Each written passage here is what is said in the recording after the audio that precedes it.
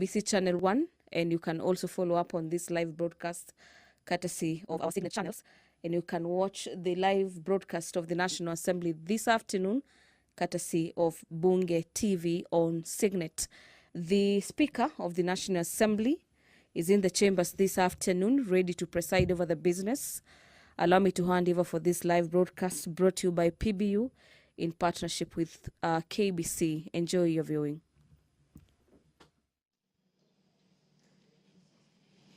Waheshimiwa, tuombe.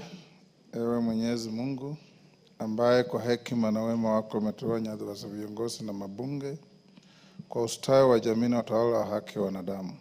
Order number 2, communication from the chair.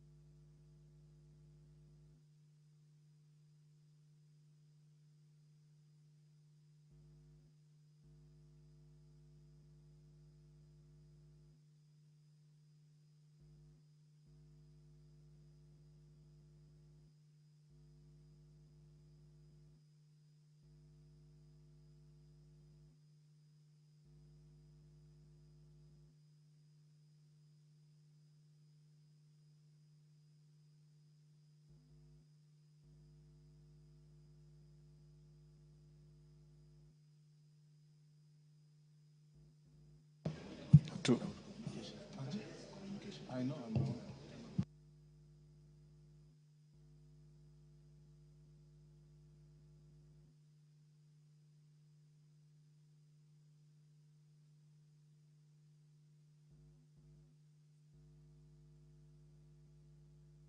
Order, members on their feet, take your seats. Kiborek, tafuta kiti.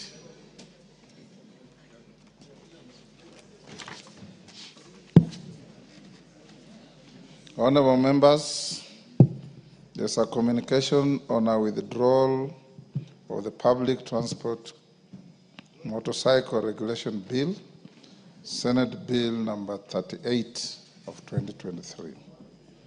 Honorable members, you recall that on Wednesday, 12th February 2025, I reported to the House that I had received a message from the Senate on the passage of several bills, among them the Public Transport Motorcycle Regulation Bill, Senate Bill number 38 of 2023, sponsored by the Senator for Kakamega County, Senator Dr. Boni Khalwale, CBS MP, who is also the majority whip in the Senate.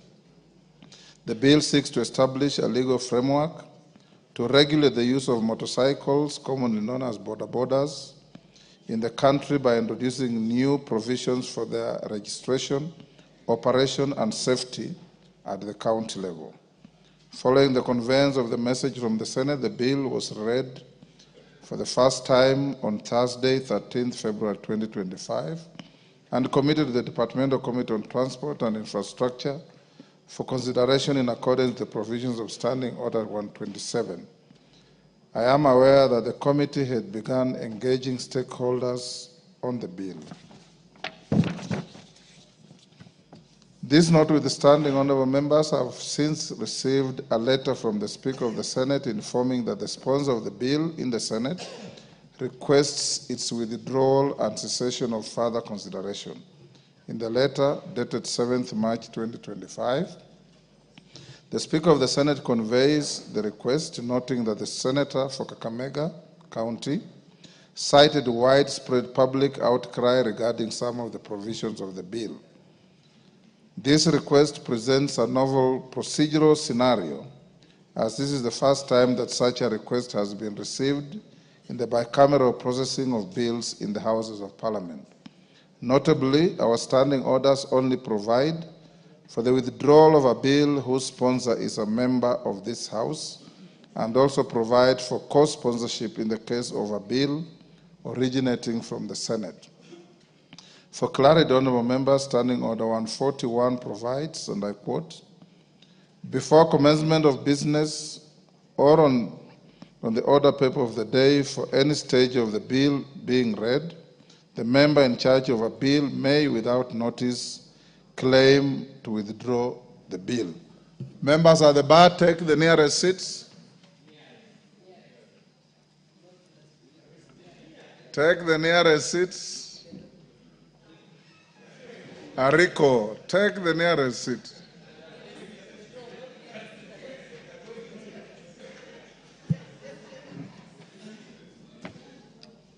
Honorable members, it is therefore evident that the current provision of the standing orders do not contemplate the withdrawal of a bill other than by the sponsor. In this instance, the Public Transport Motorcycle Regulation Bill, Senate Bill number 38 of 2023, is not co-sponsored by any member of the National Assembly.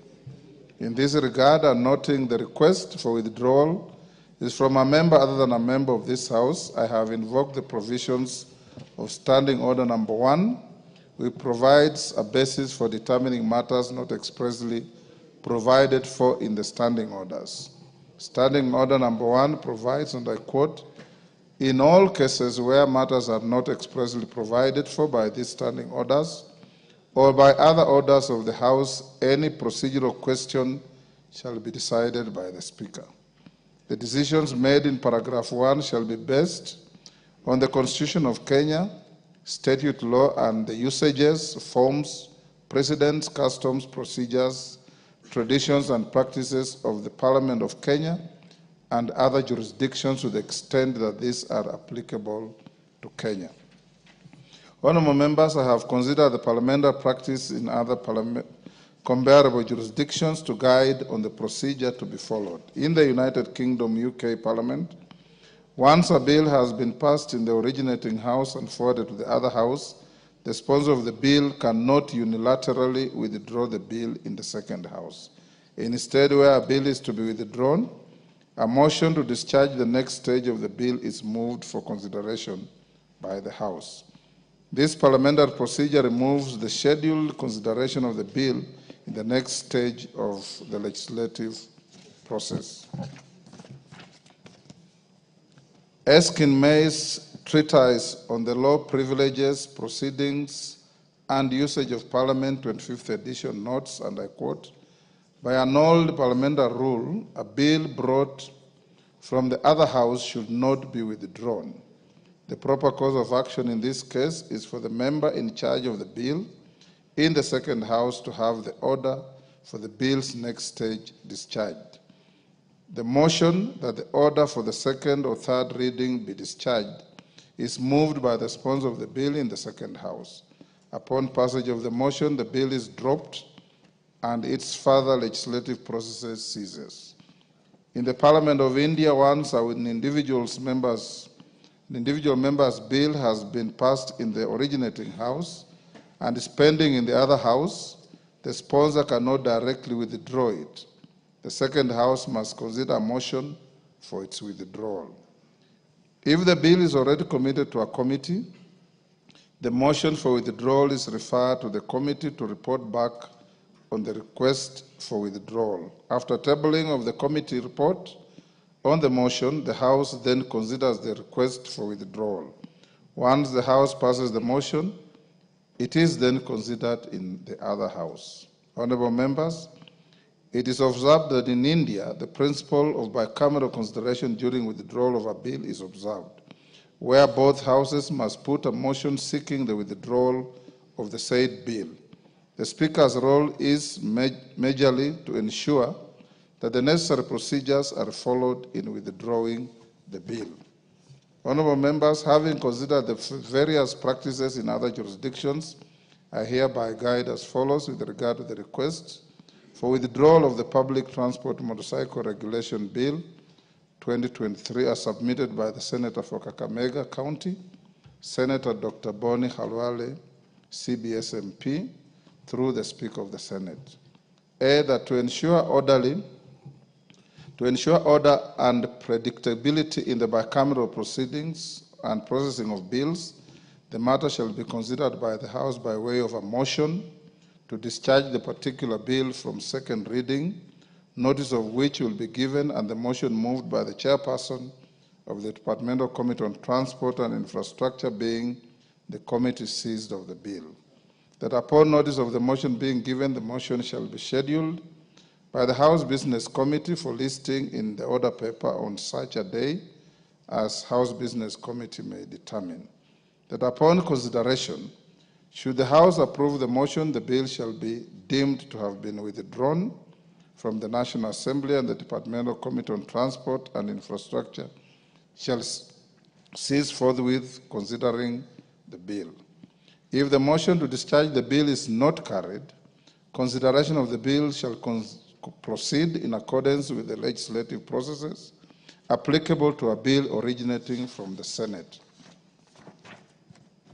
That upon conclusion of the consideration of the motion, the Senate will be fully appraised on the decision of the House by way of a message. Having guided as such, honorable members, I shall accord an opportunity to the chairperson of the Departmental Committee on Transport and Infrastructure to give the notice of the motion under Order Number 6 so as to kickstart the withdrawal process. Honorable members, if that motion, if this House feels strongly that you need to proceed with that bill, regardless of the feelings of the original sponsor, and you negative the motion, then the bill will go on to the end. If you agree with the committee chair, then the bill will collapse there. Thank you, honorable members. Next order. Order number 3, messages.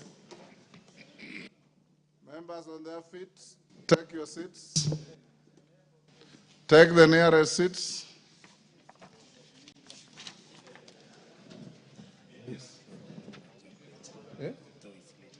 I'll allow you.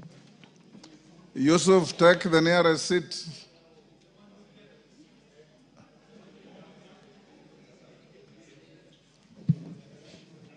Honorable members, I have a message from the Senate on the passage of 3 bills by the Senate. Honorable members, pursuant to the provisions of Standing Order 41-4, Order, Dorothy.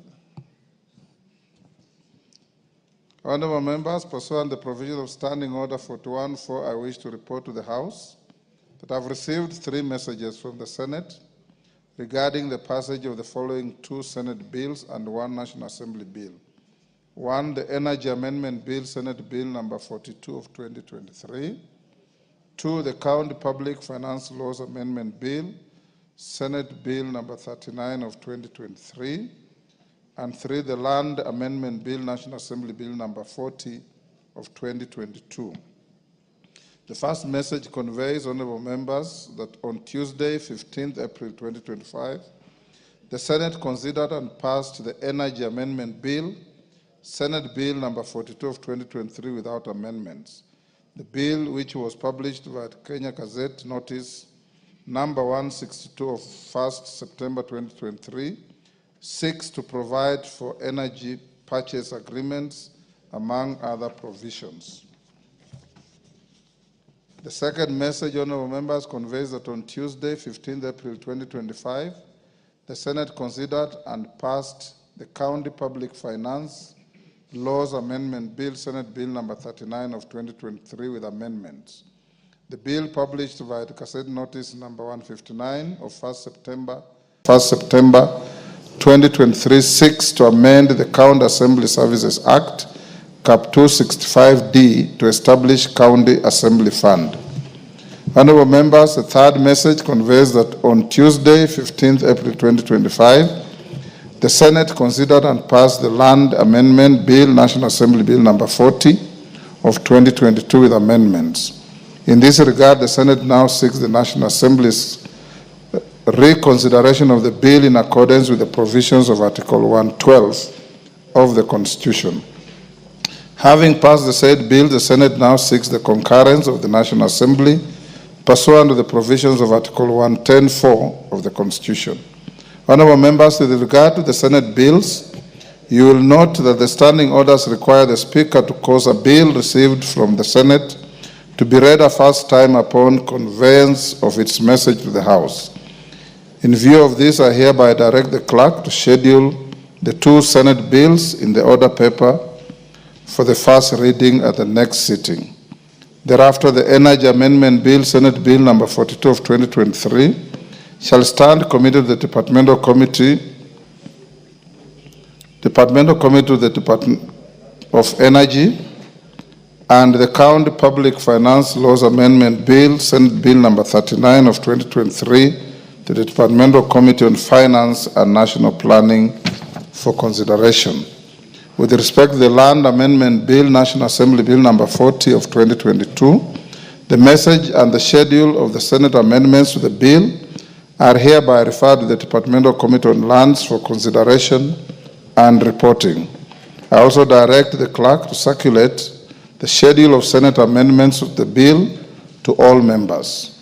The committees to which the bills have been referred are encouraged to prioritize their consideration and submit their reports as soon as is practically possible to enable the House to proceed with the necessary next steps of the bills. I would encourage them to work through the recess so that by the time we resume, they have gone through the bills. Thank you. Next order. Order number 4, petitions. Order number 5, papers. Majority Leader. Yes, Milemba. What's your point of order? Honorable Speaker, I've been following the communication from your desk, especially on bills from Senate. And you notice that, Honorable Speaker, the Senate can even afford to bring a bill here and again withdraw it. And more than many times, we are giving the Senate bills more time as compared to the honorable members' private bills, which could be very, very important for this country. Honorable Speaker, with a lot of humility, I want to beg you that the private members' bills be given more seriousness and time as we move forward. Thank you, Honorable Speaker. Thank you, Honorable Speaker. I would like to join the leader here and the trade unionist to say this, Honorable Speaker, that I noticed on the order paper we have a lot of Senate bills, and Senate bills be given priority in this chamber. But members here, including myself, have always prepared bills tediously, and they send them to legal teams, and we take a lot of time to ensure that we have prepared bills. But, Honorable Speaker, those bills hardly find their way to the floor of the House. But yet, we give a lot of preference to Senate bills, which are actually private members' bills. Private members from Senate get a lot more time in the National Assembly. Honorable Speaker, we need to give priority to these members. I remember the 12th Parliament actually prepared very many bills, but only one found its way and it was not even completed. And at the end of the session, Honorable Speaker, this Parliament, you will read a long list of bills that have been prepared by members, over 200, I think it was over 200 last time, which never found their way here. But the bills at the Senate find their way here, and they even have the temerity to want to withdraw them. Honorable Speaker, we need to give members of the National Assembly an opportunity to have a bill in their name passed in this chamber. But if we continue, Honorable Speaker, members will feel discouraged. They will stop legislating and concentrate on oversight and other matters. Honorable Speaker, I beg of you that you need to make a fundamental ruling on which bills get preference in this chamber in terms of private members' bills. Honorable Speaker, I beg. Thank you. Speaker, I think I must admit that the Mwalimu Omboko Milema has raised a very fundamental issue and also reminded me the trepidation some of us have gone through in the process of presenting bills that come all the way to the floor of the House. Honorable Speaker, I have a living example. My bill went all the way to the second reading and a question was put, and so almost I think 4 or so months, it has never found its way in the committee of the whole House. As much as there could be other external forces, indeed, Honorable Speaker, Parliament should be an independent institution. to the point that is switched on and off by external forces that prevent members of bills being progressed, it does not fairly. Order, Oundo. You are making a very outrageous allegation without evidence. There is no external force that presses buttons on this house. And you know that. Complain of the delay in processing your bill, don't make outrageous allegations against your own house. In fact, you must withdraw those remarks. I don't want to go in the history like Martin Shikuku. Let me withdraw that particular aspect. And apologize to the House. Fine, let me withdraw and apologize because I don't want the Martin Shikuku way. But the fact remains, Honorable Speaker, members are being frustrated. The good thing is nobody remembers what Martin Shikuku did. Dr. Kainan can... Dr. Kainan can... I do, but go on. Honorable Speaker, you must protect the members. You must encourage members. And the only way you can encourage members is to allow members push through their bills to the end. In addition, Honorable Speaker, bills are taken unnecessarily too long to be processed even in our own committees. For example, I don't know if the Budget Appropriation Committee is overwhelmed by work. You find that some bills stay there for almost 6 months before you are even invited to come and present the bill. Something seriously is not, I don't want to say something's wrong, but something is not working the correct way. You made your point. Thank you. Thank you. Yes, Bukose? Honorable Speaker, Honorable Oundo knows very well that he appeared last week before the Budget and Appropriation Committee on his bill. And we processed it, and we gave him an opportunity to be able to make his statements, and therefore I think he needs to withdraw. He can't make that kind of remark in the floor. Yes, Atandi. Honorable Speaker, thank you very much. I also would like to associate myself with the sentiments expressed by various members over delay of bills by members and even motions. Honorable Speaker, this is really frustrating. I am a victim. I moved a motion last term. I wasn't able to process it because of delays. Again, in this session, I have also moved 2 motions. They have not been processed here on the floor of the House. Honorable Speaker, I think we need to give priority to motions and bills by members of this House as opposed to giving priority to those ones from the Senate. Also, Honorable Speaker, I also want to say as Chair of Budget that as of today, there is no bill by members that has not been processed by our committee. The only bill that has not been processed are only 2, and the members were given a chance to appear, but they were busy, they sent apologies, and we agreed with them that we are going to schedule meetings later when they are available. Otherwise, the Budget and Appropriations Committee is working around the clock to ensure that bills that are before us that require approval is processed in time. I want to urge members that if there's any bill that is before us that has not been processed, please feel free to contact me so that we be able to fast track all those bills. Otherwise, Honorable Speaker, let us give members bills belonging to our members priority, because those are the bills that really go into our names. And today, members are being castigated that they have not been able to move bills and to make laws in this House. I think this is the time, Honorable Speaker, that even the fact that on Wednesday mornings, we sometimes stand down bills by members to give priority to bills from government. I think it's something that I think as a policy we need to stop it, and so that we can serve members. Thank you, Honorable Speaker.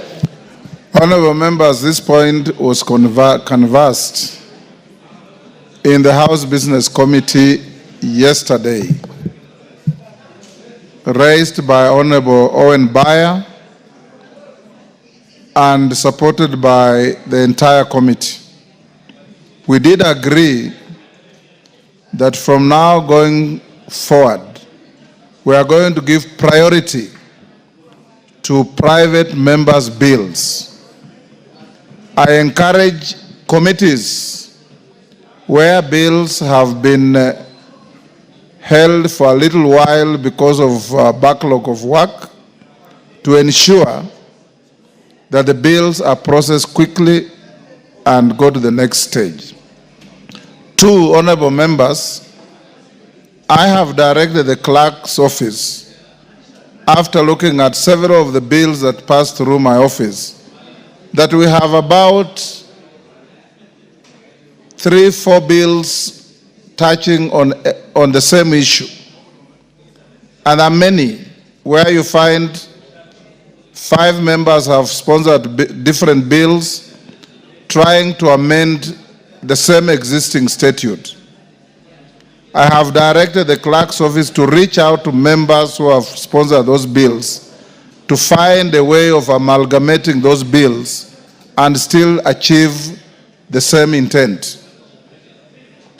Thirdly, I have talked to the leader of majority, and Owen, you are part of the leadership, that we'll get to some point where you lend government time to private members' bills to be prosecuted before this House, because we have an inordinately large number of private members' bills that are pending. I have also been informed that there are many occasions also where members with bills have their bills listed for debate and they don't show up. This has also been happening.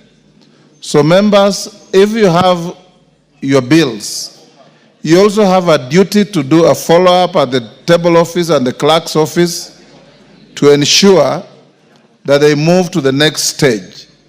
When they come to House Business Committee, we'll give them utmost priority. I do agree that there is absolutely no sensible reason for you to continue prosecuting bills of private members from your sister house and put your own bills from your private members in abeyance. They must all move together. If anything, you should have yours given priority. And we will do exactly that. Thank you. Thank you.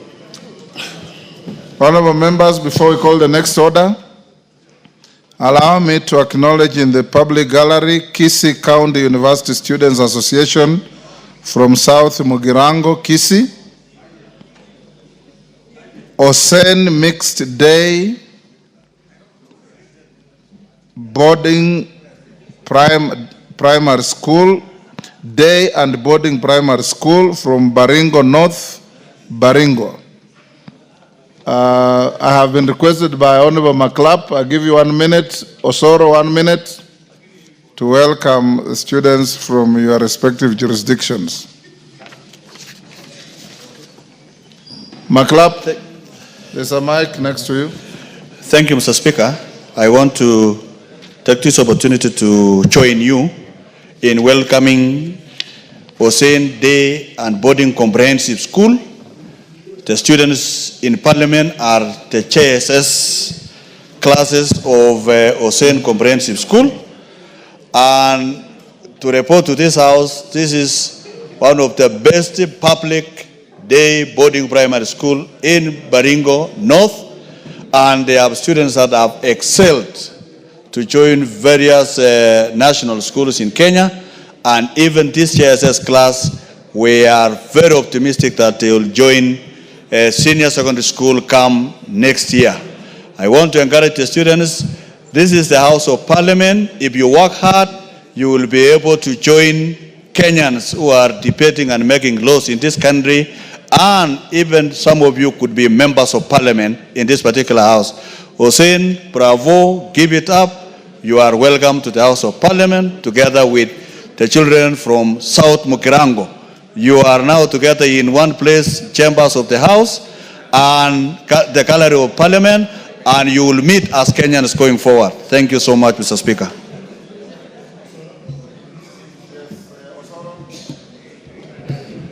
Thank you very much, Honorable Speaker. Honorable Speaker, I also want to join my colleague, the Honorable Maclap, in welcoming all the students in the chambers of Parliament, but particularly the students that have come from South Mugirango constituency.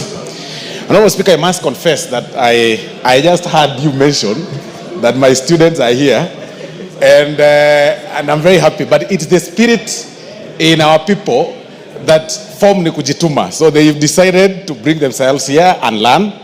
And it's really quite encouraging, and I want to encourage them to pursue their education, to continue, learning more from those who are ahead of them, to continue, focusing on their future.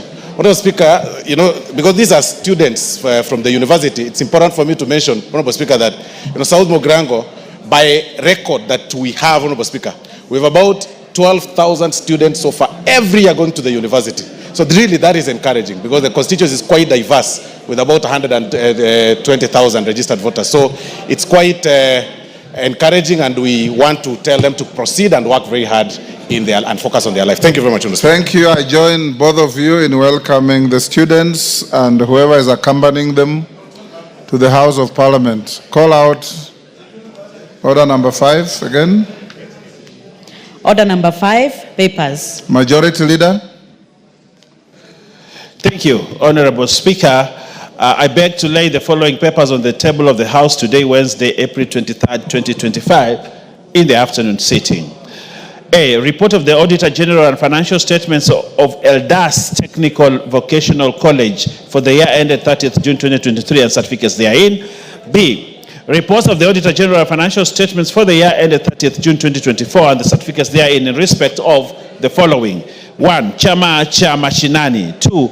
Coast Region Water Security and Climate Resilience Project Credit Number 5543 KE 740 KE State Department for Irrigation. 3. Commission on Revenue Allocation Staff Car Loans Scheme Fund. 4. Commission on Revenue Allocation Staff Mortgage Scheme Fund. 5. Consolidated Fund Services Public Debt, the National Treasury. 6. Devolution Empowerment Party. 7. Kaiboi National Polytechnic. 8. Kenya Institute of Curriculum Development Mortgage and Car Loan Scheme. 9. Cochin Technical Training Institute. 10. Laikipia East Technical and Vocational College. 11. Laikipia West Technical and Vocational College. 12. Meru Technical and Vocational College. 13. Moi Teachers Training College, Baringo. 14. National Council for Children Services. 15. National Council for Law Reporting. 16. National Government Affirmative Action Fund. 17. Northern Water Works Development Agency. 18. Omuga Technical and Vocational College. 19. Orange Democratic Party. 20. Petroleum Development Levy Fund Holding Account. 21. Receiver of Revenue Statements, State Department for Irrigation and Citizen Services. 22. Revenue Statement of the Business Registration Service. 23. Revenue Statement of the Pensions Department, the National Treasury. 24. Revenue Statements for Department for Internal Security and National Administration. 25. Samburu Technical and Vocational College. 26. Sports Kenya. 27. The Kenya Academy Sports. 28. Tinderite Technical and Vocational College. 29. United Democratic Movement. 30. University of Nairobi Enterprise Limited. 31. University of Nairobi Press Limited. 32. University of Nairobi. 33. Uriri Technical and Vocational College. And lastly, Honorable Speaker, at number 34, Ziwa Technical Training Institute, Wasigishu County. I thank you, Honorable Speaker, and I beg to lay. Next order. Next order.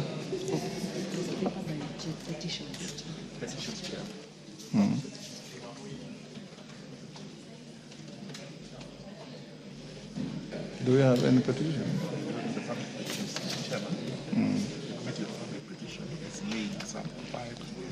Then call out petitions. Where do you call out? No, it's papers. Actually, it's next after the leader on the brief.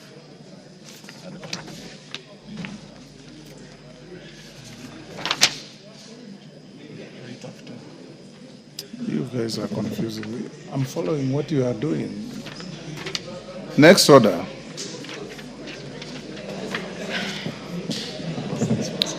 Order number 6, notices of motion. Why do you want to do that? Yes. Yes, Chair, Transport.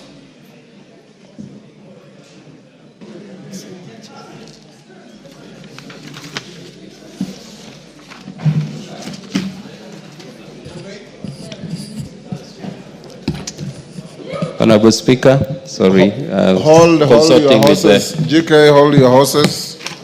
The clerk's documents and what I have are not synchronized. Take your seat. Chairperson, Public Petitions Committee. Thank you very much. Kagezi. Yeah. Thank you very much, Honorable Speaker.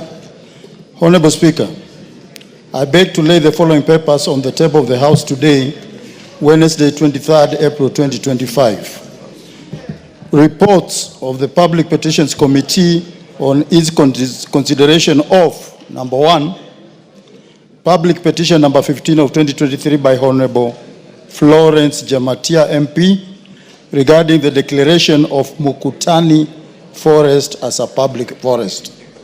Number 2, Public Petition number 54 of 2023 by teachers regarding unlawful deductions by Teachers Service Commission in favor of Kenya Union of Special Needs Education Teachers, KUSNET. Number 3, Public Petition number 62 of 2023 by the Kenya Union of Post-Primary Education Teachers, KUPET, regarding stagnation of teachers' progression in public service. Number 4,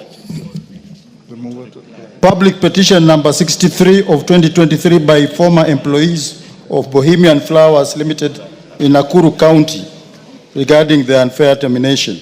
And lastly, Speaker, number 5, Public Petition number 67 of 2023 by Honorable Moses Kirima, MP, regarding the dismissal from employment of Mr. Gerard Muli Kiilu by Absa Bank, formerly Barclays Bank Prestige Center. Thank you, Mr. Speaker, and I beg to lay. Thank you, Kagezi. Next order number 6. Order number 6, notices of motion.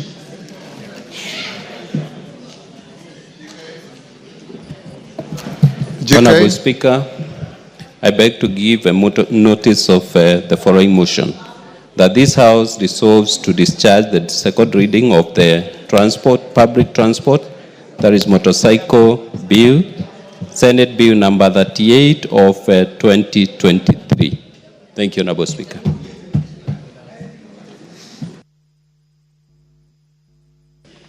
Thank you, GK. Next.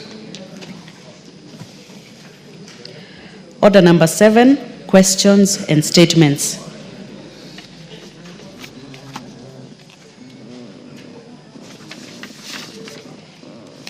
Yes, honorable members, we have first,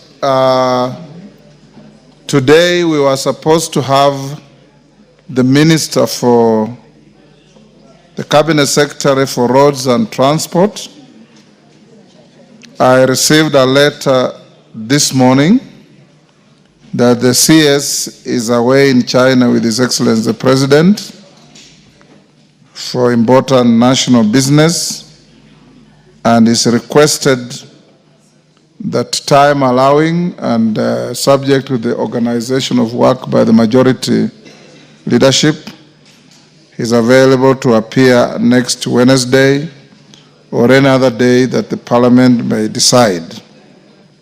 You will be notified accordingly. So the questions that are listed to the Minister for Roads and Transport will be stayed until then. On the formal order paper, we have no listed statements, but I've been visited by several members who wanted to respond to statements or make statements or request statements. I will allow Dr. Mutunga, I'm not calling you to start yet, Dr. Nyikal, Mandazi, Karemba, Murugara, those are the ones who have talked to me. Don't raise your hand simply because I've said we don't have a list. I'm talking of those who have been like the 5 wise girls in the Bible who came to see the speaker to ask for an opportunity to raise or make their statements. Let's start with the Honorable Murugara. Note your numbers. When one finishes, another one takes. Murugara. After Murugara, Karemba. After Karemba, member for Mogotio, Kiborek. After Kiborek, Mandazi. Then we'll close that chapter with responses from Dr. Nyikal and Dr. Mutunga. Those of you who have got statements and have, I think there's a Boer who also saw me, and have not reached the speaker, talk to the clerks at the table. Because I'll not allow you to shoot up with a statement that I've neither seen nor approved. Okay? Thank you, Mr. Speaker. Mine is a response. I think let them request for statements. Yours is a response? It's a response. So start with the turbaned man next to you. Yes, my neighbor. Yes. Yes, the one and only. Thank you, Honorable Speaker. Honorable Speaker, pursuant to the provisions of Standing Order 44-2C, I rise to request for a statement from the chairperson of the Departmental Committee on Health regarding the challenges faced by teachers and police officers in accessing medical services arising from their medical cover. Honorable Speaker, the government-funded medical insurance scheme for teachers and the police in Kenya, which relies on capitation system, has faced significant challenges due to delayed payments to hospitals.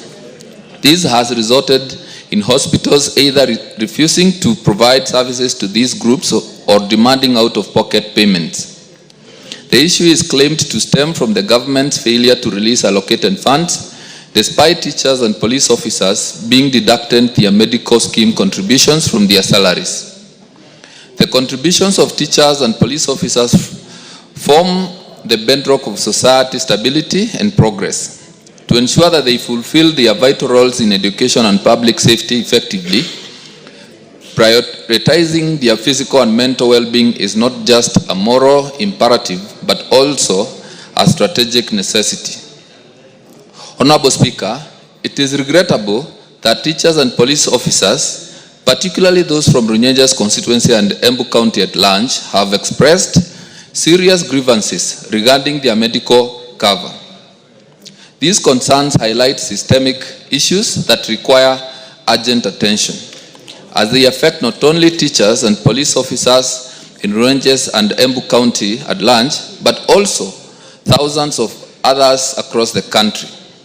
This crisis, marked by hospitals denying them services due to unpaid claims and stalled National Treasury contracts, exposes systemic failures endangering public servants and their dependents nationwide.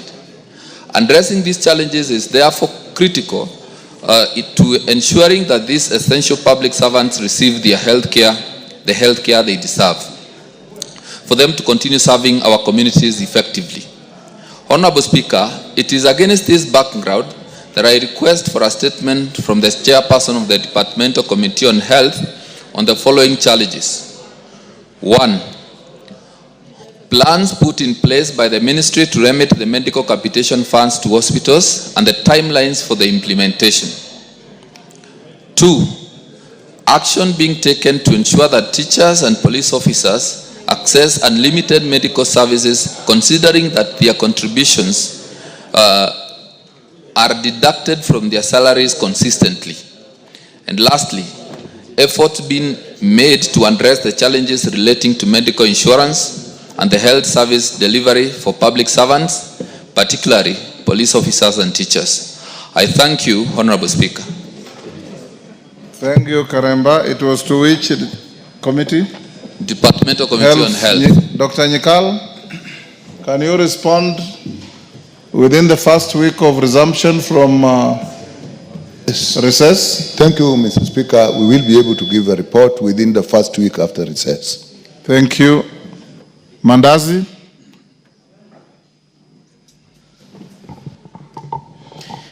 Thank you, Honorable Speaker. 2025, in his home in Chepalungu constituency, his life was a shining testament to public service and selfless leadership. He was a statesman of extraordinary humility, reserve, and character. A long-serving member of parliament for Chepalungu constituency and a respected cabinet minister, he gave his all to the service of our nation. Notably, Honorable Speaker, he is so far the longest-serving member of parliament for Chepalungu, having held the seat from 1979 to 1990, and again from 2003 to 2007. A testament, Honorable Speaker, to the deep trust and enduring bond he shared with his constituents. Honorable Speaker, from his early days under the Kenya African National Union, that is KANU, Honorable Koech distinguished himself as a man of reason and a voice of the people.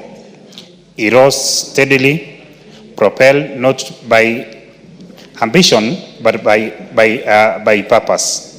His leadership was marked by a deep connection to the people he served, and especially the often overlooked communities of Chepalungu, where he championed development in education, infrastructure, agriculture, and youth empowerment. When he spoke, Honorable Speaker, people listened to him not because he shouted, but because his words carried the weight of wisdom and sincerity. He was a leader who believed that roads should reach to the farmers, that children should sit in classrooms and dream freely, that young people should have a future built on opportunity, not despair. Honorable Speaker, as a Minister for East African Community and Regional Cooperation, Honorable Koech extended his vision beyond our borders. He believed deeply in regional unity and worked tirelessly to build bridges, economic, diplomatic, and cultural between Kenya and our neighbors. His efforts laid the groundwork for stronger regional integration and a shared East African destiny. One of the most defining moments of his political career came in 2002, Honorable Speaker, during the time of great political upheaval. He made the courageous choice to part ways with them to the ruling party and stood firmly on the side of change, aligning himself with the National Rainbow Coalition and then presidential candidate Honorable Mwai Kibaki. That decision, which he led to his expulsion from KANU, was not just political, it was moral. It was a stand for democracy, a bold declaration that the will of the people must always prevail over the convenience of power. Honorable Speaker, beyond politics, the late Honorable John Koech was a diplomat who served the country as the permanent representative at the United Nations Environment Program, that is UNEP, a responsibility he discharged dutifully. In burying the late Honorable Koech, we did not bury his ideals. We planted a legacy. We laid to rest a body, but his spirit of service, of courage, of leadership lives on in lives he touched and institutions he helped build. As we mourn his loss, we draw inspirations from the extraordinary lives and service and dedication to humanity. Allow me, the Speaker, may his soul rest in eternal peace. May his family, the loved ones, find comfort in deeply legacy he leaves behind. Honorable Speaker, allow me to recognize the support that you gave to the family, together with honorable members from this House. We were so privileged as a constituency. And equally, Mr. Speaker, allow me to register the support given to the family by His Excellency the President of the Republic, CS Chirchir, CS Murkomen, and all the support that we got in paying his last respect. I thank all of them on behalf of the family and on behalf of the constituency. Thank you so much, Speaker. Thank you, Honorable Mandazi. I can see you are very selective. You as truly here also send support to the family. Honorable members, Honorable John Koech served this House with absolute distinction, served the country with distinction, a man of great resolve and principle. We served in cabinet of Mzee Kibaki with him, and he served in various capacities, even in the days when it was difficult for members to say no to the establishment. He did, and his departure leaves this country the poorer. In honor of Honorable Koech, and I did, as your speaker, send a written message to the family on your behalf as a house. I request us to be upstanding to observe a minute's silence in his honor.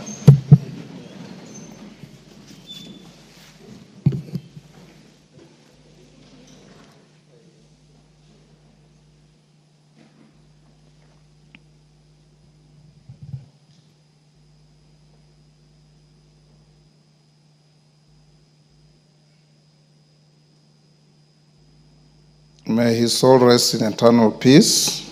Amen. Yes, Sunguli? Yes, on the same? Okay, let's start with Sunguli. I'll not give many of you. I'll give Sunguli, Karoli. Mr. Speaker. And the last governor of Rift Valley. Mr. Speaker, I also stand in order to give my condolences to the family of John Koech. We served with John Koech in government, and as a friend of his, as a neighboring constituency, I was always privileged to work very closely with him. John Koech was a man who did not always conform. He was, his politics was always different, but he was also in strong competition with people who are of equal stature, like Munai Arab Soy. Mr.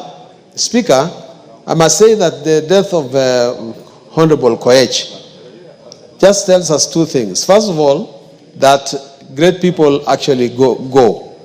But the second one is that if you look at it very carefully, the reason why we members of parliament must have an insurance to many things is actually very, very important. And you can deduce that from the way he lived and the way he eventually died.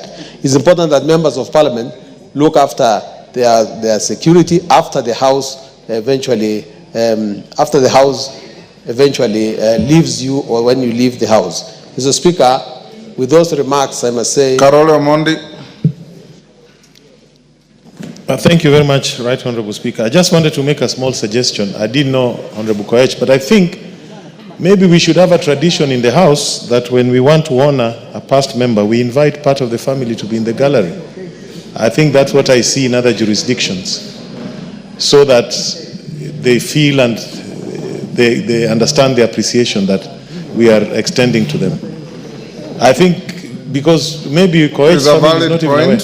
Yes, thank you. A valid thank you, point. Those who prompt the House to honor our departed colleagues, sometimes logistics allowing, we don't mind part of his family in the Speaker's gallery when we are doing so.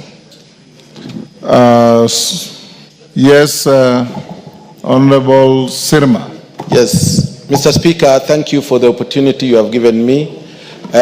Honorable John Koech served with me in the year 2002, 2007 in this House.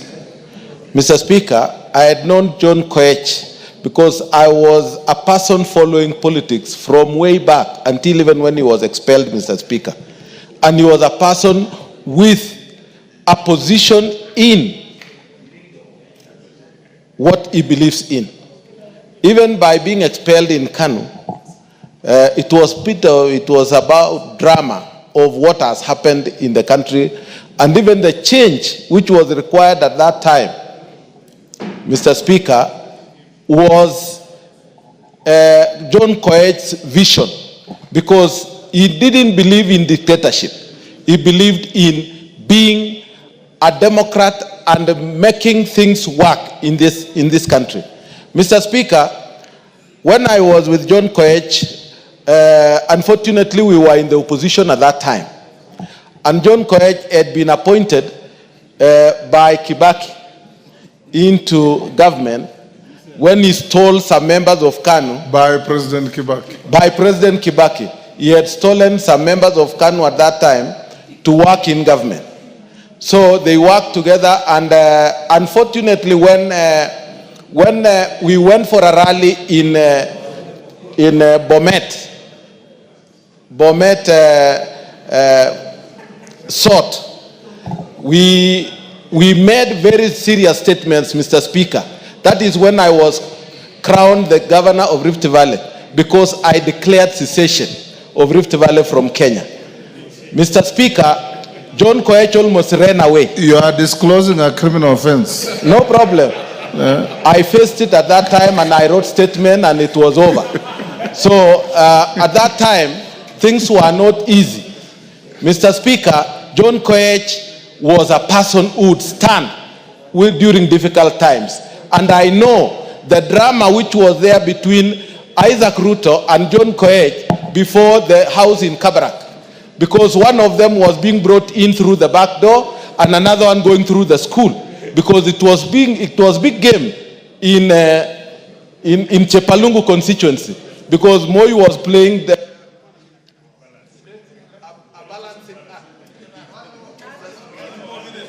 Give him a minute. Mr. Speaker, there was a balancing act which was being played on them. And finally, that is when Isaac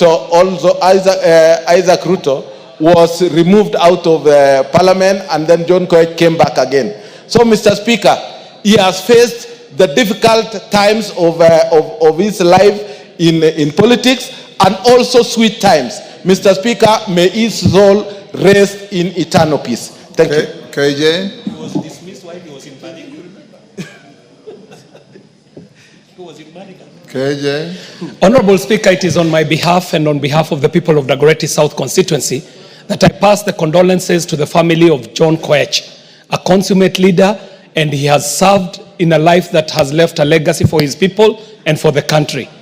Mr. Speaker, as I pass these condolences, I also want to bring notice to this House that Nairobi City County has just lost a very young, a very passionate leader in the name of MCA for Kariobangi North, Honorable Joel Munuve.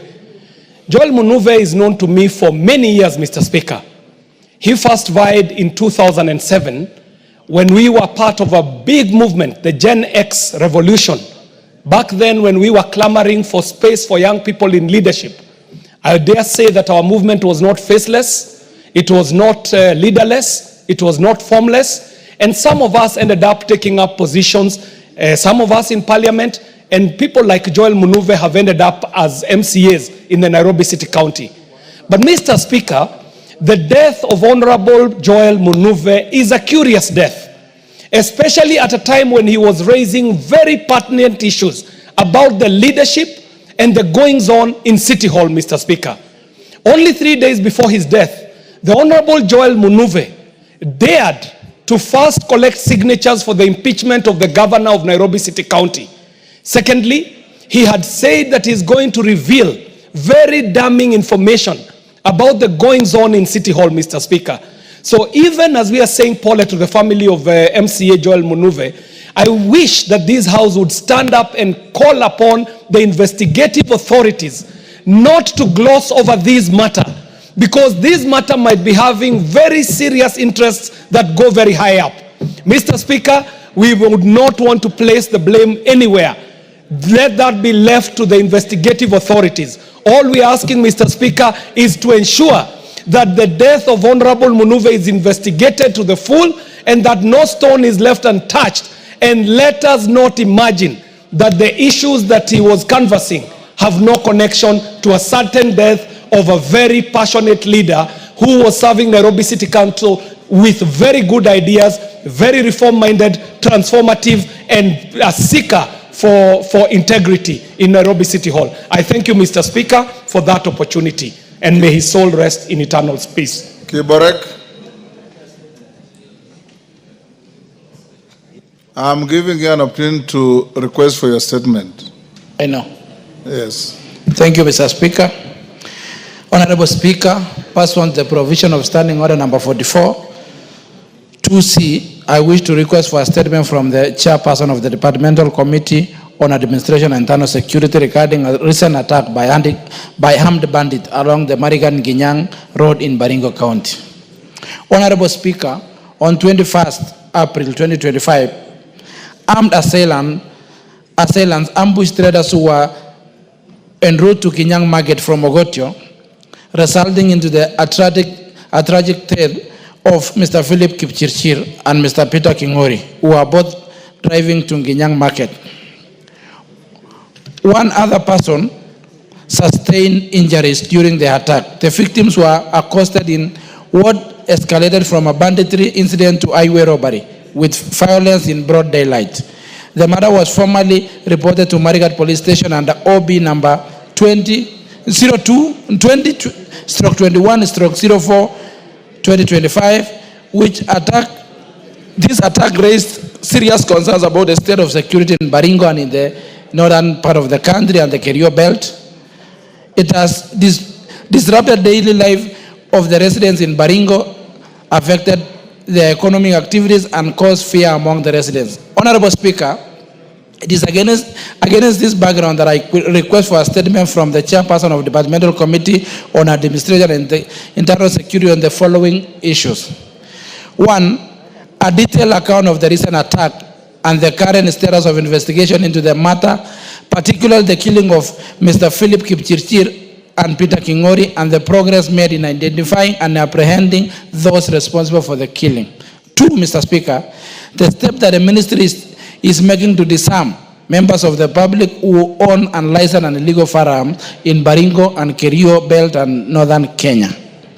3, the short-term and long-term measures the government is undertaking to curb recurrent banditry in the region, including thorough vetting of the already existing National Police Reservists, they should be vetted. The National Police Reservists should be vetted, and we should get a statement about the same on the firearm which they were given without proper training like the police. Thank you, Mr. Speaker. And I beg to ask from the Departmental Committee on National Administration and Internal Security on statement on the same. Thank you. Raso, I don't see your chairman. Can you do so? Are you able to do so on Wednesday next week, being a security issue, or you do it after recess? Thank you very much, Honorable Speaker. Honorable Speaker, with your facilitation, we were able to provide this House with a very detailed report. And currently, the area that is experiencing a lot of problem is Baringo. While in most of the regions, Turkana, Samburu, Isiolo, Marsabit, the guns are largely silent. Honorable Speaker will be able to give report to the House immediately after the recess. Thank you, Honorable Speaker. Thank you. In addition to that, Honorable Kiborek and your colleagues from Baringo, yourself, Maklap, Kamket, Musa Sirma, Chematia, Kandie, and Kamren, you are leaders. You are going on recess. Go around your county and talk to those young people and encourage them to stop wielding illegal firearms. It is those young men who vote for you.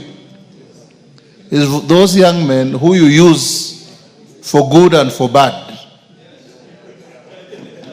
Go and meet them and talk to them, so that as leaders you also play your role to ensure that there is peace within your jurisdiction.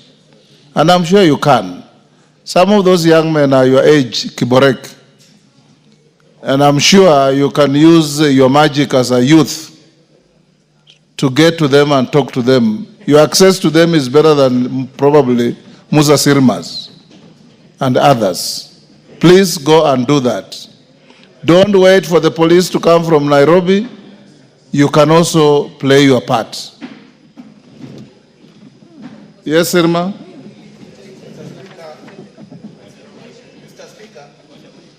Mike.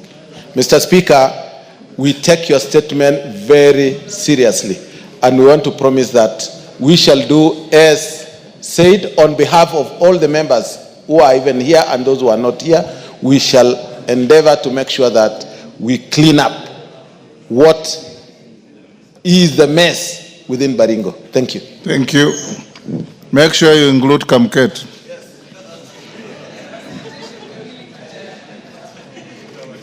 Abor.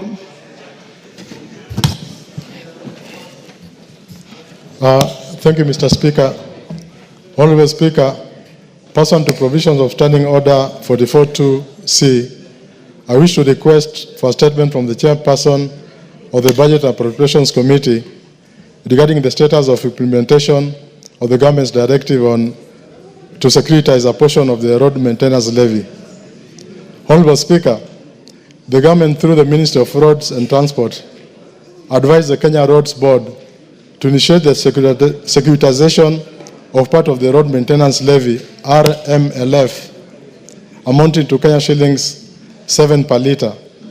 This directive was aimed at raising urgent funds to settle the mounting pending bills in the road sector, which have continued to stall key infrastructure projects across the country.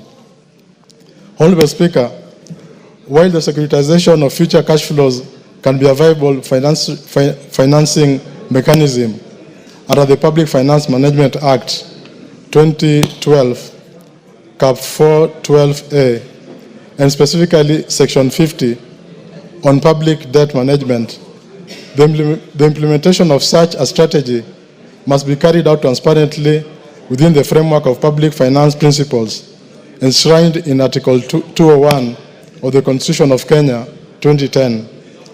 Other principles include openness, accountability, and responsible financial management that must be applied on the securitization proposal. Honorable Speaker, it is against this background that I request for a statement from the chairperson of the Budget and Appropriations Committee on the following.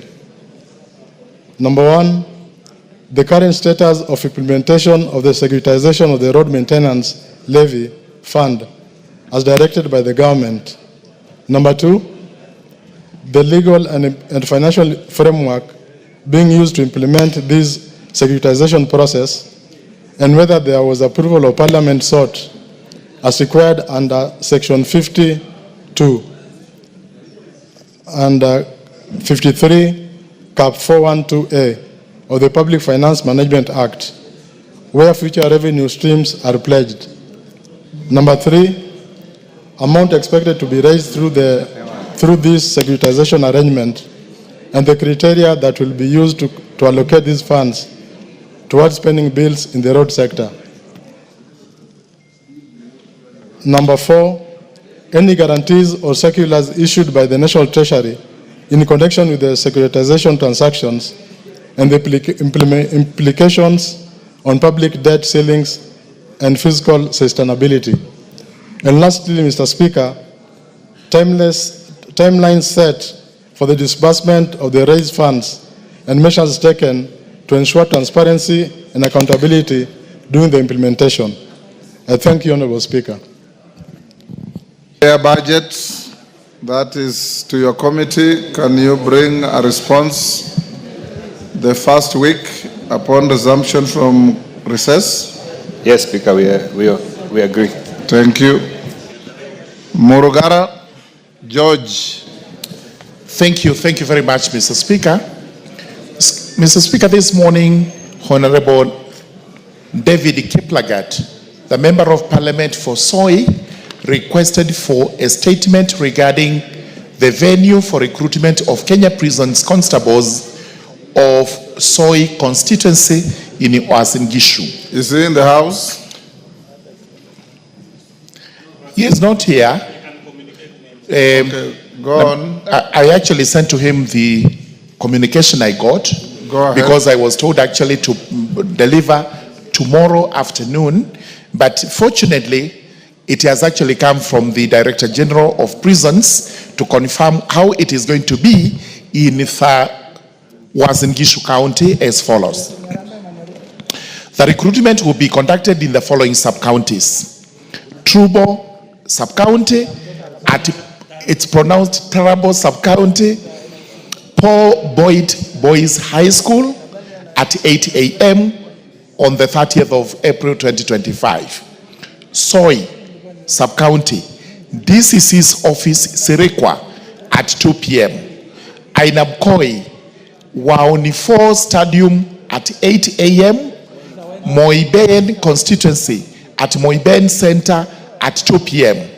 Keses, DCC's office Keses at 8 a.m.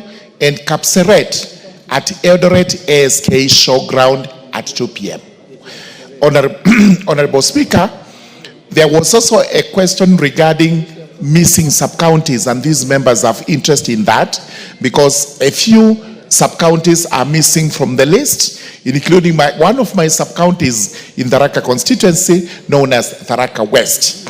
The answer I have received is that they are actually working on this to actualize the fact that all these sub-counties that are missing will be included in the recruitment exercise, and as soon as letters are produced to confirm this, they will be delivered to us for further communication to the honorable members of parliament.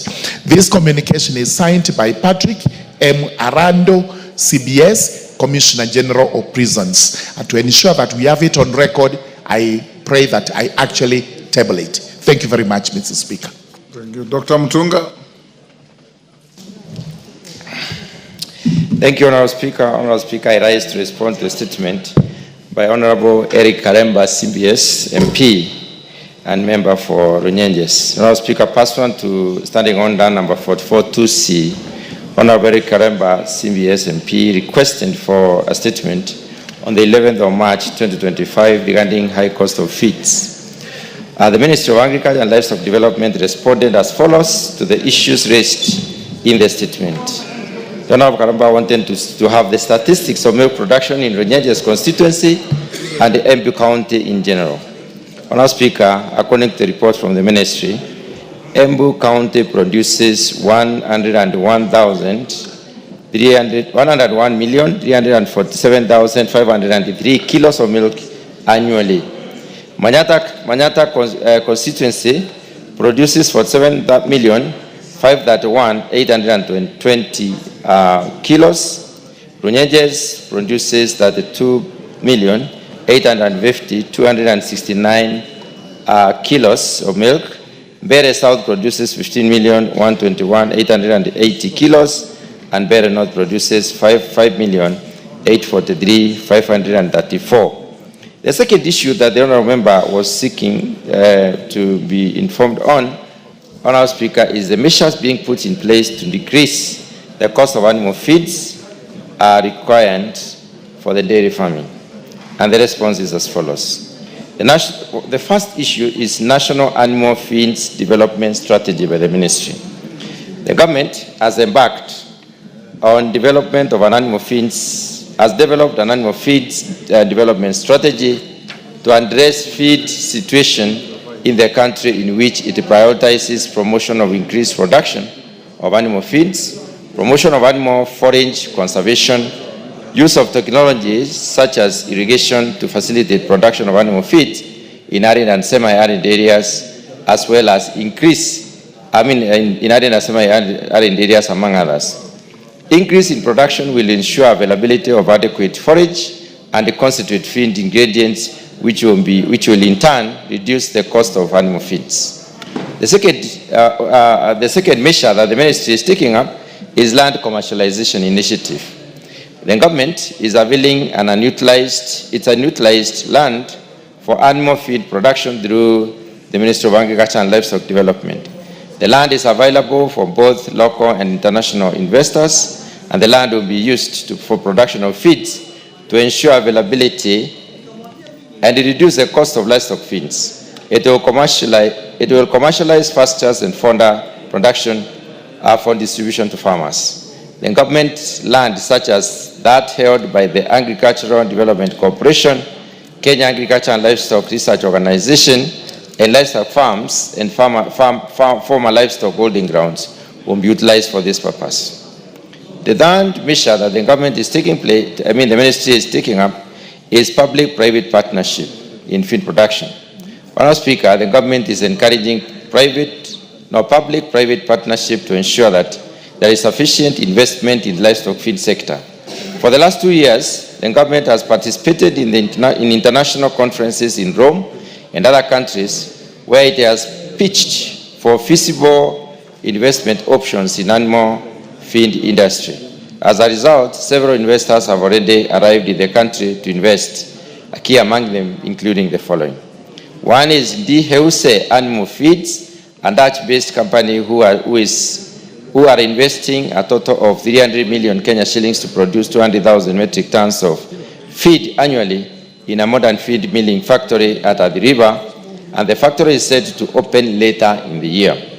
Madam Speaker, the other one is the government has also signed an MOU with the United Arab Emirates based in Al Dahra, United Arab Emirates company based in it's called Al Dahra company, which will lease and manage up to 200,000 acres of irrigated farmland in the Galana Kulalu Ranch, with an estimated investment of up to $800 million. The other measure that the ministry is taking, the government is taking, is duty waiver for importation of raw materials for processing of animal feeds. Honourable Speaker, the government has made deliberate efforts to allow duty-free importation of animal feed supplements and the ingredients, particularly the enzymes, amino acids, and protein concentrates in order to lower the overall cost of animal feed. The duty waiver addresses the problem. How much more to go, Dr. Mutunga? 1 pages, maybe 3 minutes. Yes, finish quickly. Okay. Honourable Speaker, the government has also deliberately incentivized capital investment in animal feed manufacturing and livestock production through similar duty waivers to enhance local production and also value addition. The fourth measure is promotion of alternative and sustainable feed ingredients. This basically recognizes the reliance on important ingredients, and therefore local production is prioritized in this particular case. So the government is exploring possibilities for additional sources of proteins, which include alternatives such as fish and soya beans, and this further reduces the protein source of the animal feed, which is not in competition with the human beings. And the seventh one is investment in, the sixth one is investment in capacity building on feeds, where the government is basically training or building capacity for farmers to be able to make their own rations, which is called home in ration, and this is spreading across the country. And the final measure that the government is taking, is implementing, is partnership with other stakeholders in form of programmatic arrangement. We have several projects within the ministry, such as the National Value Chain Development Support Program and the Food System Resilience Program, which are covering all the counties, 47 of them, and these are aimed at availing animal feed at lower cost. The third issue that the honourable member wanted clarification on is the initiatives being put in place to enhance milk production in the country. Honourable Speaker, the initiatives are as follows. I've basically mentioned them and briefly elaborate. One of them is enhancing production of livestock feeds to improve dairy feeding. That I have already gone into. I don't need to allude to it anymore. The other one is improving the quality and safety of the feed itself, where the ministry or the government came up with a legislation, which is the Kenya Fertilizer and Animal Feeds Act, Cap 345, that is being implemented currently to ensure that animal feeds are available, which are safe and also cheap. The third one is improving dairy genetics, and this is important, Honourable Speaker. On improving the genetics, the government has set up an additional semen production unit at ADC Endebes in Kitale. And this is under, and then the other one is the one at Kabete, Lower Kabete, which is the Kenya Animal Genetics Resource Center. The two of them are producing semen, and this semen has also been supported by distribution system, whereby there is production of liquid nitrogen in various parts of this country. And liquid nitrogen on our speaker centers are including the one in Eldoret, there's another one in Meru, another one in Kirinyaga and Kaimosi. These are supplementary centers where you can get liquid nitrogen, and therefore you can get cement stored for a very long time.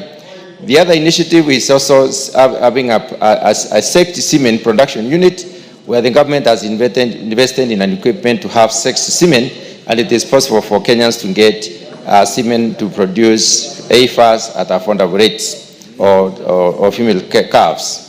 The second last initiative, Honorable Speaker, is capacity building of farmers and other stakeholders, where various initiatives have been put in place to enable the Kenyan farmers to produce better milk, more milk, and clean milk for that matter at affordable rates. And the final one is implementation of key donor-funded projects that basically include the one I mentioned earlier and others that have got an entire country coverage to enable the Kenyan farmers to improve on the quality of the animals themselves in order to improve on the quality and the amount of milk that is produced. Honourable Speaker, I do submit. Thank you, Mtunga. Karemba. Thank you, Honourable Speaker.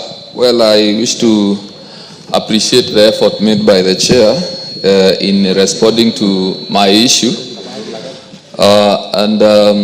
Honourable Speaker, I would wish to mention and make it clear to the Chair that there lies a huge potential in this country on the area of dairy production, and I would wish that the committee and ourselves also follow up to ensure that we exploit the benefits that we can get from the dairy farmers, because we have a huge demand for milk and products from dairy milk, and I believe that it is only if the government would go into ensuring that the feeds are not as costly as they are currently.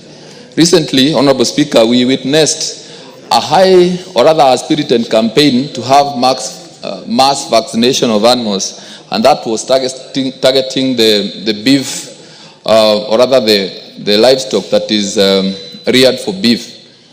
But mostly, if you go to our region, which is in Embu, you will find that we have many cows which are were not reared for beef but for dairy. And I believe that whereas we are not opposed to the mass vaccination, we believe that there is also enormous potential in the dairy sector, and we would get a lot of help if the animal feeds can cost lower. Thank you, Honourable Speaker.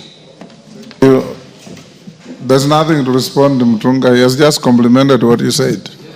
Dr. Nyikal. Thank you, Mr. Speaker. In response to a request for statement by Honorable Anna Kainan, CBS MP, before the Departmental Committee on the status of Kalaza outbreak in Wajir County. Honorable members, I wish to bring to the attention of this House the current situation regarding the outbreak of Kalaza, also known as visceral leishmaniasis in Wajir. Kalaza is a life-threatening parasitic disease caused by a parasite. It is transmitted through the bite of infected sandflies and remains a serious public health concern, particularly in Kenya's northeastern, Rift Valley, and eastern regions. If left untreated, the disease has a fatality rate of 95%. Common symptoms include prolonged fever, weight loss, diarrhea, fatigue, anemia, darkening of the skin, swollen glands, and enlargement of the spleen and liver. Kalaza status in Wajir County. Kenya has, over the past 6 years, consistently reported between 500 and 1,300 cases of Kalaza annually, largely concentrated in 11 endemic counties. Since September 2024, however, a significant surge in reported cases has been observed in Wajir County, emerging as the epicenter. To date, Wajir has recorded 672 confirmed cases, the highest among affected counties. Of these, 85% of patients have been successfully treated and recovered. 11% are undergoing treatment, and tragically 29 lives have been lost, representing a case fatality of 3.8%, which means out of 1,000 people, 38 people have died.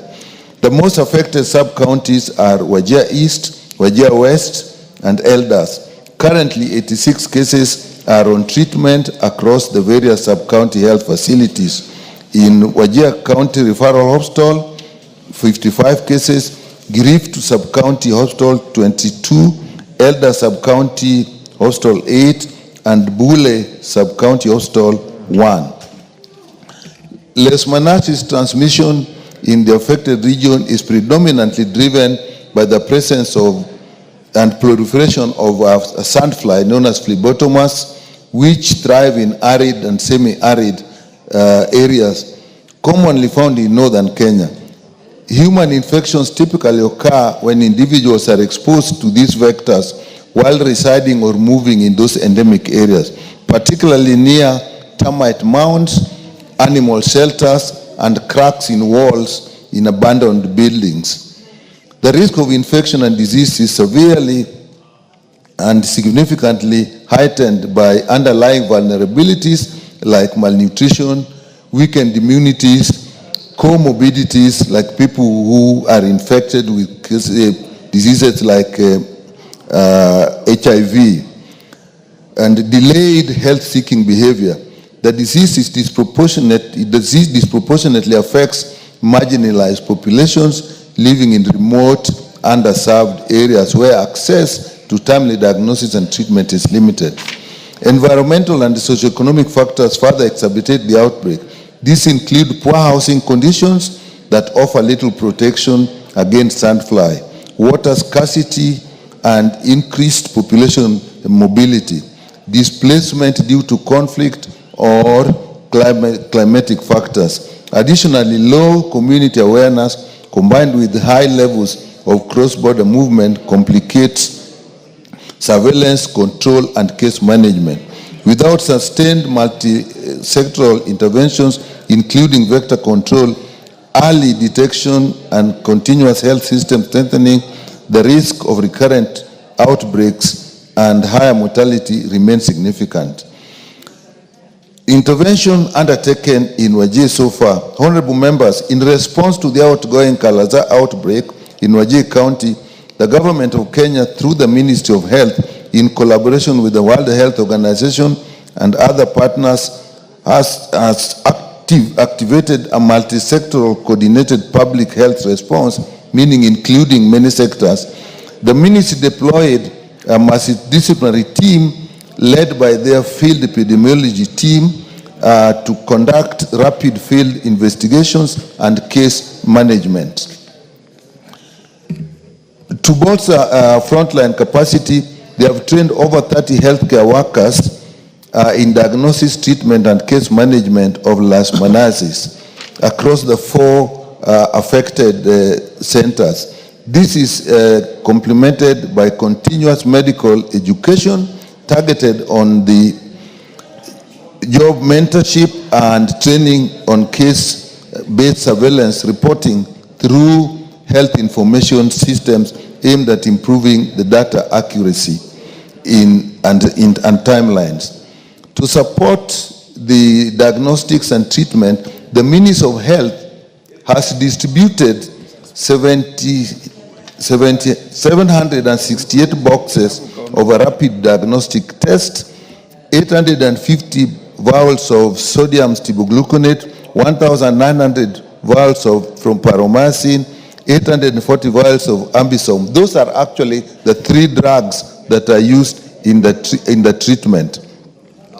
An additional 200 test kits and 400 more vials of drugs were also procured using supplementary funds. Furthermore, in collaboration with the partners such as World Health Organization and Medicines Sans Frontières, the ministry coordinated the delivery of these critical health products and technologies to Wajir County to ensure uninterrupted availability of essential diagnostic and treatment supplies for the affected population. To strengthen inpatient cases, 100 hospital beds and mattresses were distributed to improve the quality of care and comfort in the treatment facilities. Importantly, 3 mobile laboratory units were deployed in the most affected sub-counties to facilitate timely diagnosis, treatment, and on-site data collection. In addition to these medical efforts, the ministry launched comprehensive vector control activities aimed at mitigating the spread of leishmaniasis by targeting sandfly vector responsible for the disease transmission. To this end, the ministry procured 50 farm guard mast duster machines, 150 omni pumps, and 141 two-stroke engine sprayers. Basically, these are actually for spraying in the environment and spraying inside the houses. And also 1,000 sachets of insecticides for the same. These integrated vector management strategies are crucial to reducing vector density and lowering transmission. Also, on the long term, the ministry has continued in the recognition of the current nature of visceral leishmaniasis. The broader and more resilient public health systems in the ministry has initiated long-term measures aimed at sustaining progress and preventing future outbreaks. These include a national strategic plan. They've also provided resources through the supplementary budget, and this has been useful in containing the outbreak. Honorable members, looking forward, the ministry has worked out a plan with KEMSA to distribute the required drugs and equipment in the affected areas. And also, Mr. Speaker, in the long term, Kenya Medical Research Institute has played a central role and will continue to play a central role to actually monitor the disease outbreak, monitor responses for a long, this is not only for the regions affected, but for the country as large. So the ministry remains available to provide any further clarification that this Honorable House may require. Signed by the Honorable Minister Aden Duale, ECG, EGA Cabinet Secretary. Thank you, Mr. Speaker. Kainan.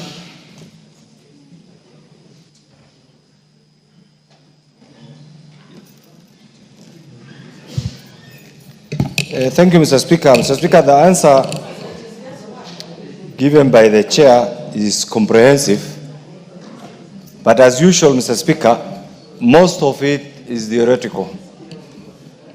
The Kalaza outbreak, Mr. Speaker, is not a matter of yesterday. It has been there for years, and I'm sure in your other lives, even as a lawyer, as a magistrate, you know what happens in that particular area. Every year we are being told there is a strategic plan. Something is being done. Mr. Speaker, if we look at even the answer, 95% of all the Kalaza reported cases actually are fatal. 2 Wajir alone has over 762 cases. Ideally, it means it's something that we know health is devolved. But equally, Mr. Speaker, we also know that most governors, most county governments are also not prepared for this critical function. Therefore, it behoves upon the national government, notwithstanding this as a critical county function, to be always ready and be prepared to attend to these innocent people when they are infected by these these sandflies. Mr. Speaker, this has happened. It has happened many years ago. It has happened last year. It's happening this year. Ideally, by now, we should have a rapid response team at the Ministry of Health headquarters that will always be ready actually to attend to any part that faces this challenge. So what urgent measures are you putting in place, or the ministry putting in place, to make sure such outbreaks don't recur again to any other part of the Republic of Kenya? Thank you. Dr. Nyikal, what urgent measures? According to this report, Mr. Speaker, they actually have a team, an epidemiology team, that is actually who actually respond. And this case, actually, they responded, and they started by actually training people, and that involved the county health workers. That's according to the report, and also purchase of the drugs and the test kits that were required, and also purchase of the equipment that is needed to spray both in the houses and also in the environment where people live. So those are really the measures that I could see in this report they have taken. Honorable members, before the next order, allow me to acknowledge in the Speaker's gallery Pare Council of Elders led by Mzerama Lukindo from Taveta constituency, Taita Taveta County. Musimame, mushangiliwe. Asante sana. Munakaribishwa katika jumba la bunge na mkae kwa starehe na fasaha.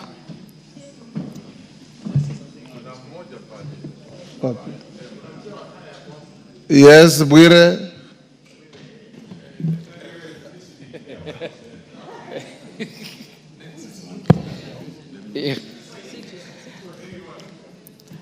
Honorable Speaker, Article 56 of the Constitution. Si usungumuze Kiswahili wageni wako wakusikie. Asante Mheshimiwa Speaker. Mheshimiwa Speaker, kifungu cha 56 cha katiba ya Kenya ya mwaka 2010 inatoa mwelekeo kwamba serikali itafanya mipango ya kutambua jamii ndogo Kenya, na hiyo mipango itaongeza mambo ya utawala, mambo ya kazi, mambo ya kutambua mila zao na desturi zao. Mheshimiwa Speaker, nakumbuka ukija kwa constituency yangu mwaka 2023, wazee hawa ambao wako mbele yako leo walikueleza kwamba wangetamani sana watambulike kama moja ya kabila la Kenya. Nakumbuka fika Mheshimiwa Speaker, ulieleza hiyo siku kwamba kuchelewa kwa kutambulishwa kwao ni kinyume cha katiba, na kwamba kama jamii zingine, kama jamii ya Wasomali kwa mpaka wa Somali na Kenya, kama jamii ya Waljaluo katika mpaka wa Kenya na Tanzania sehemu za Mwanza, kama jamii ya Wakuria kwa mpaka wa Kenya na Tanzania, pia Wapare ambao wako kwa mpaka wa Kenya na Tanzania kule Taveta watambulike.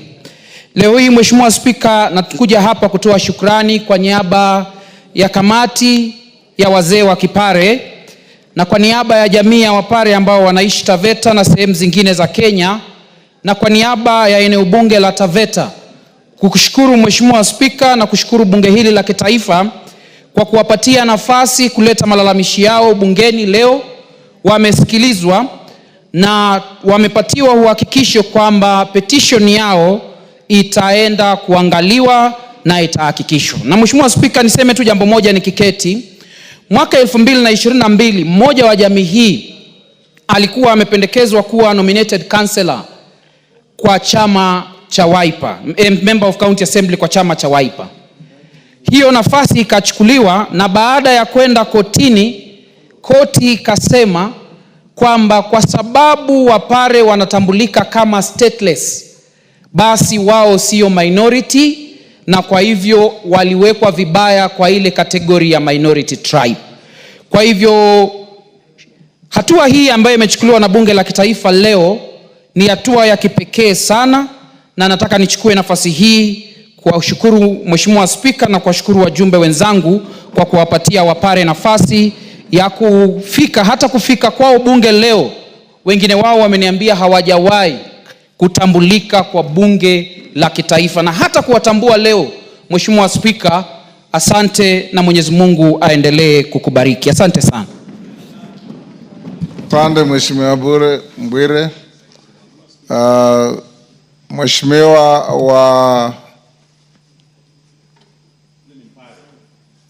Mheshimiwa wa Kisauni. Asante sana Mheshimiwa Spika, pia mimi kunipa fursa hii kutilia nguvu swala la ndugu yetu Mheshimiwa Bwire. Pia mimi niwapongeze wazee wa Kipare waliopata nafasi ya kufika katika bunge hili, na pia nitie mkazo na nguvu kwamba waweze kutambuliwa, kwa sababu kule chini wanapata shida kubwa, kuanzia wao wazee mpaka watoto wao. Inakuwa hata shule za msingi siku hizi mpaka wana stakabadhi ya kuzaliwa ndio uweze kusajiliwa kama mwanafunzi. Inakuwa ni vigumu kwa watoto wao, wajukuu zao, na hawa ni jamii ambayo wako wa Kenya, ni Kenya, hakuna mahali ingine wanaishi. Wanaweza kuwa wako upande wa Tanzania, lakini wako wale Wapare ambao ni wa Kenya, ambao tuko nao paka maeneo bunge ya Kisauni na sehemu zingine. Kwa hivyo mimi Mheshimiwa Spika pia nasimama hapa kwamba kutilia nguvu watambuliwe kwa haraka kama jamii za Kipemba, watambuliwe walivyotambuliwa, na wale waliobaki waendelee kutambuliwa, bora wako Kenya, ili kusudi waweze kuajiriwa, waweze kufanya mambo yote ambayo yanatikana kama raia anavyofanya. Kwa hivyo Mheshimiwa Spika, mimi nimesimama kuunga mkono na kusisitiza kwamba hili jambo lichukuliwe kwa haraka ili wasiweze kupata tabu na adhabu wanaoendelea kupata. Asante sana Mheshimiwa Spika. Owen Baya.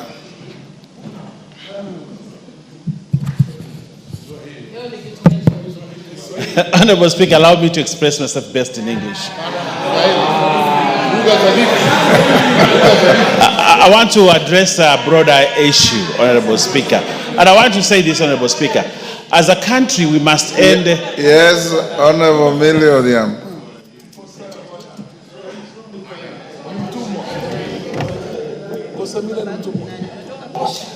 Thank you, Mr. Speaker. Mr. Speaker, I wish to protest very strongly at the attempt by Honorable Baya to speak in English when it is people like Honorable Millie Odhiambo, that Kiswahili si mdomo chao, that cannot speak Kiswahili today.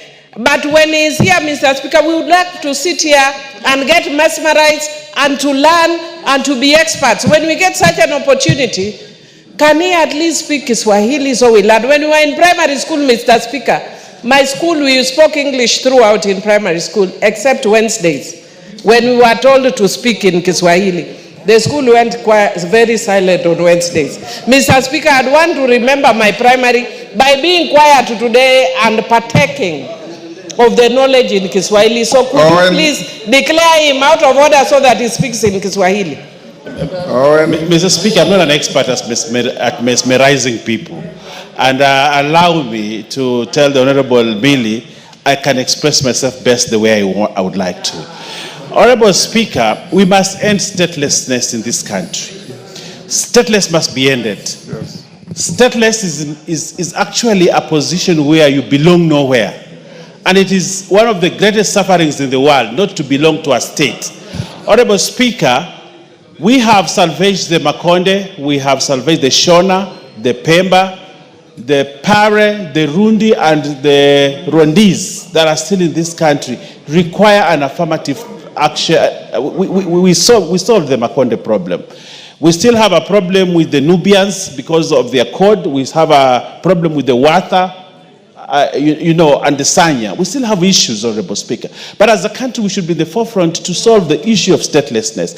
I have pushed a bill, Honorable Speaker, in this House that has taken inordinately too long to actually finish, to solve the whole issue of statelessness. And if given an opportunity, I believe this Parliament, the 13th Parliament, should be in record to finish statelessness. And we have a president who is not averse to these issues. I think when he came to Kilifi to give the Pemba citizenship, he was very categorical. Let Parliament do its work to ensure that we have a law that does not allow a Kenyan who is discriminated by virtue of being stateless.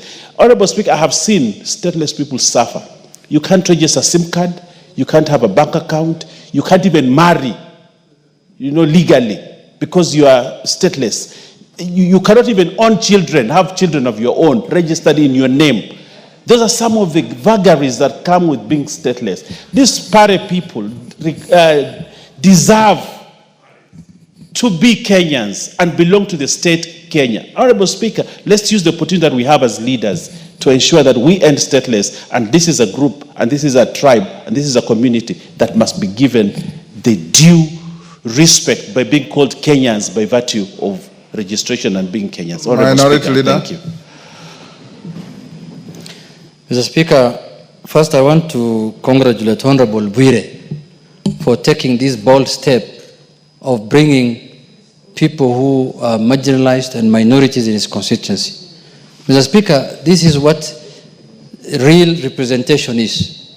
Mr. Honorable Bwire, congratulations for the work you've done. This is how you represent your people, by especially taking care of the minorities. But having They said, are worse than minorities, they are stateless. they are stateless, actually. You are right, Mr. Speaker. They're even worse than minorities. But having said that, Mr. Speaker, people only realize the fruits of their rights, enjoyment of a rights, when you lose it. Mr. Speaker, there are people also in this country who face a lot of discriminations in terms of even acquiring. Kenyans who are unable to acquire national documents like national identity card and passport. Mr. Speaker, I am shocked. I am shocked when I saw a governor in this country, in this Republic of Kenya, Mr. Speaker, shouting at the top of his voice from somewhere in Mount Elgon or somewhere there in Trans Nzoia, saying some Kenyans should not be given the identity cards. Mr. Speaker, I came to realize the training of a person is very important in life. And the way I'm getting trained in this house, Mr. Speaker, is what has made me serve the people. Mr. Speaker, some of the people who have gone through the provincial administration, who have served in that region of northern Kenya, Mr. Speaker. I started training you when you were a councillor. Kabisa, Mr. Speaker, Yes. in Malakisi. You took me to Malakisi in 2005 so that I can interact with the public, you remember. Mr. Speaker, a whole governor stands in his place addressing a gathering of Kenyans saying that other Kenyans must be discriminated against. Mr. Speaker, I know the governor was a former PC or a former DC, and I know the culture that goes on when you are especially posted to northern Kenya, where you have to be paid for you to give somebody's identity card. And that's how some of them have made their money, Mr. Speaker. That is a colonial mentality. That man does not deserve to lead anybody in Kenya, Mr. Speaker. It is very, very heartening, Mr. Speaker. Disheartening. He does not even be a village elder, Mr. Speaker. When you can come openly and say that certain Kenyans should not be given an ID because they are bordering another country. Even him is running a county that is bordering Uganda. Shame on him. Shame on him. Mr. Speaker. Mr. Speaker, I know that community is discriminating against live in Trans Nzoia, Mr. Speaker. And you know you are their leader, Mr. Speaker. You come from there also. I can assure you they will never vote for him again. He has lost those votes. His name is Honorable Nakimbia or Nakimbia. Nakimbia too. He's just running everywhere, Mr. Speaker.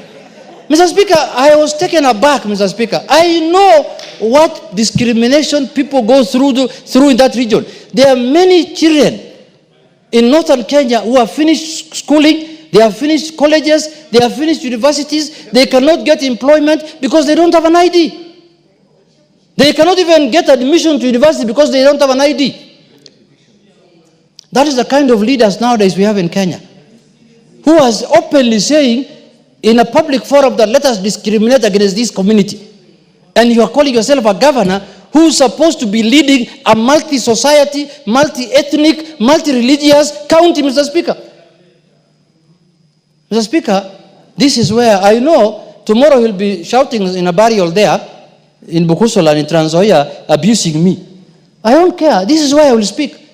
People of Suna, who I represent, who include Luos, Koreas, Subas, Somalis, lawyers, Guerilla, everybody have told me to speak here and tell that governor that he's wrong. He cannot discriminate against other Kenyans. Who is he, Mr. Speaker? What the hell does he think he is? Keep on, talking open. And I don't know why NCIC is no longer functioning. I thought the first person they will arrest or they will summon is that governor, that raw governor, is actually the raw governor. Yes. Mr. Speaker, bordering another county does not mean you must be discriminated against. How many counties border other countries? Mandera borders another country. Busia borders another country. Where I come from, Migori, borders Tanzania. Narok borders Tanzania. Trans Nzoia borders Uganda. Kwale borders Tanzania. That does not mean that you have to discriminate against Kenyans who are staying in those counties. If he's fearing that that community is going to have numbers in the next election and they may vote for in a certain way, let him tell his community to give more birth to more children. Mr. Speaker, I am taken aback, and I'm going to bring a petition, by the way, to discuss that matter in this House. Mr. Speaker, a national leader who is running a county, I repeat again, that's multi-ethnic, multi-religion, denomination. Mr. Speaker, that cannot be left. I saw the other day in some burial I attended, not at some burial, the burial of my speaker's mother, talking a lot of things. I could not even respond to him. I just kept quiet. When I remembered what he said from the community that I come from ancestry, I just looked at him and said, this is the guy who wants to deny my people ID cards. This is the guy who wants to discriminate against other Kenyans. This is the guy who wants other Kenyans to be called non-Kenyans. And he used to be a former regional ward, where if we start talking about what happened even under his leadership in the Rift Valley, Mr. Speaker, we'll be speaking here all day. People were tortured, people were killed, houses were burnt in the Mau Forest, people were removed from Mau Forest at night, their homes burnt, everything done, people died, and he still has the audacity to tell everyone who cares that, oh, you're a stupid man, I can talk whatever I want. You cannot discriminate against other Kenyans and you expect us to keep quiet. We will not do that. Thank you. Thank you, Mr. Speaker. But, Mr. Speaker, I will say what I've said on this floor of the House, outside the House, and I will go even to Trans Nzoia in Kitale Town and say it. Those few minutes, Mr. Speaker. Thank you very much. Karole Omondi. Thank you very much, Right Honorable Speaker. Let me take the opportunity to congratulate Mheshimiwa Honorable Bwire for the bold step of bringing the people of Pare ancestry to the National Assembly. I think as leaders, our job is to find solutions. That is why we are here. We can ventilate, we can say as much as we want, but if we don't offer solutions, then I don't think we are rendering the service that we are expected to do. On these two issues, we already have a solution which I've already proposed and which is being processed by the help of the Speaker and the Clerk. On the issue of the Pares and the other stateless, I've already proposed a bill, Kenya Citizenship and Immigration Bill, which will create a new category of acquiring citizenship by ancestry in terms of historical connection, lineage, affinity, consanguinity, and we'll also implement the right of return for all Africans who are exported out of Africa. So that is a solution. What this House should do is to support that. The second thing, the idea of IDs. Already I've proposed a bill, Registration of Persons Amendment Bill, that will enable students to get ID cards and voter cards while they are still in school. This afternoon, we reiterated what we said in Naivasha, that we should prioritize members' bills. All these solutions are amongst us here. It is up to us to actualize the solutions. So I would plead and give the Wapare people assurance that at least in this House, there'll be a solution. They'll not be stateless. We will pass this bill and they will get the citizenship. In fact, I know Wapares very well. There's a famous joke in Tanzania, not to demean anybody, but they like to say, you know, my mother was from there. If you have money and you want to send it to your mother in the village, if you give it to Ampare, it will get to your mother. If you give it to Amchaga, it will not get there. But if you have a beautiful sister-in-law and you ask Amchaga to escort her to your mother, she will reach there. with Wapare, she will not reach. Thank you very much, Honorable Speaker. Yes, Benja.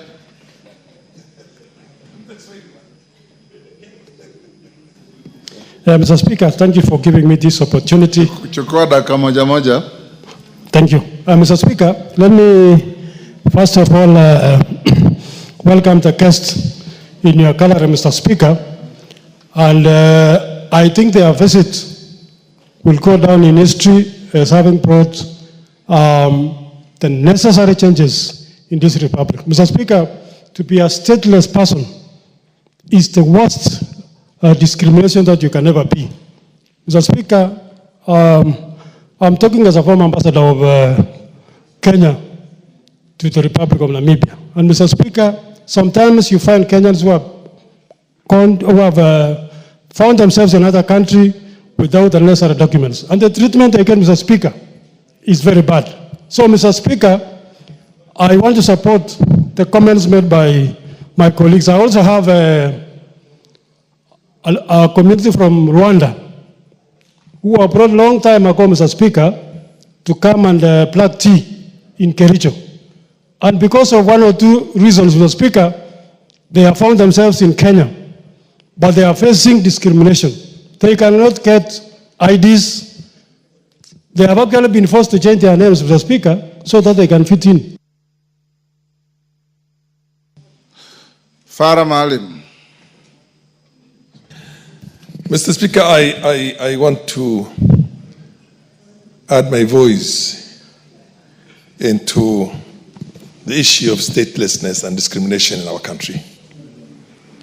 Mr. Speaker, you started your legal career way back in the early 80s, and you used to travel all the way to Northeastern Province.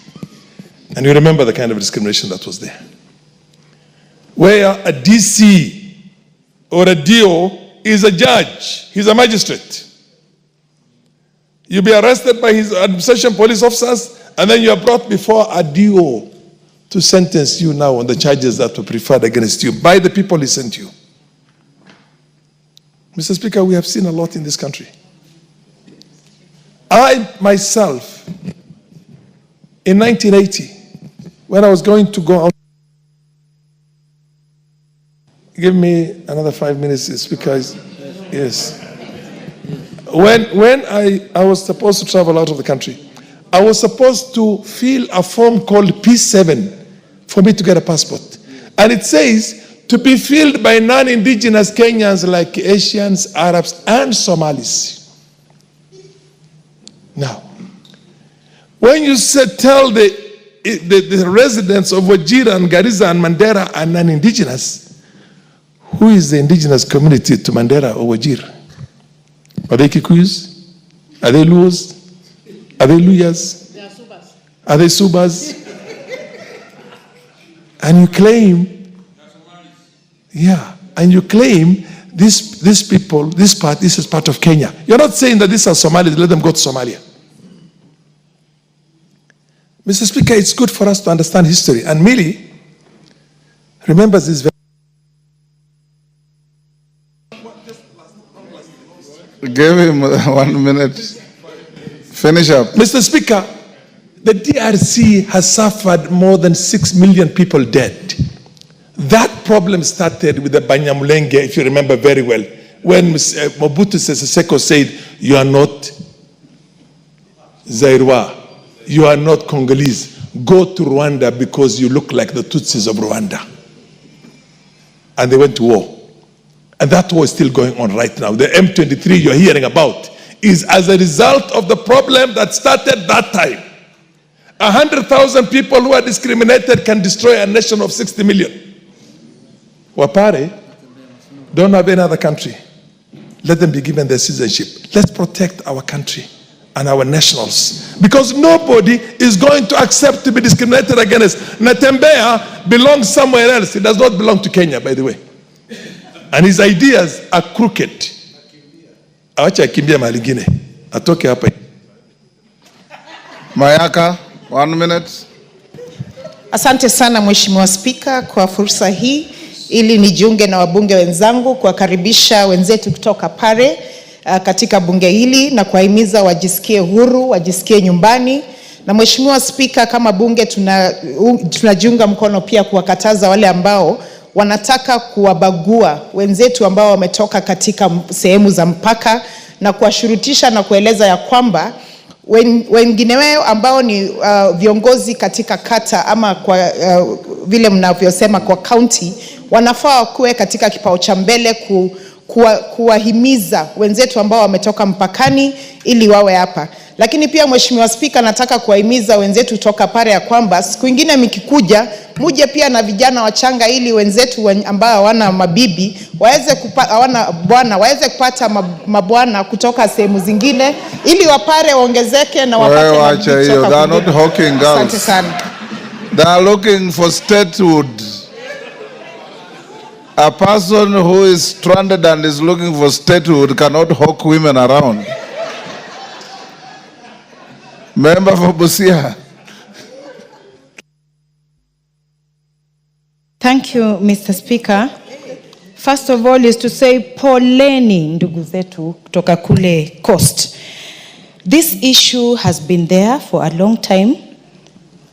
They suffer what also our brothers and sisters who were married at the border face, proving many things. If you say you must prove if you are a Kenyan, and the only proof is that you gave birth, they want a certificate. Maybe you met in a bush, loved each other, made babies, and because many people in their lives don't go that other way of marriage processes, the only proof is kids. Public acknowledgement, the Ligrus, chiefs, they know these people, how they even started living together, their story, their history. So I want to thank the President for easing it. Then members will have to stop there.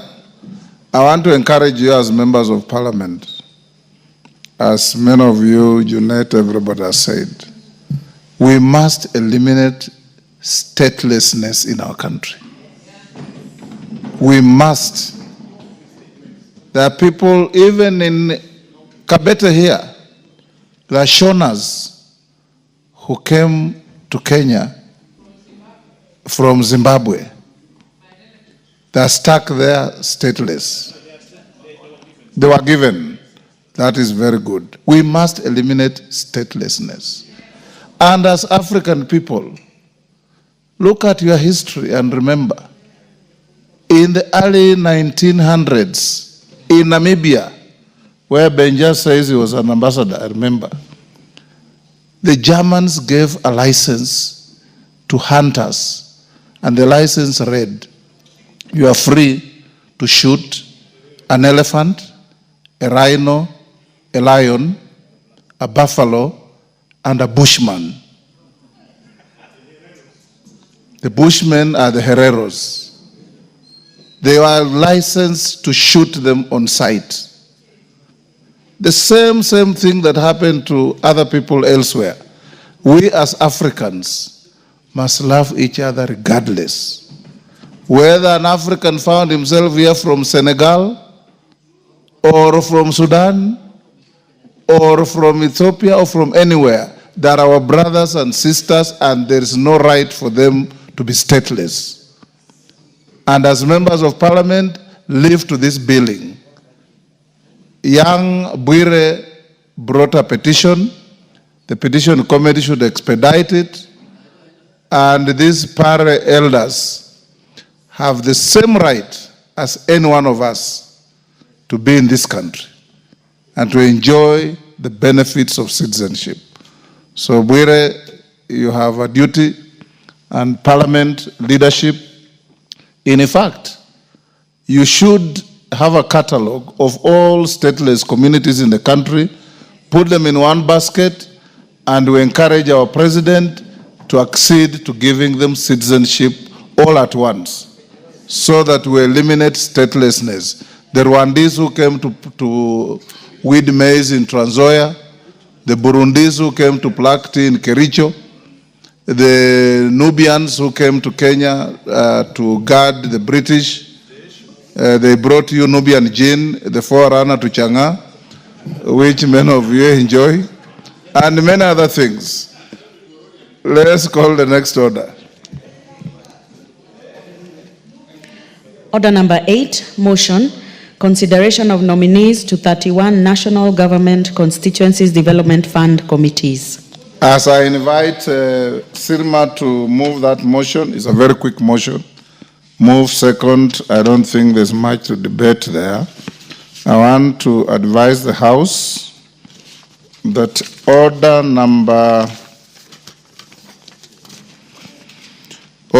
10 is stood down to tomorrow afternoon. I'll invite Honorable Junet to say something to that so that you understand why I'm stepping it down. Junet and Bayer, I'll give you 2 minutes each.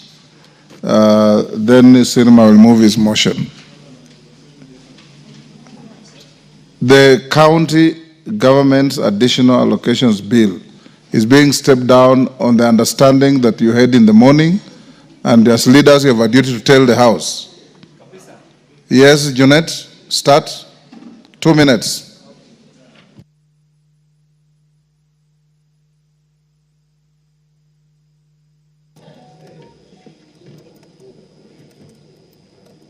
Give Junet the mic.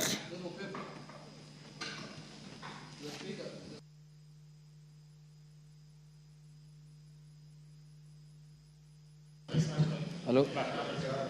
Mr. Speaker, as you are aware, members are aware, this has been a very contentious bill.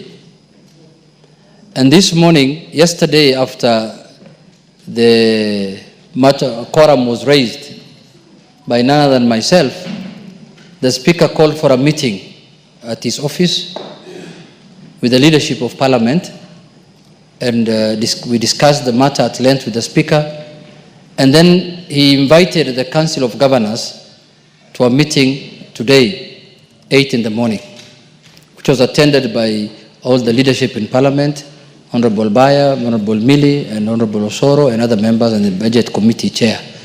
So the Council of Governors was represented in that meeting by their chairman and their legal, chairman of the legal committee, I think, Governor Mutula Kilonzo Jr., and we discussed the matter at length, and they were compromises that were made that they should do, and on our side also we will do.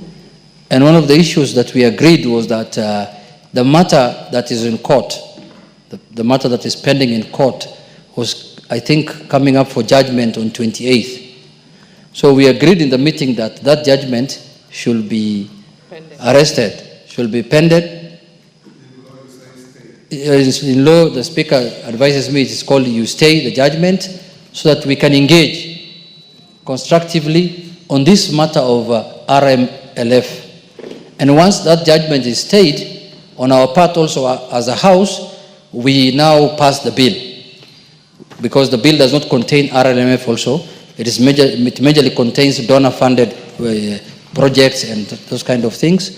So if a consent is filed in court between the two parties to stay the judgment, and that consent is filed in court, then we can pass the bill so that also the donor funding can go to the counties. So that is what we agreed this morning, and that is what is being implemented, and we hope that by end of business today, that should end, and then tomorrow now we can go back to business of the House and bring back the bill on the order paper. But my last issue, Mr. Speaker, is, Mr. Speaker, no one in the country, whether governors or any leadership or even the citizenry, should never think that this House is opposed to devolution. Mr. Speaker, this House supports devolution completely. And that is why every year we support the division of revenue bill. We have supported every county bill, every bill that concerns counties that has either originated from this House or from the Senate, Mr. Speaker. We support devolution completely because we know the intention of devolution is to make the lives of our citizens better, Mr. Speaker. The soul of this constitution is devolution, Mr. Speaker. Because there are counties that will not have received $1 billion shillings in their lives if devolution did not happen, Mr. Speaker.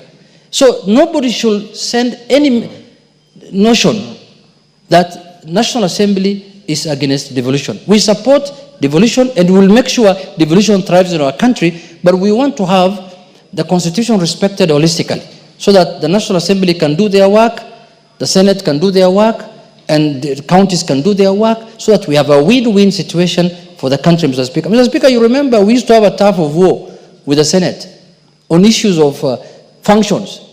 Which house is upper, which house is lower, which functions belongs to this house, which functions belongs to the Senate. Luckily, the senators on their own volition went to the court. They filed a case to nullify 23 statutes that was passed by this house, Mr. Speaker. And they went to the High Court. I think they lost in the High Court. They went to the Court of Appeal. They lost in the Court of Appeal. Then they went to the Supreme Court. And in the end, Supreme Court rendered a judgment 3 weeks ago. And it brought clarity that the functions of the Senate is this, and the function of the National Assembly, there is no ambiguity anymore. The issue of money bills have been sorted. The Supreme Court, in its own ruling, said that money bill is in the domain of the National Assembly. It cannot originate from the Senate. They have said any bill... It cannot originate anywhere else. It cannot originate anywhere else. My teacher is teaching me, who is the Speaker, other than the National Assembly. Yes. It is saying that bills concerning counties can originate from the National Assembly and can as well originate from the Senate, Mr. Speaker. It has also said national government CDF is not unconstitutional. It is constitutional. It is said that the National Assembly almost described the National Assembly as the upper house because of the powers that the Supreme Court has declared. It's not my own making. The ruling is in public, Mr. Speaker. It's a judgment, not a ruling. A judgment, yes. The judgment is in public. Anybody can access it. Anybody can read it. It's no longer secret. So, Mr. Speaker, even this county government issue can go to the Supreme Court. And I'm sure the Supreme Court will say that this is the position. So, please, we want to develop our country. We want to support devolution. We want to support all institutions of this country to function in accordance with the Constitution. So nobody should badmouth the National Assembly. Nobody should say the National Assembly is doing anything wrong or it's an affront to the devolution, Mr. Speaker. With those few remarks, Mr. Speaker, that is the position of the National Assembly. Owen. Thank you, Honorable Speaker. Honorable Speaker, I want to thank you for taking leadership in this matter, and also thank the leaders of the National Assembly, Junet, Mili, the Chairman of Budget, Osoro, and myself, who sat in that meeting in the morning, to actually come up with resolutions that take a firm position that everybody should respect their positions. One, Honorable Speaker, I want to reiterate the sentiments of the Honorable Junet. As a House, we support devolution. And we'll go out all our way to ensure that devolution works. But, Honorable Speaker, that should not be used to twist the National Assembly. That, probably the National Assembly does not support devolution. We support devolution, but that should not be used to twist us. One of the things, Honorable Speaker, was that this case must be arrested. That's the word that was used, arrested, so that a judgment does not ensue, so that we can deal with the county, the bill that is before us. Yes. So, Honorable Speaker, what I would like to say is that as a House, we will stand very firm on this matter, such that the governors must respect the space of the National Assembly as we respect theirs, and ensure that what is due to members of the National Assembly, or what is due to the national government, remains in the national government, because the funds that they're fighting for are national government funds that are available to Kera and Kura. And therefore, Honorable Speaker, what I would like to reiterate the position. I know yesterday members felt very aggrieved, but I think the leadership of the House will protect the members of this House and ensure that what they will require as funds for roads will still remain there. Honorable Speaker, lastly, Honorable Speaker, I would like to say this, that the governors have for a long time tried to poke holes to get much more every time. And I think it's time that we rested this matter. We pass a law, they go to court. NGCDF, they want to go to court. I think it's time that they stopped doing that to ensure that we have a smooth country and everybody remains on his lane and everybody does the functions that they have been given to do. We wish the governors well. When they get money, let them implement projects that help the constituents, the county. Allow national government also to do their work so that all this put together, Honorable Speaker, takes our country forward. But I want to reiterate what the Honorable Junaid said. And I want to say this. The letter that was published by Anyang Yong yesterday was in bad faith. Bad faith. And as a National Assembly, we condemn it and it must remain condemned. And every governor there must take their position as it is and do their work instead of spending a lot of time trying to do things that are necessary. I thank you, Honorable Speaker. Now, Musa Sirma, you can move the motion at Order 8.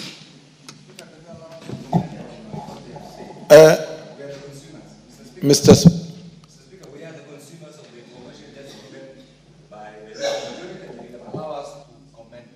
I don't want to open debate on it.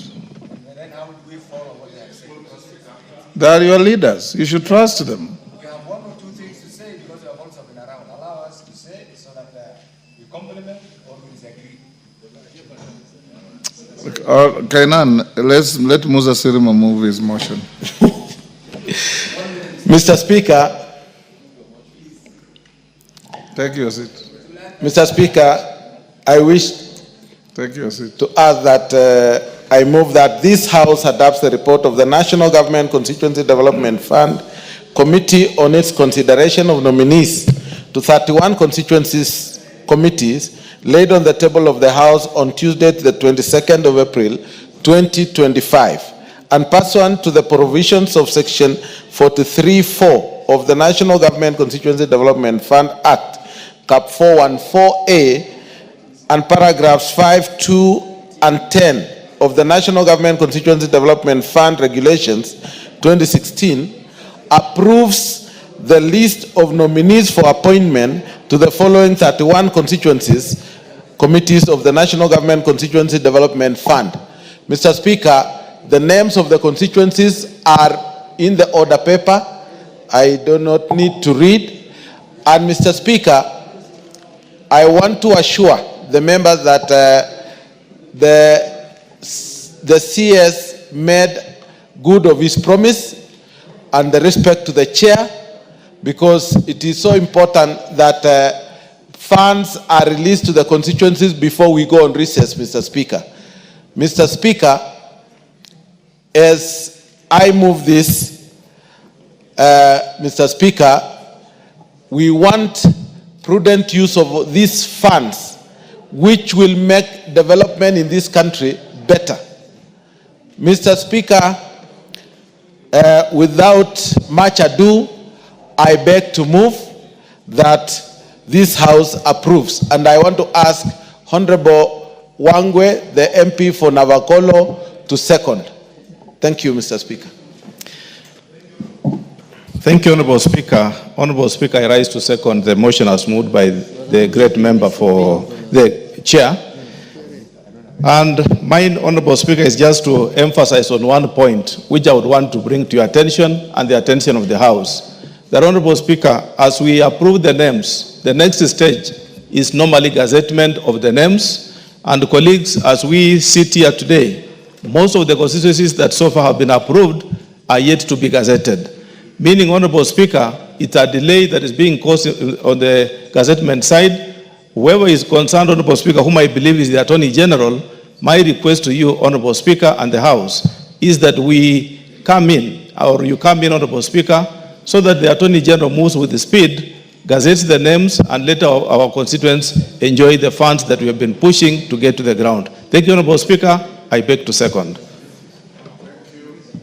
Member on his feet, take your seat. Is that Sunguya?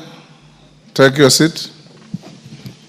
Honorable members, I now propose the question, which is that this House adopts the report of the National Government Constituency Development Fund Committee on its consideration of nominees to 31 constituencies committees laid on the table of the House on Tuesday, 22nd April 2025, and pursuant to the provisions of Section 43(4) of the National Government Constituency Development Fund Act, Cap 414A, and paragraphs 5, 2, and 10 of the National Government Constituency Development Fund Regulations 2016, approves the list of nominees set out herein on the order paper for appointment to the following 31 constituencies committees of the National Government Constituency Development Fund. Do we put the question? Honorable members, I now put the question at order number 8, which is that this House adopts the report of the National Government Constituency Development Fund Committee on its consideration of nominees to 31 constituency committees laid on the table of the House on Tuesday, 22nd April 2025, and pursuant to the provision of Section 43(4) of the National Government Constituency Development Fund Act, Cap 414A, and paragraphs 5, 2, and 10 of the National Government Constituency Development Fund Regulations 2016, approves the list of nominees set out in the order paper herein for appointment to the following 31 constituencies committees of the National Government Constituency Development Fund. As members of that opinion say aye. Will those of the contrary opinion say nay? The ayes have it. Next order. Order number 9, the Social Protection Bill, National Assembly Bill number 12 of 2025, second reading. Resumption of debate. My record shows, Carol Omondi, you had 7 minutes to wind up your speech or your contribution.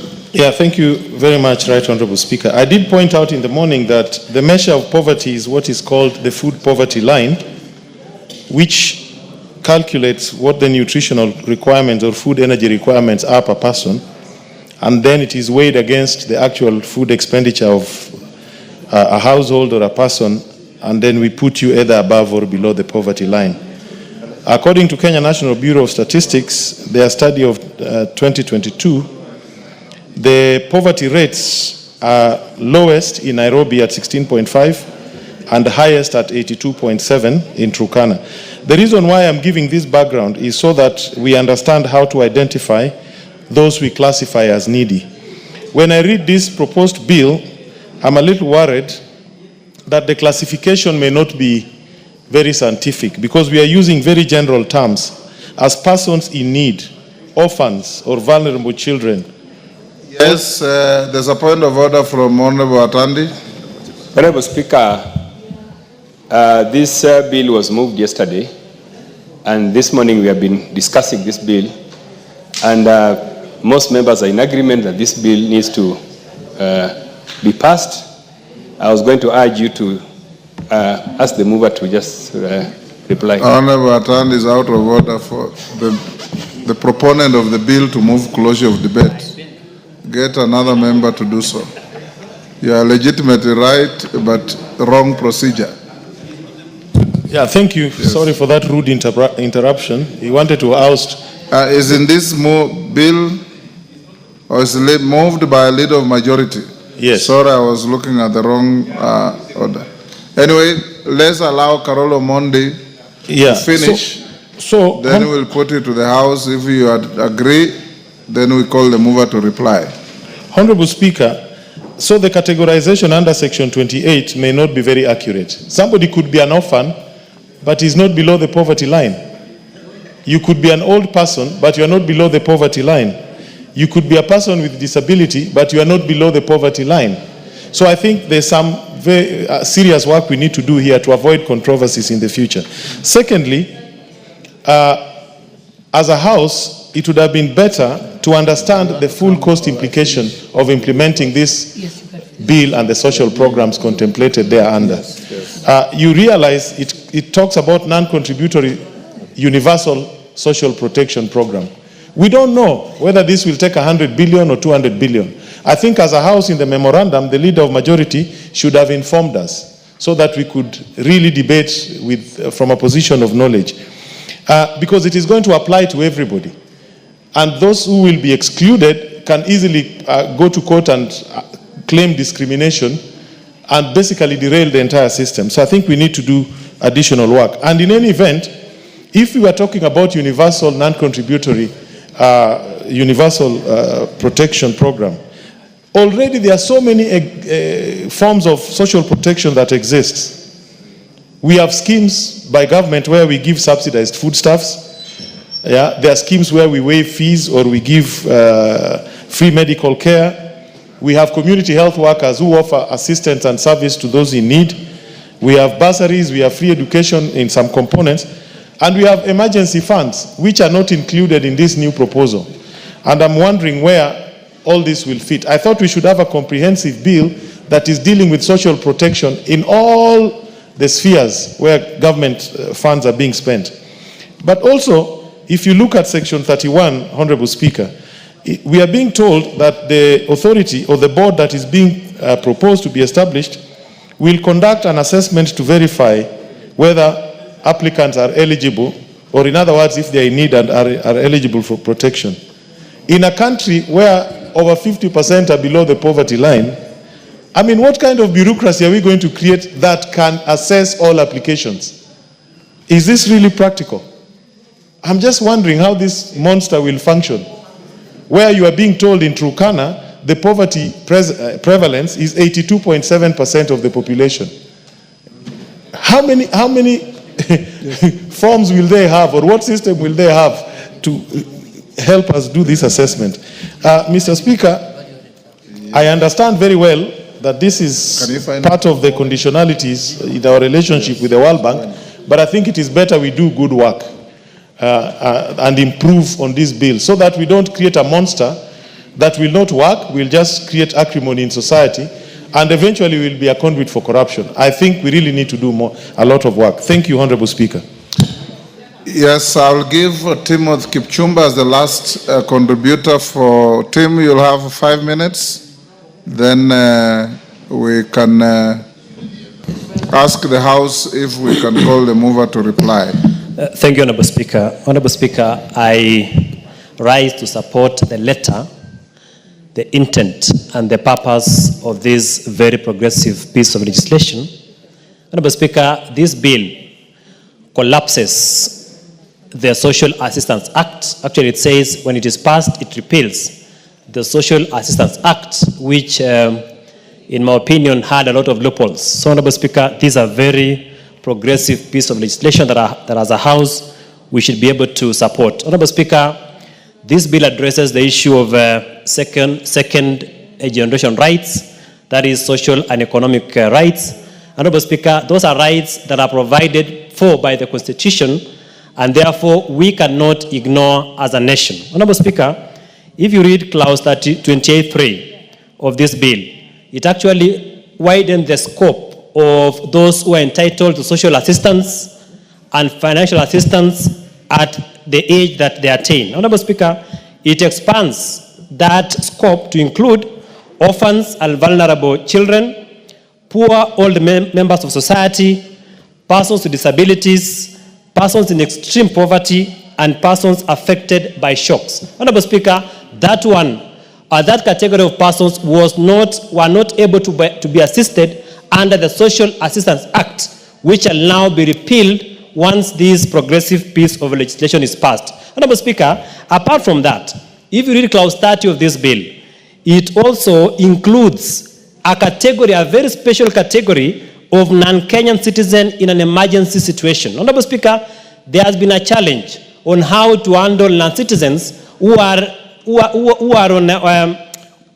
an emergency in this country, and I believe that this bill, once it is passed, that category of people has been provided for and therefore will be subject to assistance. Honorable Speaker, of great importance is, if you look at part 4 on the issue of offenses, Honorable Speaker, for the first time, many vulnerable people have been conned or have been the subject of fraud by people who collect money on their behalf, pretending that they are the ones who are entitled to it. I've read, Honorable Speaker, clause 45 on the issue of fraud, which provides that any person who defrauds the board or conspires or aids or abets another person to defraud the board commits an offense and shall be subject, and on conviction shall be liable to a fine not exceeding 2 million shillings or to imprisonment for a term not exceeding 5 years. Honorable Speaker, that provision was not there is not there under the current Social Assistance Act. So, Honorable Speaker, that is, for me, it is a progressive provision under this particular statute which will be able to assist or to curb the issue of fraud. Finally, Honorable Speaker, in terms of transition, under Part 6, there is a provision on repeal savings and transition provisions. Honorable Speaker, since we are repealing the Social Assistance Act and replacing with this the Social Protection Bill of 2015, it provides very clearly that any person who immediately before the coming into force of this act was an officer or member of staff of the Directorate of Social Assistance of the National Social Protection Secretariat, not being under a notice of dismissal or resignation, shall upon commencement of this act become an officer of the board. Honorable Speaker, many other times as a House that we've passed legislations and have ignored the issue of transition. Honorable Speaker, remember the issue of SHA.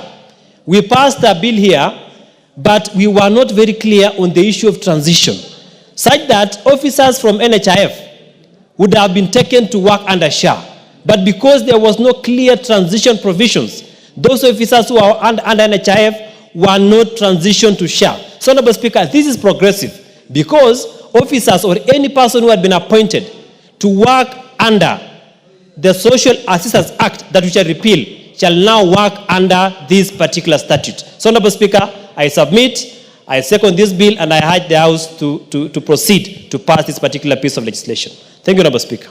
Thank you, members. Order Mawade, take a seat. Following the request by the Honorable Atande, I now put the question to the House that the mover be called upon to reply. As members of that opinion say aye. Aye. Those of the contrary opinion say nay. The ayes have it. Mover.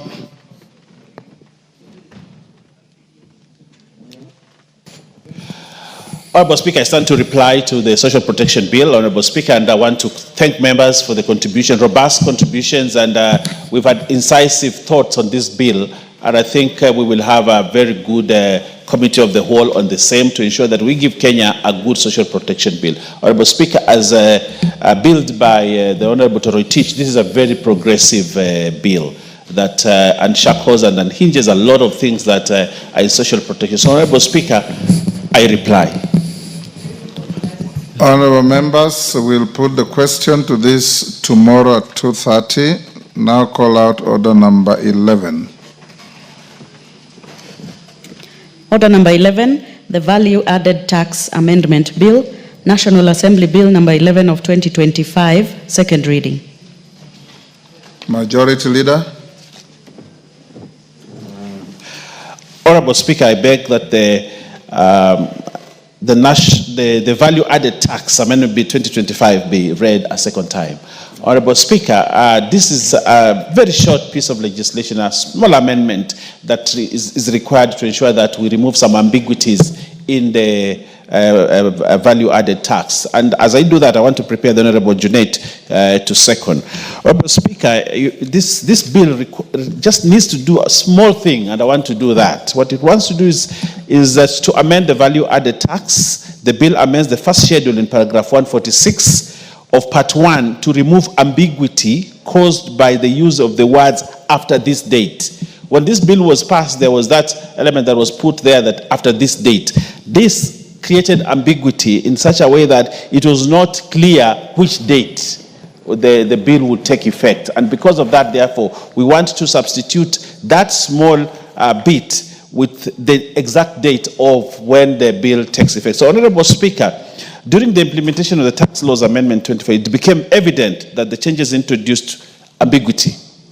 The proviso added to paragraph 146 states, providing that the value of such investment is not less than 2 billion shillings, and the exemption was granted before 1st January and shall continue to apply for 12 months after this date. Honorable Speaker, this House is aware that the Tax Amendment Act took effect on the 27th of December 2024. As currently worded, the amendment appears to apply retrospectively, implying that the Cabinet Secretary should not have granted exemption after January 2024 and that only exemptions granted before this date are valid for 12 months ending in January 24. This does not reflect the intended purpose of providing a transition period of the VAT exemption. Instead, it inadvertently suggests that the Cabinet Secretary acted contrary to the law by granting exceptions through 2024, despite the law at the time permitting such grants. Honorable Speaker, so what are we doing in this law? Honorable Speaker, if you look at the law, therefore, what we are trying to amend is this, that the first schedule to the value-added tax is amended in paragraph 146 of part 1 by deleting the words 12 months after this date and substituting, therefore, the words 12 months from the date of commencement of this act. That is what we are doing. Just putting the words, substituting 12 months after this date to 12 months from the date of commencement of this act. And that is what we are doing, Honorable Speaker, in this small amendment. And therefore, I don't want to belabor the point. It is straightforward what we want to do as a parliament, and we should not take a lot of time. I want to request the Honorable Junet Mohammed to second. And after secondment, 1, 2, 3 contributions, and we call the mover to reply, and we go ahead, Honorable Speaker. No, I'm just making a suggestion in my contribution. Honorable Speaker, the Honorable Junet.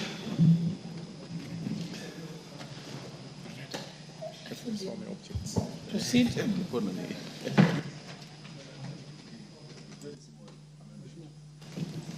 Honorable Junet, you may proceed. Thank you, Madam Speaker. Madam Speaker, I stand to second the bill on the VAT Amendment Act, Madam Speaker. Madam Speaker, this is a very small amendment rectifying what happened in the tax amendment laws that we passed in December. It's a very controversial one, but Madam Speaker, is also a necessity because it is helping manufacturing, big investors who have, who has put faith and decided to take risk in investing in our country, Madam Speaker. So it is part of the incentives that is being offered to big investors who have invested huge sums of money so that they can put up industry in our country. Madam Speaker, manufacturing is not doing very well in the country at the moment. It's at 3%. So with these kind of incentives, we expect manufacturers to be enticed so that they can put more money to create jobs for our people. So, Madam Speaker, with those few remarks, I second.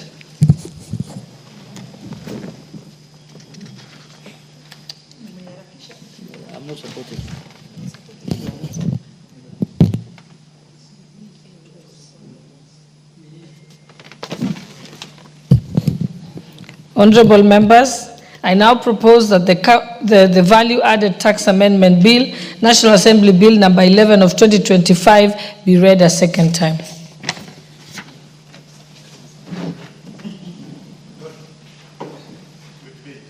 Sorry?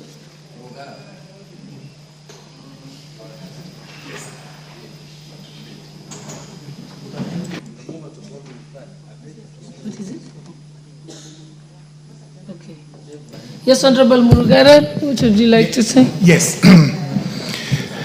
Thank you very much, Madam Speaker. Madam Speaker, I rise to support this Value-Added Tax Amendment Bill 2025 as explained by the Leader of Majority, the Deputy Leader of Majority, and the Leader of Minority. It's a small bill, but it has great impact on what it makes provision for, looking at the first schedule to Cap 476, which we are trying to amend. This particular section 146 deals with, or clause 146 deals with exempt supplies, and the provision that was made here is that the Cabinet Secretary has to make a determination on what to exempt from VAT to the provided magnitude, so as to promote investment and manufacturing in the country or in the sector. It's important that every moment we pass these tax laws, we look at what investment we are promoting and what manufacturing is also to be promoted. And for purposes of legislation, it is vitally important that pieces of legislation have to be clear so that everyone reading the law understands exactly when that law is going to affect the person. So the provision to the Act is that provided that the value of such investment is not less than 2 billion shillings and the exemption was granted before 1st January 2024 and it shall continue to apply for 12 months after this date. And this is where the proposed amendment comes in, that we now have to substitute 12 months after this date, which is the 1st of March, the 1st of January 2024, with 12 months from the date of commencement of the Act.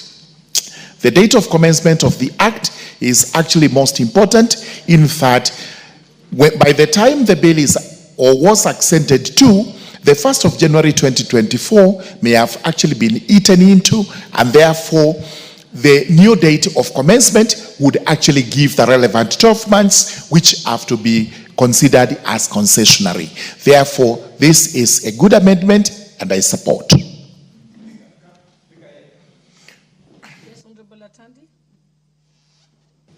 Honorable Speaker, I also rise to support the bill as presented by the Deputy Leader of Majority.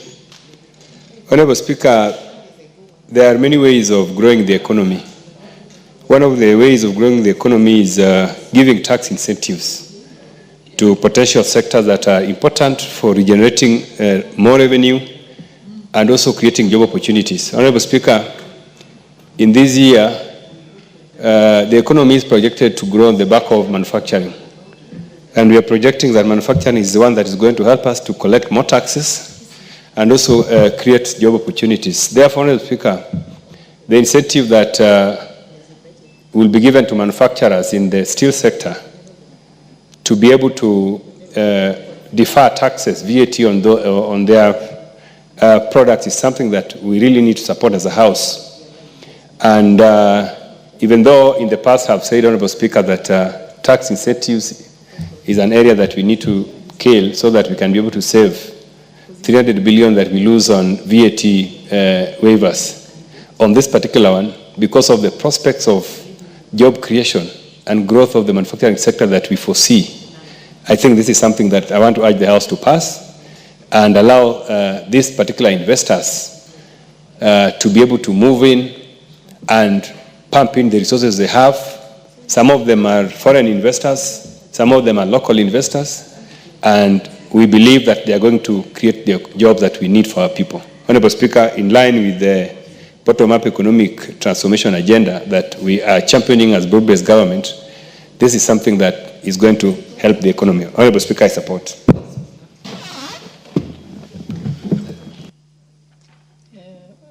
Honorable Amase, you can see she's pressed the intervention button. She's not here. Honorable Sunkuya. Honorable Irene Mayaka. Okay, Honorable Ounda. Thank you, Honorable Speaker.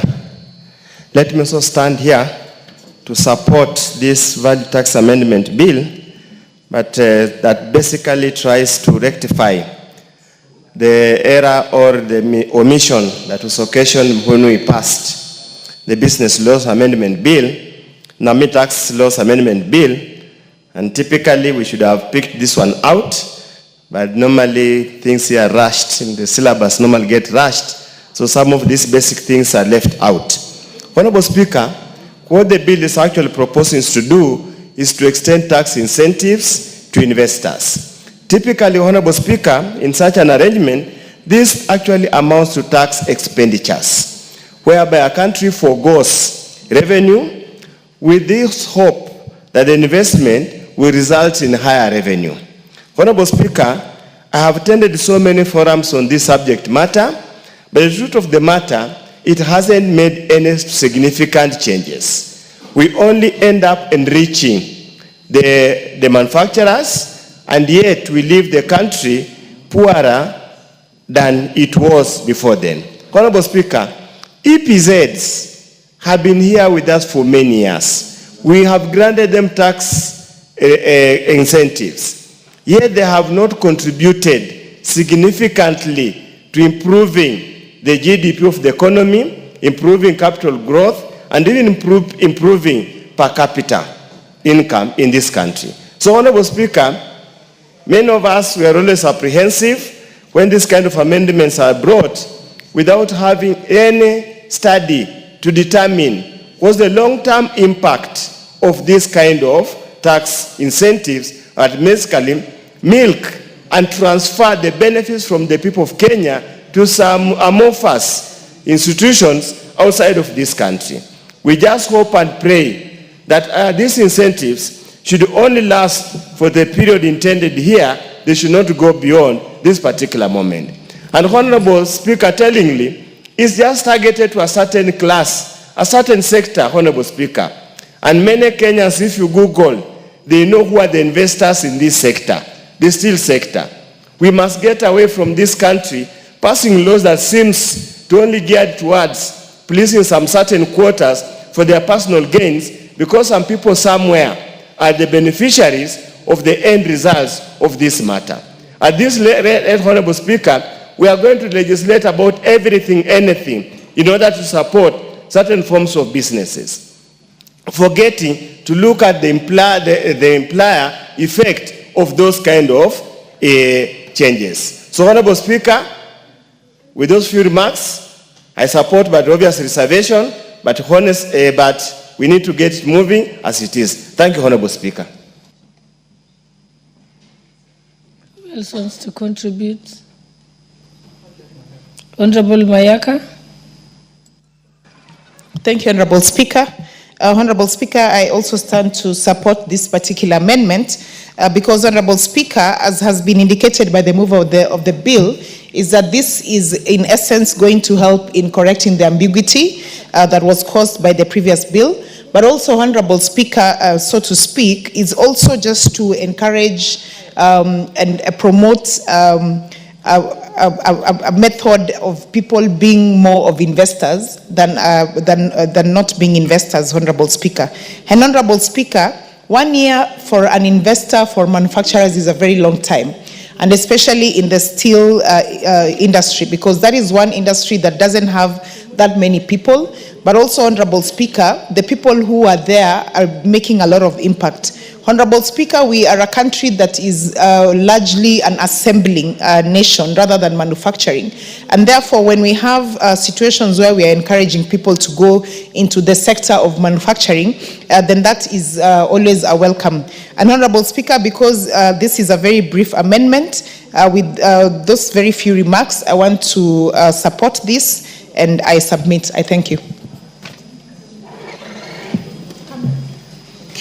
It seems like there is no further interest. This matter, we shall put the question at a later time. You can move a reply? Yes. Sorry, Honorable Speaker, in reply, I would like to say this, that this is a bill that gives incentive to manufacturing and turns Kenya into that manufacturing giant that we have always wanted to be. And Honorable Speaker, this is an important piece of legislation that encourages manufacturing, encourages investors, and therefore it's important that we pass this bill. Also, Honorable Speaker, we are correcting the ambiguity that was created when we passed this in the Business Laws Amendment Act, the Omnibus Law, and therefore because of that, and I think we need to be more careful as Parliament in future so that we don't create this kind of errors that put Cabinet Secretaries who are implementers of this law into an awkward position. So, Honorable Speaker, I reply.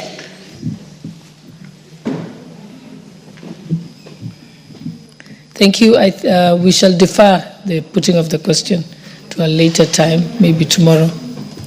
Okay, next order. Order number 12, motion, consideration of the prevention of terrorism, implementation of the United Nations Security Council resolution on suppression of terrorism Regulations 2024. I see that the chairperson of the Committee on Delegated Legislation is not present, so we'll defer that motion also. Next order. Order number 13, motion, consideration of the prevention of terrorism, implementation of the United Nations Security Council resolution on prevention, suppression, and disruption of proliferation financing. Amendment Regulations 2024.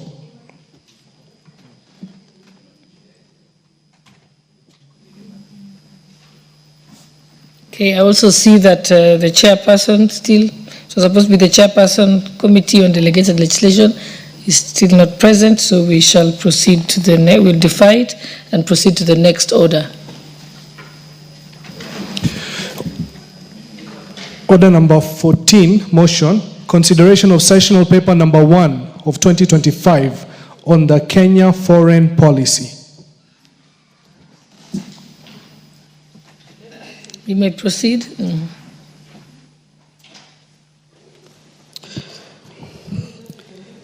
Thank you. Honorable Speaker, I beg to move that this House adopts the report of the Devolution Committee on Defense, Intelligence and Foreign Relations on its consideration of the sessional paper number 1 of 2025 on the foreign policy of the Republic of Kenya, laid on the table of the House on Tuesday, 22nd April 2025, and approved sessional paper number 1 of 2025 on the foreign policy of the Republic of Kenya. Honorable Speaker, Kenya's place in the world is neither accidental nor static. It is shaped by a deliberate, constitutionally grounded foreign policy.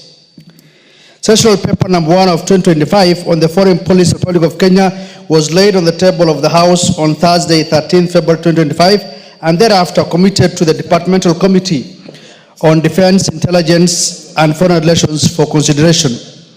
Honorable Speaker, as Kwame Nkrumah once said, and reminded us powerfully so, we face neither east nor west, but we face forward.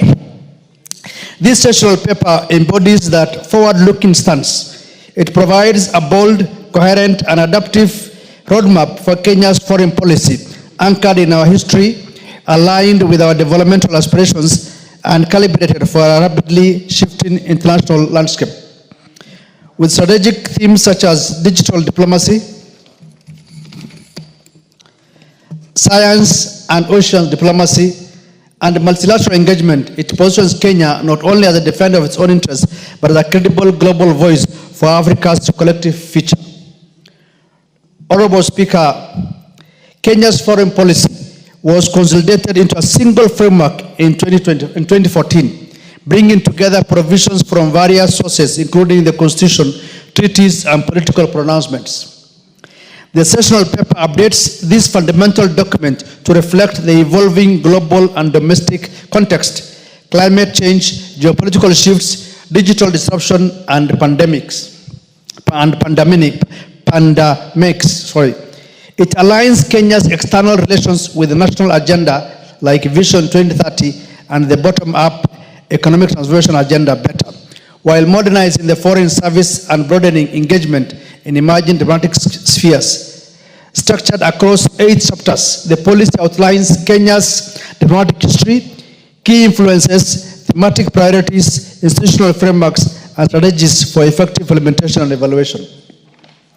Honorable Speaker, the sessional paper addresses gaps in coordination, funding, and risk management that hindered the 2014 framework.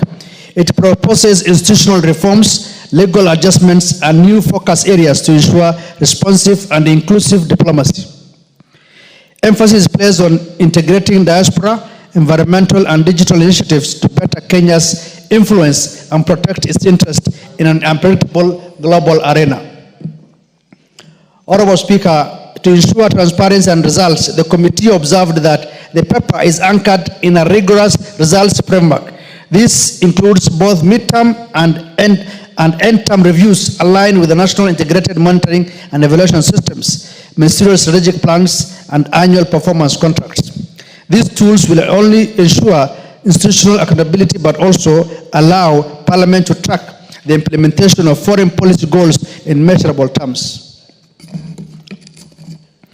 Honorable Speaker, legislatively, the policy calls for updates to the Foreign Service Act, Cap 185E, and Privileges and Immunities Act, Cap 179, to institutionalize professionalism, enhance Nairobi's role as a diplomatic hub, and align Kenya's diplomacy with international standards.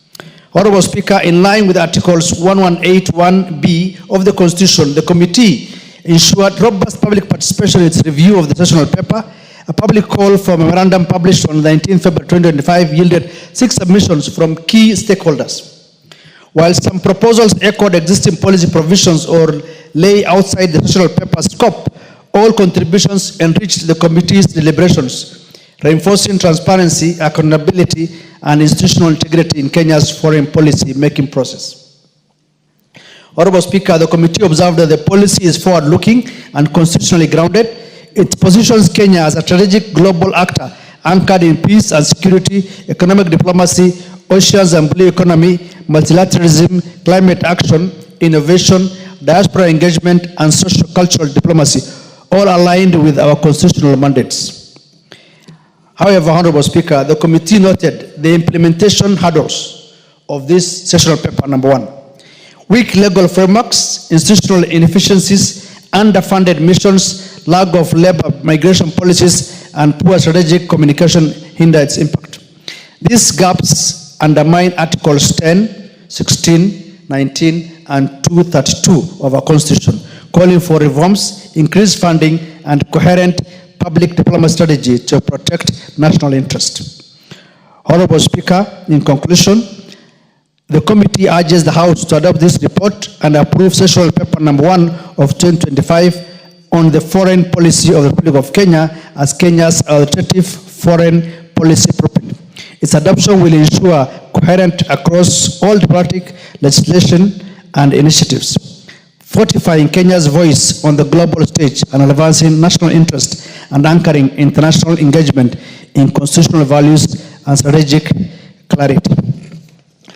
Honorable Speaker, this sessional paper, actually it is the first time that we have a sessional paper that talks about the Kenya's foreign policy. It is the first of its kind.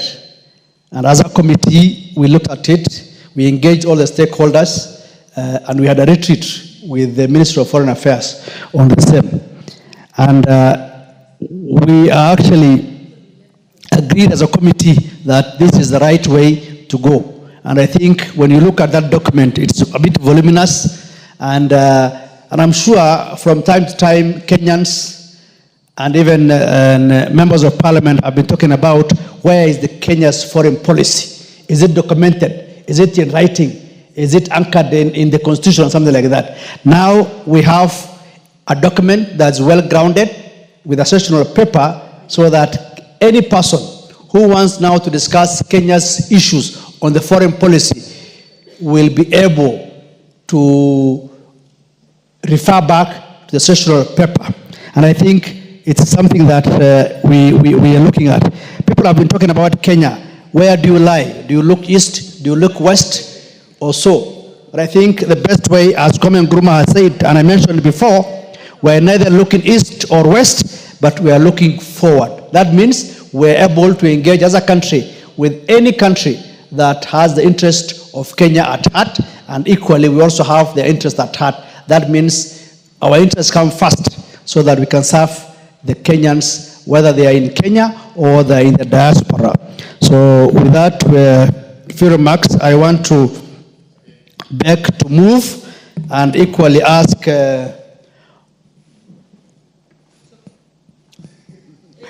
okay, I will ask Honorable Kandie to second this motion.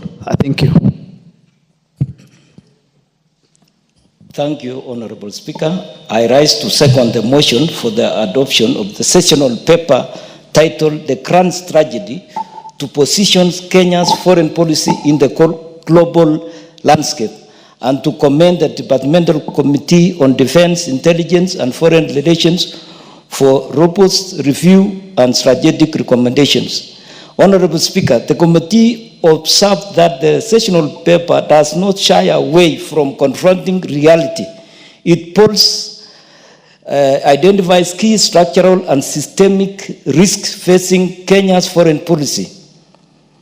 Apparatus ranging from legal and regulatory misalignments, forex fluctuations, and shrinking global markets to climate shocks, rising cyber vulnerabilities, fiscal austerity, and persistent regional instability.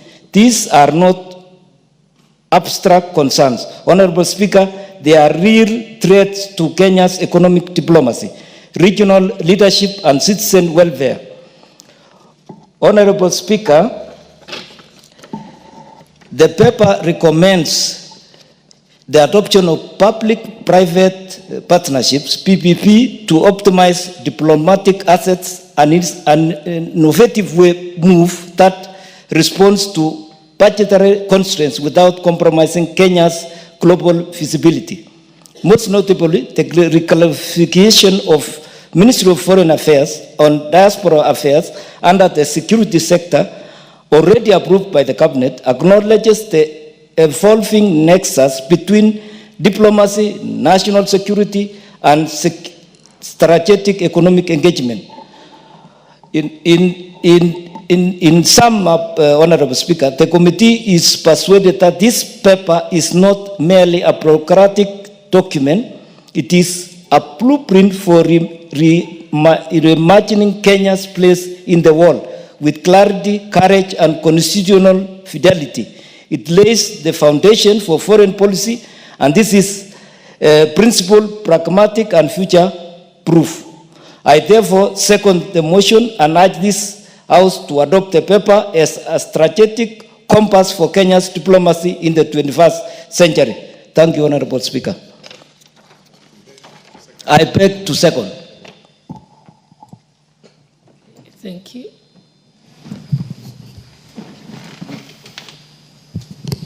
Honorable members, I now propose the question that this House adopts the report of the Departmental Committee on Defense, Intelligence, and Foreign Relations on its consideration of the sessional paper number 1 of 2025 on foreign policy of the Republic of Kenya, laid at the table of this House on Tuesday, 22nd April 2025, and approves the sessional paper number 1 of 2025 on the foreign policy of the Republic of Kenya. Honorable Murugara. Thank you very much, Madam Speaker. Madam Speaker, I do support the report of the Departmental Committee on Defense, Intelligence, and Foreign Relations as regards this sessional paper which has been brought to the House. Honorable Speaker, sometimes the country is taken aback when we discuss the sessional papers because they are not well versed with them, they are not well informed, and sometimes we have also not done much public participation regarding the same. I give an example of the sessional paper number 1 of 1965, which was on African socialism. The paper was actually laid by the then Minister for Economic Planning, the late Joseph Thomas Mboya, and it outlined how the country was to move forward as regards African socialism vis-a-vis its economic development. And it was a good paper. It has brought us quite far. But just because it was not well elaborated on, one opposer of that paper was actually the late J.M. Kariuki, who in his debate in this House made a point that that paper was creating 10 millionaires amongst 10 million poor Kenyans. And that was taken to be the gospel truth, and it was an act of misinformation. As we debate this paper today, we must admit that we have not had a good policy on foreign relations, and especially a sessional paper on it. And this is what this paper tries to do, to govern how this country would proceed with its foreign relations vis-à-vis the constitutional provisions and the statutes that relate to various acts on foreign matters. It comes sometimes as a surprise when we have even our own foreign relations persons who do not know what our policy is. And this cannot be encouraged, and I believe this paper will now form part of the education to be given to those who are appointed to serve in our foreign missions out there as ambassadors, high commissioners, and attaches. This is a good paper, which in my view, I do propose that we actually support this report, adopt it, and then we proceed to familiarize ourselves with what the foreign policy of the Republic of Kenya is going to be from now henceforth. With those remarks, I beg to support.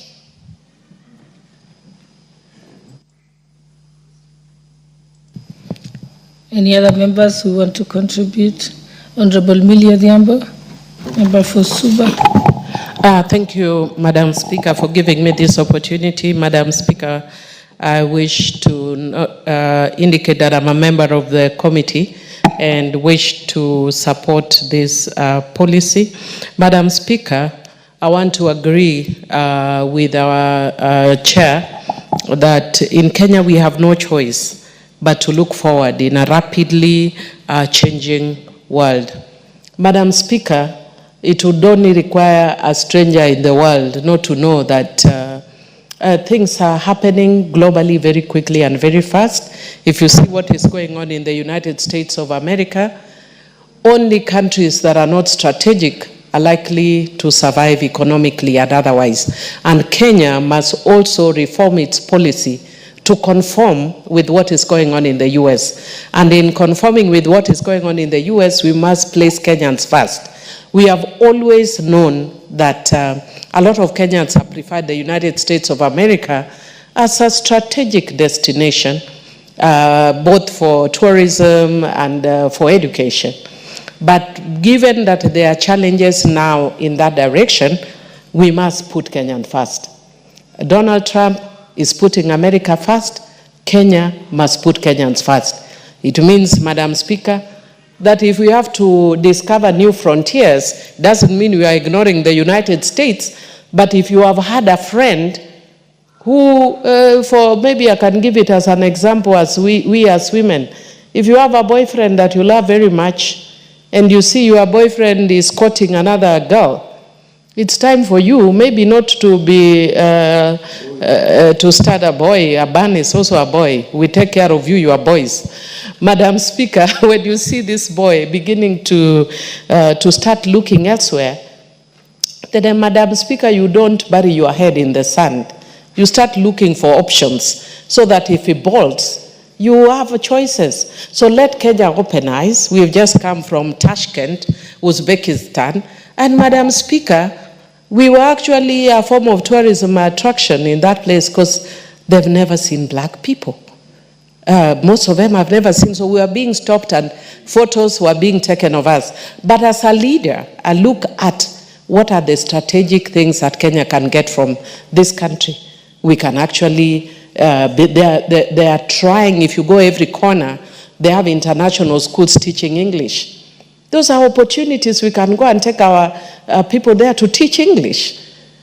Madam Speaker, there is opportunity for trade in that area. So that's a virgin area that Kenya can consider as a place that we can't put all our eggs in one basket. So yes, Kenya must actually look forward. We cannot look east or west. We have no choice but to look forward.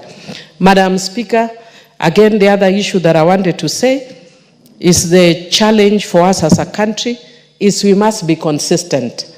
We are very good at coming up with very good legislation and policy.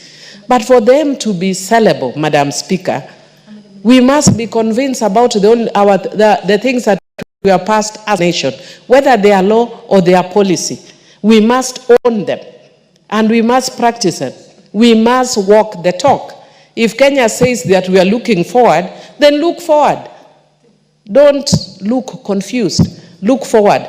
And that means as a country, let's see what works and put Kenya and the interest of Kenyans first. Madam Speaker, the other issue that I wanted to say is that Kenya must also undertake a strategic review, which I know maybe we did when we are coming up with this policy. And we are stuck many years back. Whenever I hear Kenyans speaking, we keep talking about we are the greatest economic hub. We are. Have you ever been to Ethiopia of late? We are the greatest economic hub. When were you last in Arusha? We are the greatest economic hub. When were you last in Rwanda? Mr. Speaker, while we are sleeping, our neighbors are rising. And Kenya must place itself strategically, economically, knowing that this is just like even any business venture. The others, when they see that you are doing well, we look for different ways to go ahead of you. And how are they going ahead of us? Look at Rwanda. The same thing I've seen at Tashkent. You walk in and the first thing you see is how clean, how tidy, how safe. And those are concepts that must be infused in any foreign policy document. You cannot say that we are going to promote tourism so that people can come to Kenya when they are fearful that they are walking and somebody might grab our bags. Mr. Speaker, when we were in Tashkent, Mr. Speaker, I was amazed. There were people who were assigned to us as translators, and they did an amazing work. And in our typical Kenyan way, we wanted to say thank you by tipping. They will not allow you to tip. They say in their culture, a thank you suffices. Why can't we have those uniquely African, Kenyan cultures that we are losing that made us so attractive? Teaching people to smile. It used to come naturally. I know because we are having challenges, it's going. Just our hospitality. As an African people, we are very hospitable. That seems to be growing off the window, Mr. Speaker. Mr. Speaker, we need to leverage on technology, especially if you are talking about making Kenya a serious economic hub. I've heard the chair speaking also of the PPP. Mr. Speaker, I want to thank the Parliament of Kenya, and I want to ask that we take most MPs through this, the training on PPPs, and then let us also let the public know. If you look at what is happening in Ethiopia and every others, it's because of PPPs. But then unfortunately, we are so opaque in the way we do things, maybe because there are few people who want to steal here and there, but that, especially when we don't have other means of getting resources without taxing Kenyans immediately, of course, because you'll be taxed eventually, is the PPP is the way to go. So, Madam Speaker, finally, I want to suggest that Kenya must work stealthily, but carefully and strategically as we forge ahead. Madam Speaker, we must walk the talk. I was giving an example here to Honorable Junet as we are seated here, that there's a lot that is changing in the world and we don't realize it. Honorable Meli, I am here. There's no Madam Speaker. Oh, sorry, Mr. Speaker. It's good once in a while for us to discriminate. You are always discriminating against us. So, Mr. Speaker, now that the Madam Speaker has left, I want to say that I was talking to Honorable Junet here earlier. And I was telling him that when I studied my master's in New York University, I had to go physically to the university library and study. And when I was in Nairobi University, or the University of Nairobi, we would go to the library and we get the books and you open a page and discover some malicious guy had chopped off the relevant pages you are referred to. And then you spend all your entire life finding out, did anybody make a copy? Mr. Speaker, right now I'm doing my PhD at Data University on leadership and governance. And Mr. Speaker, what happens as I'm going online and I'm studying, AI comes and tells me, why are you struggling when you can do X, Y? Of course, it's very tempting, but because I come from the traditional school, I want to study a journal. I actually love it even when I have a book and a real journal in my hand. and I read and I highlight. That's kind of my kind of thing. But now the library has come to me. I don't have to go to the library and look for those pages. But our mind as a country is still where we are going to the library to read journals in the library, where somebody has plucked off.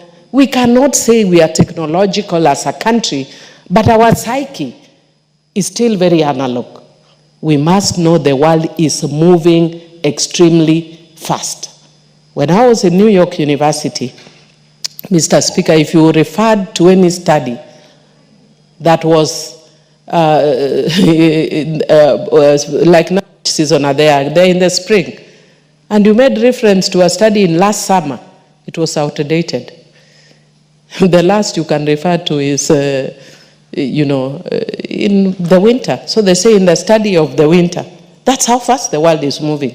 But Kenya, we are trying to catch up. So I'm even seeing in my university, we are still referring to XYZ, but we are not moving that fast. So what I'm saying is we must change our psyche as a nation in the way we pass law. We are doing excellent, I think, because the majority or the average age of this parliament is fairly young, extremely well educated.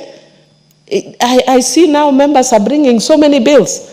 The days when we used to bring bill when I first came into this parliament, it was like you performed a miracle. There's no more any miracle.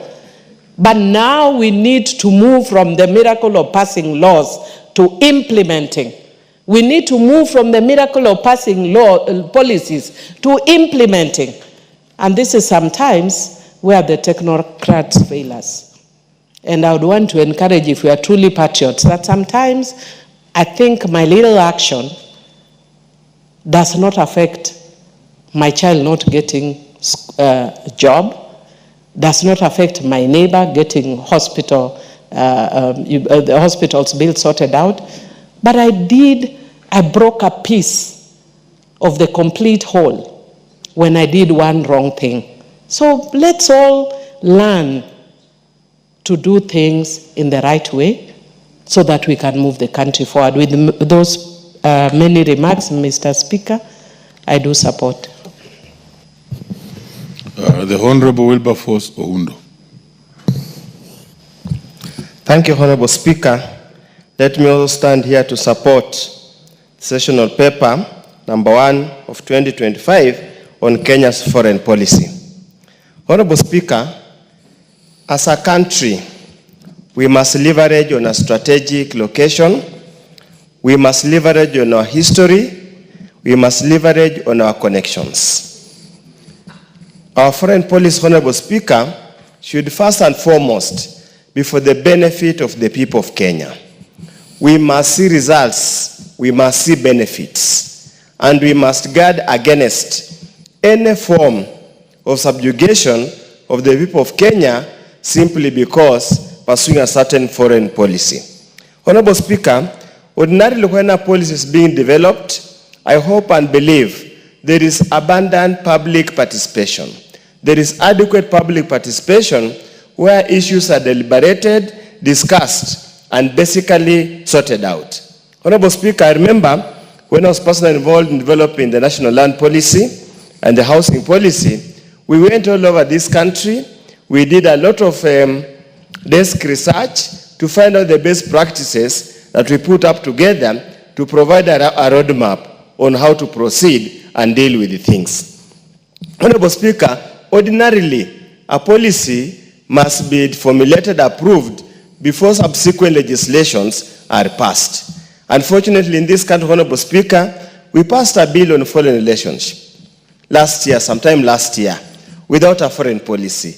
Of course, everybody, a sessional paper on foreign policy, everybody will obviously ask, what was the anchor? Or is this the typical way of Kenya doing things? You speak out the end, then you start saying the end.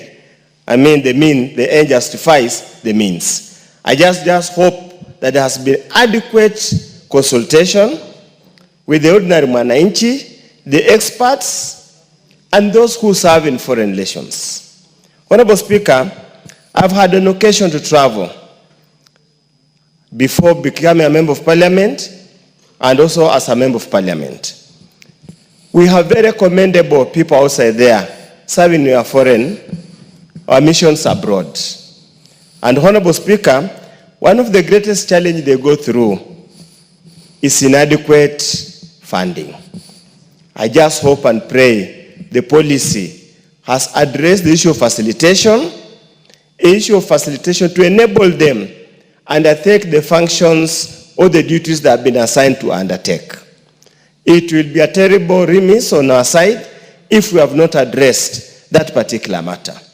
Honorable Speaker, the issue of strategic missions becomes critical.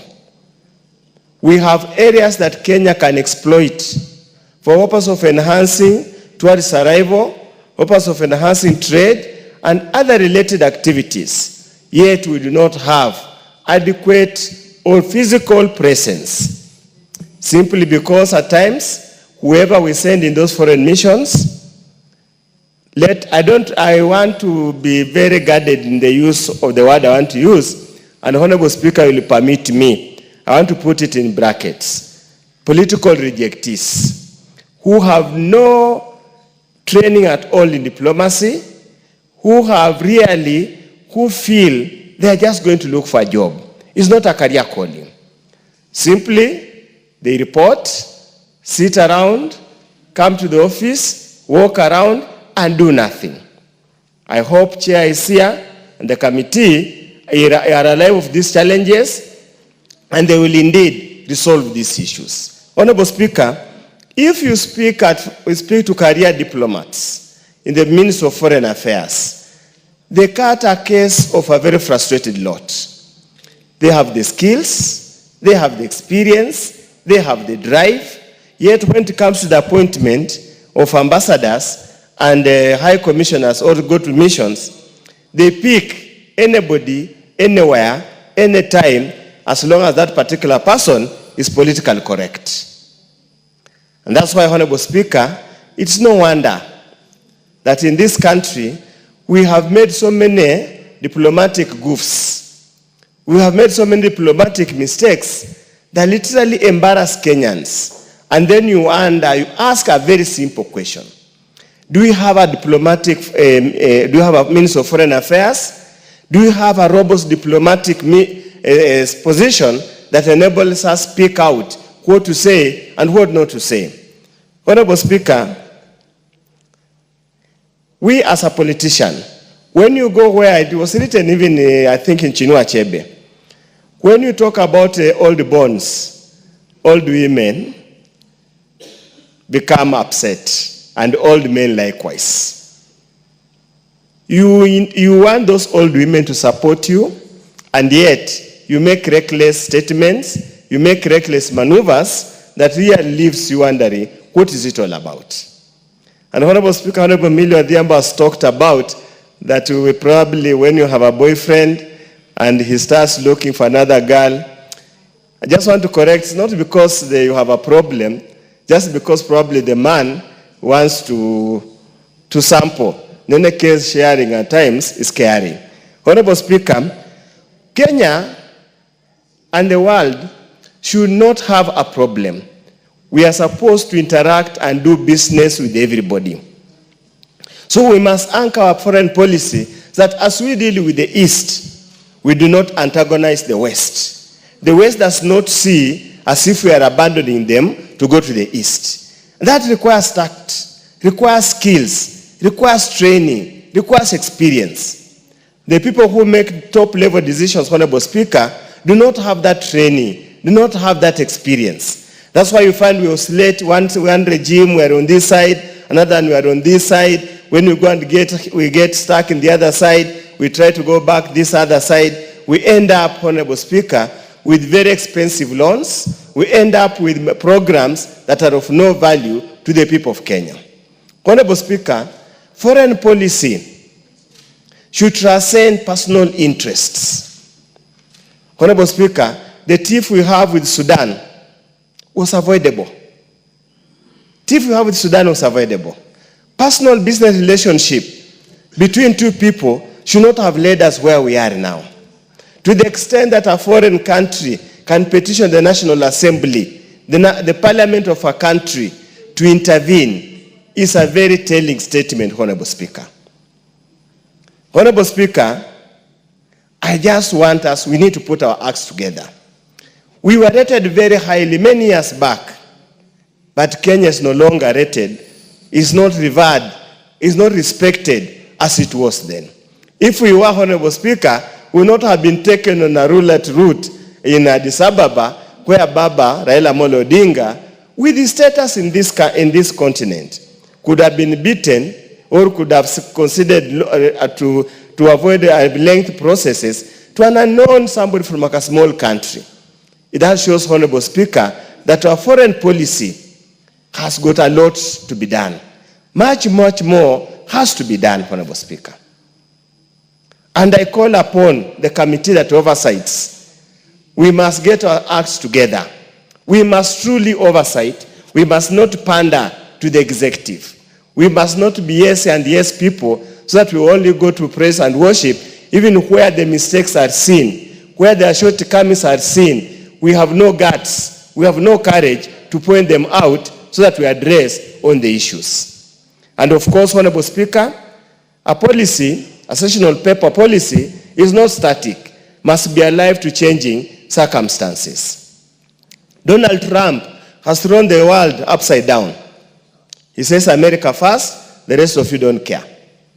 He can impose any tariffs because he knows the economy of America is strong enough, can withstand any shocks. I hope as we go along, we will be alive to changes in the world, how world leaders look at them, look at us, and generally realign, amend, and realign, evaluate, reassess, realign our foreign policy over time to align with the changing international arena. With those many remarks, Honorable Speaker, I support. Very well, Honorable Wundo, and on my screen is, we don't have any more interest on this one. Yes, Honorable, but please key in your card. I can't see you here. I thought I'd keyed it. Thank you very much, Right Honorable Speaker. It gives me great pleasure to comment our proposed sessional paper on foreign policy of the Republic of Kenya 2025. I think it is the second one. The first one we had published was around 2014. Until then, we didn't have any particular policy document regulating our foreign policy or international relations. Honorable Speaker, when I got this document, I first quickly took a good look, and my expectation was that I would see a certain set of goals. What really defines the anchor of our foreign policy, or how we intend to conduct our foreign relations. And I also took time to look at what other countries have done. For example, Americans were among the very first in 1918, when President Woodrow Wilson published the first 14 points of US foreign policy. So when I looked at this, I saw it was a very large document, and reading it is very difficult to try and understand what the core pillars of our foreign policy is. Honorable Speaker, foreign policy is simply a set of principles, objectives, that will guide the conduct of a state in terms of relations with other states or with other organizations, meaning at bilateral level or multilateral level. So my proposal would be, we need to do a bit of refinement. It is a very lengthy document, but if you look at it keenly, the key objective of our foreign policy is basically the pursuit, protection, and promotion of the national interest. Be that interest could be military interest, it could be economic interest, it could be political interest. But that is the overarching objective. And if you read this document, you clearly see what you may call the traditional values that have anchored our policy from independence.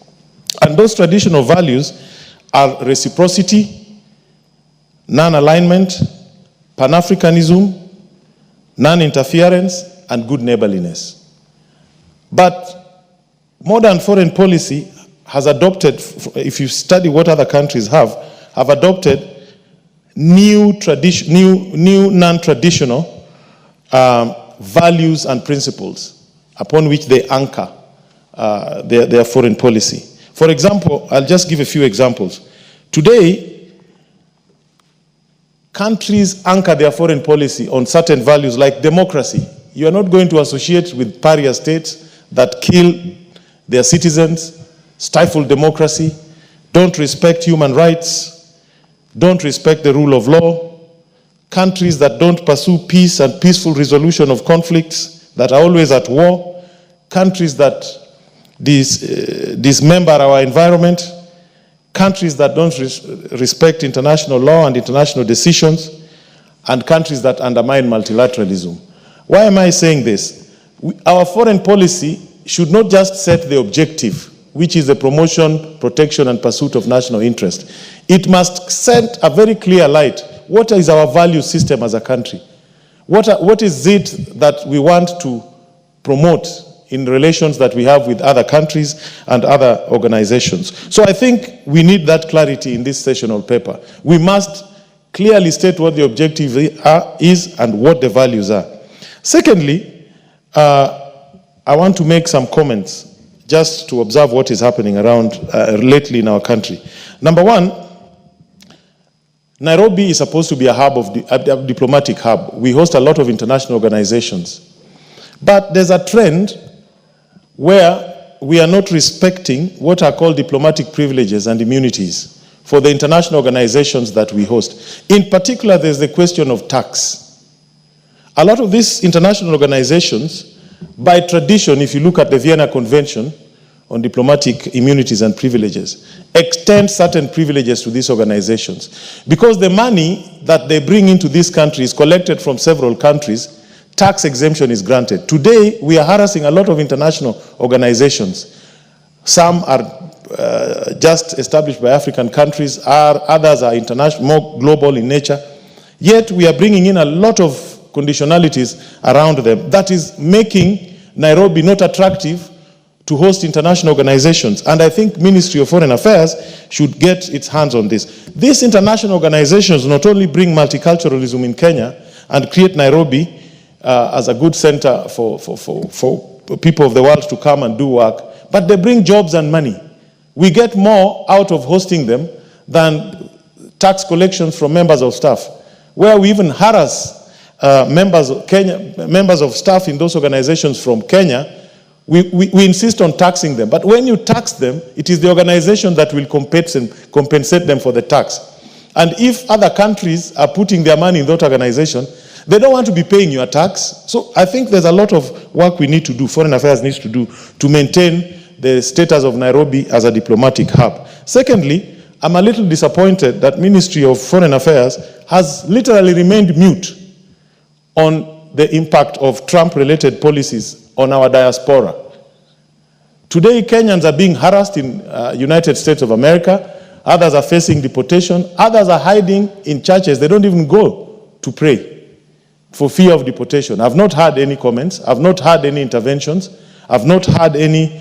But when you read this, there's a lot of talk about diaspora. You will see on the element of diaspora, we are talking about Kenyans who are outside sending money. We are not talking about other people who could become Kenyans, who are also Kenyan diaspora. This is what we talked earlier when we were discussing the issue of the Wapare, the right of return.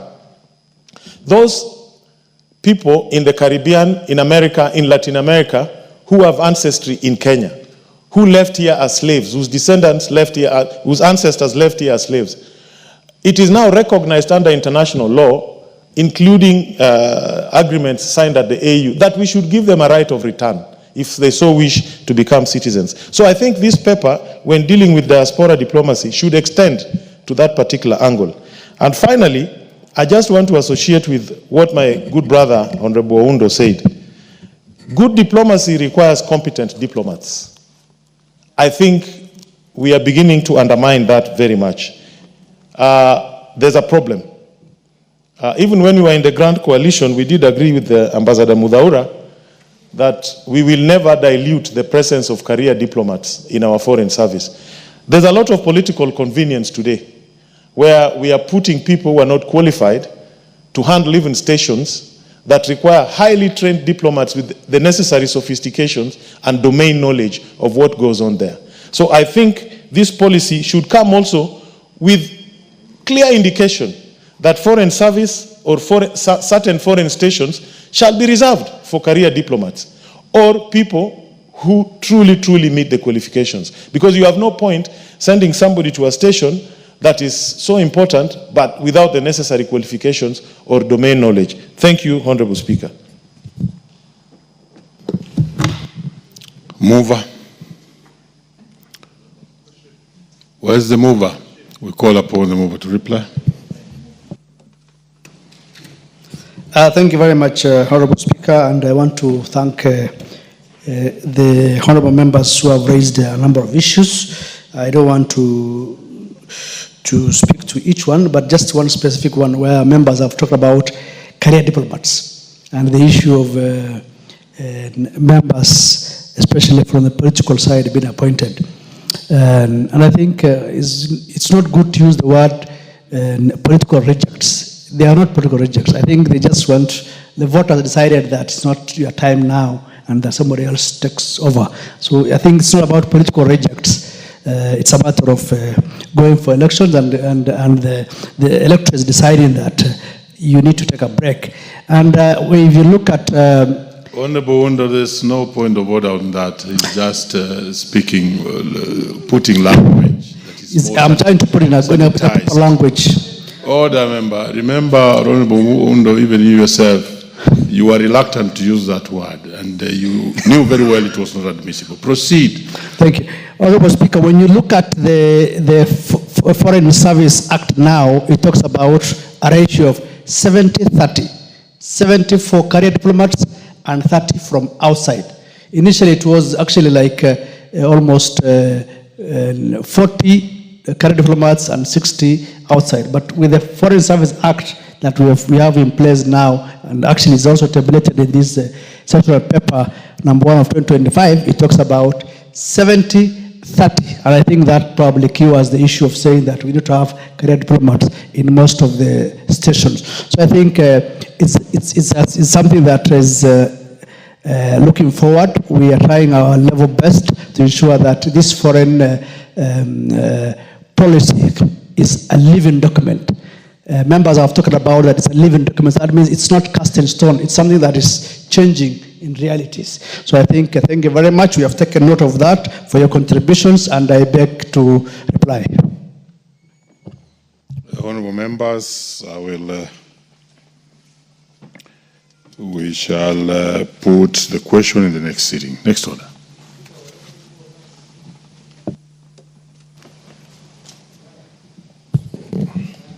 Order number 15, the Learners with Disabilities Bill, Senate Bill number 4 of 2023. Second reading. The chairperson, Departmental Committee on Education, any member of the Education Committee. I think the chairperson or Departmental Committee on Education was away on some official business, and therefore, next order. Order number 16, the Treaty Making and Ratification Amendment number 2 Bill, National Assembly Bill number 9 of 2024. Second reading. The chairperson, Departmental Committee on Justice and Legal Affairs. Proceed. Thank you. Thank you very much, Mr. Speaker. Mr. Speaker, I beg to move that the Treaty Making and Ratification Amendment number 2 Bill, National Assembly Bill number 9 of 2024, be now read a second time. Honorable Speaker, the principal object of this bill is to amend the Treaty Making and Ratification Act, Chapter 4D of the laws of Kenya, to include a special enactment procedure for economic treaties to strengthen the participation of the National Assembly in the treaty-making process and to enhance efficiency in the treaty-making process. Honorable Speaker, as the House is very much aware, all international treaties, conventions, and agreements that our country ratifies actually become part of our internal laws, domestic laws. And they become part of the domestic laws because they have to be brought to Parliament for purposes of ratification or approval, so that once the country signs a treaty out there, it is then brought into the House, it is ratified, and it becomes part of our domestic law. The problem we have had is that even those treaties that we ratified since independence, upon commencement of the new constitution, became part of our domestic law. And after the commencement of the new constitution, all treaties now must be brought to the House for ratification, and once that is done, they are confirmed to be part of our laws. However, there comes a time that this House asks questions as regards exactly what some of these treaties are. And since the input of the House is minimum, we have to live with it, because there is no room for the House to amend such treaties.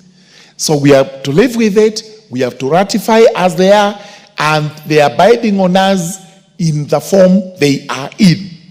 And if we breach them, we are actually in the breach of our own laws. This is the reason why a proposal has now been brought to the House, and this is very good law, I must confess, by the Justice and Legal Affairs Committee, so that we can amend and make certain provisions peculiar to certain circumstances, whereby this House will now be involved in the treaty-making process. And those two instances are: Clause 3 proposes to amend Section 3 of the Principal Act by deleting what there is and introducing a new clause where multilateral treaties, including treaties which deal with the trade agreements, where Kenya undertakes to engage in fewer trade protections with other countries to promote more trade. And number 2, treaties that relate to taxation, trade or investment, or unilateral agreements between Kenya and any other country involving a one-sided arrangement in which Kenya benefits from lower trade barriers from the other country. These are specific 4 instances when we will now be required to bring such agreements to the House, not for ratification, but as the process begins. I will take you to clause number 4, which makes a provision that the new Section 5A is introduced after Section 5. And this is exactly where you find objects of this particular bill, because it says that within 14 days of commencement of negotiations for a treaty, and the treaty are the ones referred in Clause 3, the Cabinet Secretary responsible for matters relating to the treaty making shall notify the National Assembly of the following. Here, our Cabinet Secretary for Foreign Relations, Foreign Affairs, would have to bring to the attention of the House within 14 days when the country starts negotiating treaties with foreign countries. And what is to be brought to the attention is set out in subclause A to E, and includes the negotiation objectives, the proposed heads of agreement, the need for the treaty, the potential benefits of the treaty to Kenya, the implications of the agreement on the economy, existing agreements, laws, and taxes. Then from there, we have to move on with the subclause 2, which is going to be the new Section 5A, subsection 2, the relevant Cabinet Secretary shall notify the National Assembly of any changes to information relating to the negotiation of a treaty within 7 days of such change. What this in essence means, once we begin negotiating a treaty within 14 days, it has to be brought to the House. This treaty is economic purely. It is not every treaty. It has to be brought to the House, and after it is brought to the House, as the process continues, there are possibly changes that will be brought to the provisions of the treaty, and within 7 days of occurrence of those changes, the House must be informed. The new subclause 3 relates to the relevant committee of the National Assembly. Clause 2, yes, the relevant committee of the National Assembly, then in as far as it's practically possible, would have to confer with the Cabinet Secretary once the treaty is brought to the House. Again, this is similar to what we call pre-publication scrutiny, when we actually look at laws before they are published, or even what are called the bylaws, the delegated legislation. We look at it before it is published, so that just in case there is any input from the House, it is included in what is going to be published. In subclause 4, because this is what is very important, the relevant Cabinet Secretary shall table an annual report to the National Assembly on the status of the ongoing negotiation of treaties. All the treaties that have to be brought into this House will now have a record or a register kept, so that every year the Cabinet Secretary would have to give us a report on the status of each of the treaties being negotiated. And from there we move to the proposal which is clause 5, which proposes to amend section 6 of the Principal Act to make the following provisions. In negotiating an economic treaty, the National Executive or the relevant State Department shall ensure that the terms of the treaty do not adversely affect. We have A to D, which are the areas which are protected by this Act when it comes to negotiations to bring into being existence of new treaties. The ability of the country to mobilize domestic revenue, that is, the treaty should not curtail our ability to raise money internally through taxes. The food security of the country, nobody should actually make us get into agreements where the food situation in the country is compromised. The establishment and the growth of local industries, again, which we are all looking into, to develop the country, to industrialize the country. We would not allow any treaties that are trying to curtail this to come into being, and the ability of the government to regulate an industry in the public interest. That is, whether the treaty brings in a new industry or a new sector, economic sector, all the time the government has the residual powers to ensure that it will regulate that industry purely because of public interest. Then we go to clause 6, which makes a proposal to amend section 6 and introduce a new section 6A, which has a total of 6 subclauses with paragraphs in between, and they relate to the relevant Cabinet Secretary, that is 6A1, shall, prior to signing of an economic treaty, prepare what is called a regulatory impact statement. This is a statement which will put down in writing what the impact of that agreement is.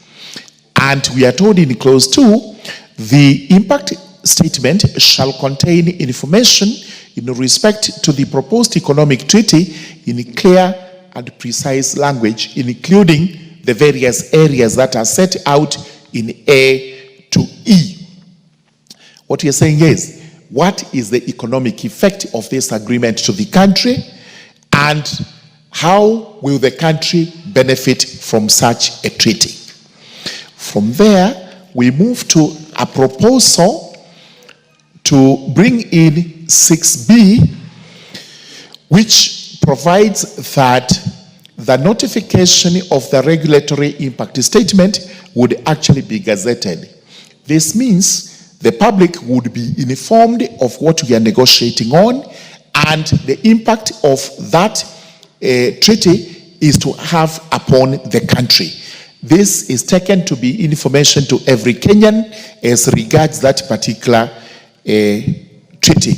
And we go on with what is required in the regulations, including the consultations that are necessary to bring into effect that particular treaty. We go to clause 7 that proposes to amend clause 8 of the Principal Act. And the provision here is that the National Assembly may introduce any reservations as a provision into a treaty. It opens up the process of negotiating treaties to the National Assembly. It means our hands are not as tied as they are today when this act comes into force. Where we feel that there is need for us to make reservations so that they do protect the interest of the country, we would be allowed to actually do so by this particular act.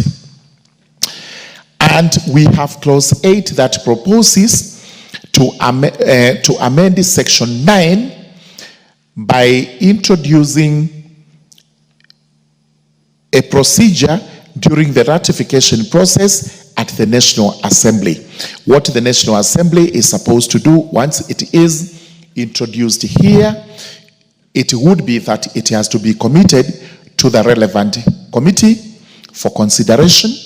The committee would actually make the relevant consideration, and in addition to the information prepared and submitted to the National Assembly under the written law, the committee may actually require the relevant cabinet secretary to submit further information relating to what the treaty is all about, and specifically what is set out in paragraph A, B, A, and B. Once that is done, a report is prepared, it is brought to the House. The House would actually adopt the report, in which case then the treaty would come into force.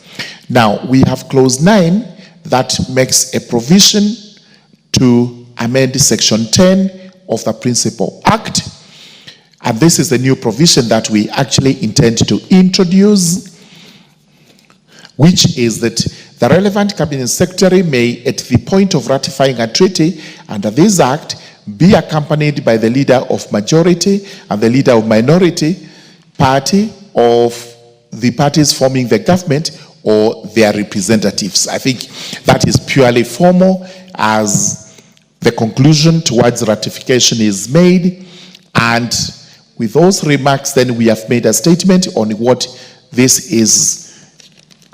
bill is on.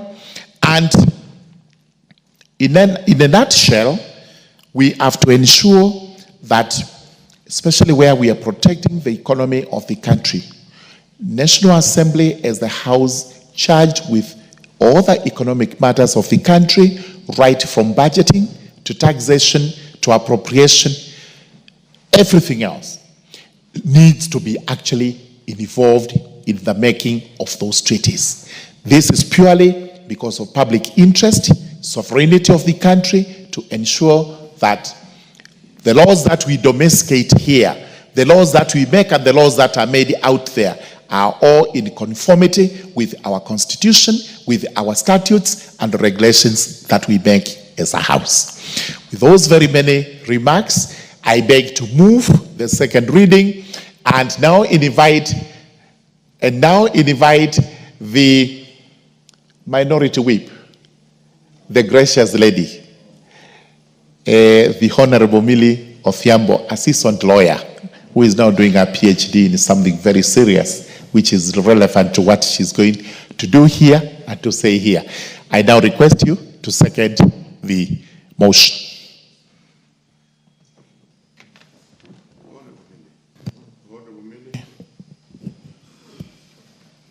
Thank you, Mr. Speaker. Mr. Speaker, I do stand to second this bill and thank the chair of the Legal and Justice Affairs Committee for bringing this bill at this time.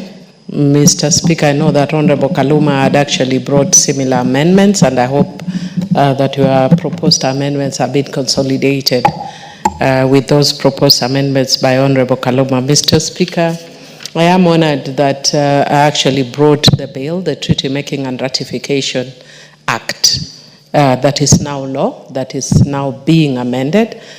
And Mr. Speaker, it is said the proof of the pudding is in the eating. And there's been a lot of eating of this act, and it is up to time that it be amended, because in eating, you discover where there are gaps. And I'm glad that you have seen, and the ministry has seen several gaps that would require this amendment. I am also happy, Mr. Speaker, that it is coming shortly after we have discussed the policy on the foreign policy of Kenya, which touches on fairly very similar issues. Mr. Speaker, if I talk about the background of how I came up with this act, I know I've said it before the floor of this House before, but I'll just repeat that when I sat in the Select Committee on the Constitution in 2010 when we were coming up with the new Constitution, and the religious sector, especially the church, came out very strongly against Article 2.6 and 2.7 of the Constitution that was providing that treaties that are ratified by Kenya shall become part of the laws of Kenya. And they were saying that we cannot give an individual or other people the power to enact laws without involvement of a parliament that are elected as representatives of the people. And one of the things that I promised the church then is that I will bring a law that will give that authority back to Parliament. And so in bringing the Treaty Making and Ratification Act, we did exactly that, which was to try and give that power back to Parliament. However, one of the things that became very clear, when you are dealing with international law, Mr. Speaker, once a treaty is ratified, it becomes law. And once a country ratifies, it becomes law. And so what happens is that let me not talk about ratification first. In the negotiations, when the country goes to do that, Parliament is not involved.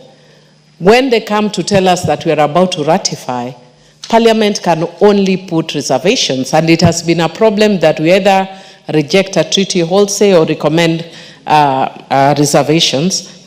But what this bill seeks to do is to get Parliament to be involved in the positions prior, so that when it comes to Parliament, we don't find ourselves in that position.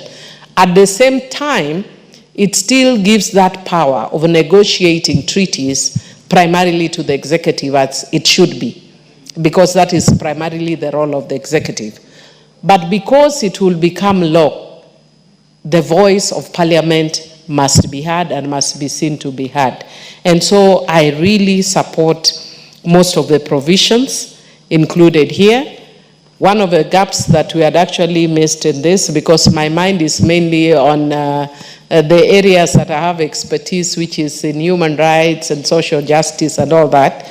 So if you look at the original treaties, they focused on, my mind was thinking of treaties like the Convention on the Elimination of All Forms of Discrimination Against Women, Convention on the Rights of the Child and others.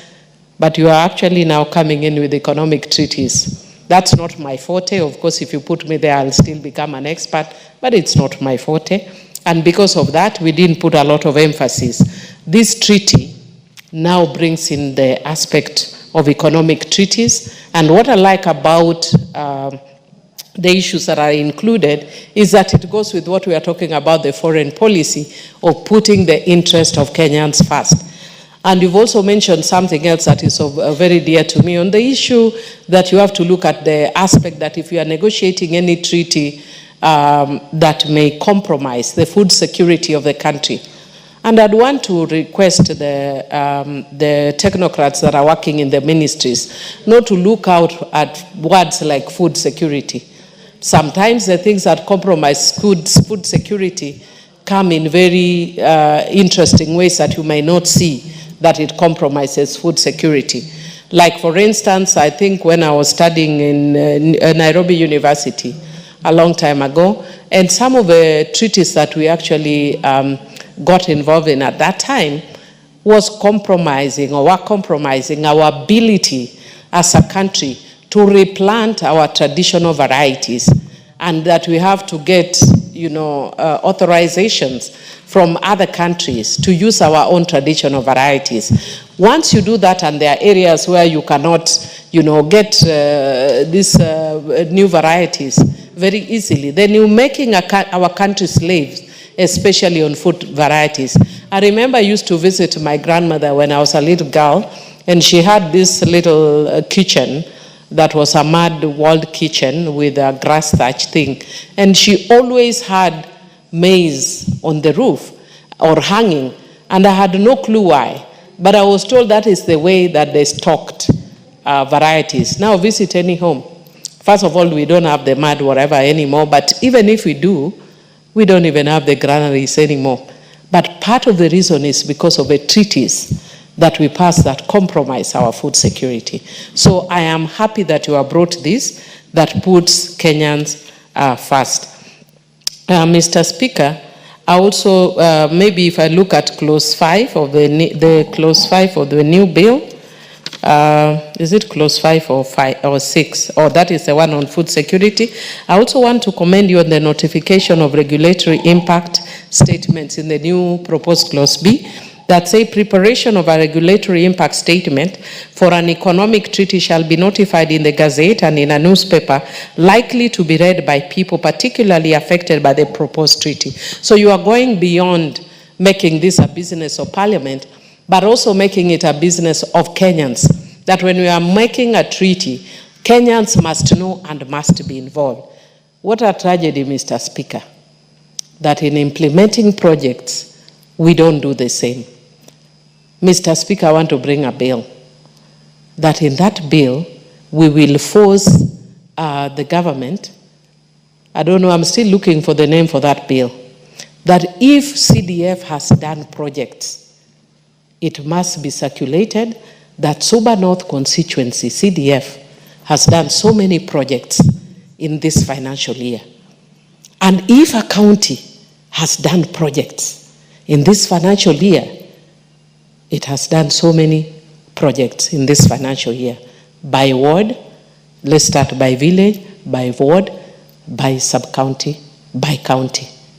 Mr. Speaker, because there's a lot of pilferage, because we don't have that step of accountability, Kenya is not that poor a country. What we have is poverty of commitment, poverty of integrity.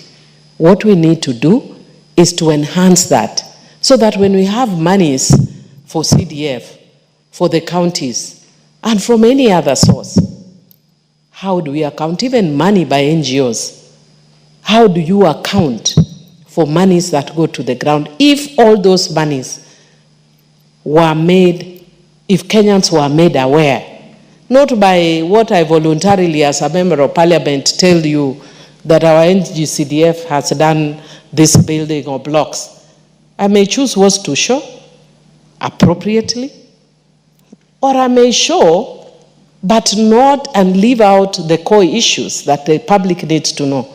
So I think I laud you very much that this regulatory impact statement will empower Kenyans, so that when we are getting into an economic treaty, Kenyans will know.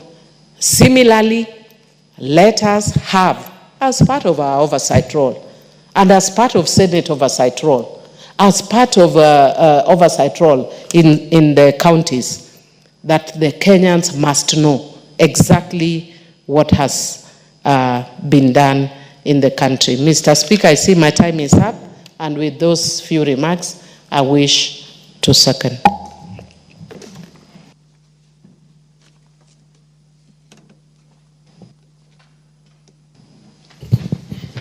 Honourable members, I now propose the question which is that the treaty making and ratification amendment number 2 bill, National Assembly Bill number 9 of 2024, be now read a second time. And first on my list here is the Honorable Wilberforce Oundo. Thank you, Honorable Speaker. Allow me to support the bill, the Treaty Making and Ratification Amendment Bill, number 2 of 2024.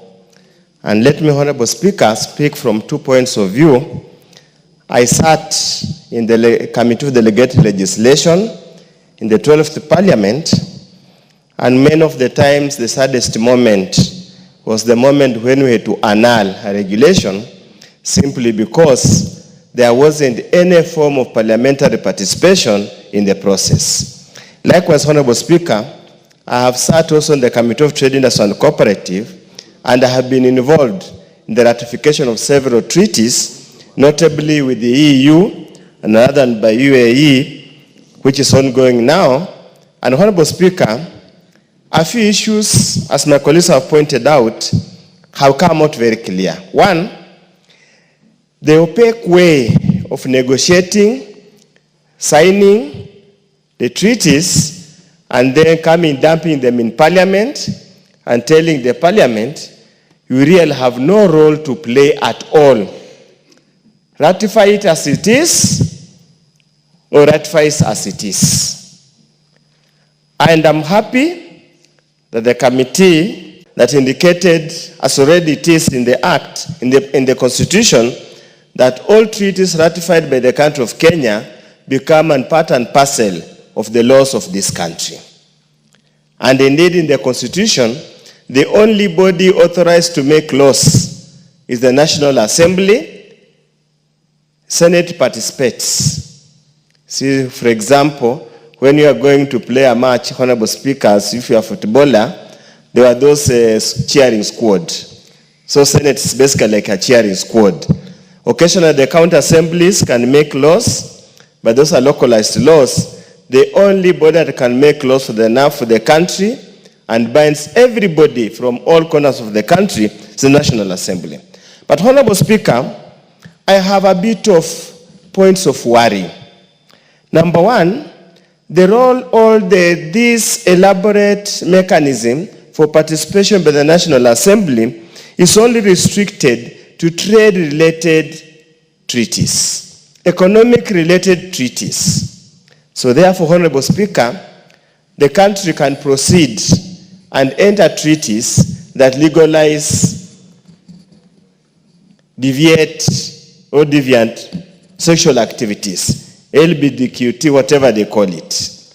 That should be a point of concern. I would have imagined it should have opened up to all forms of treaties.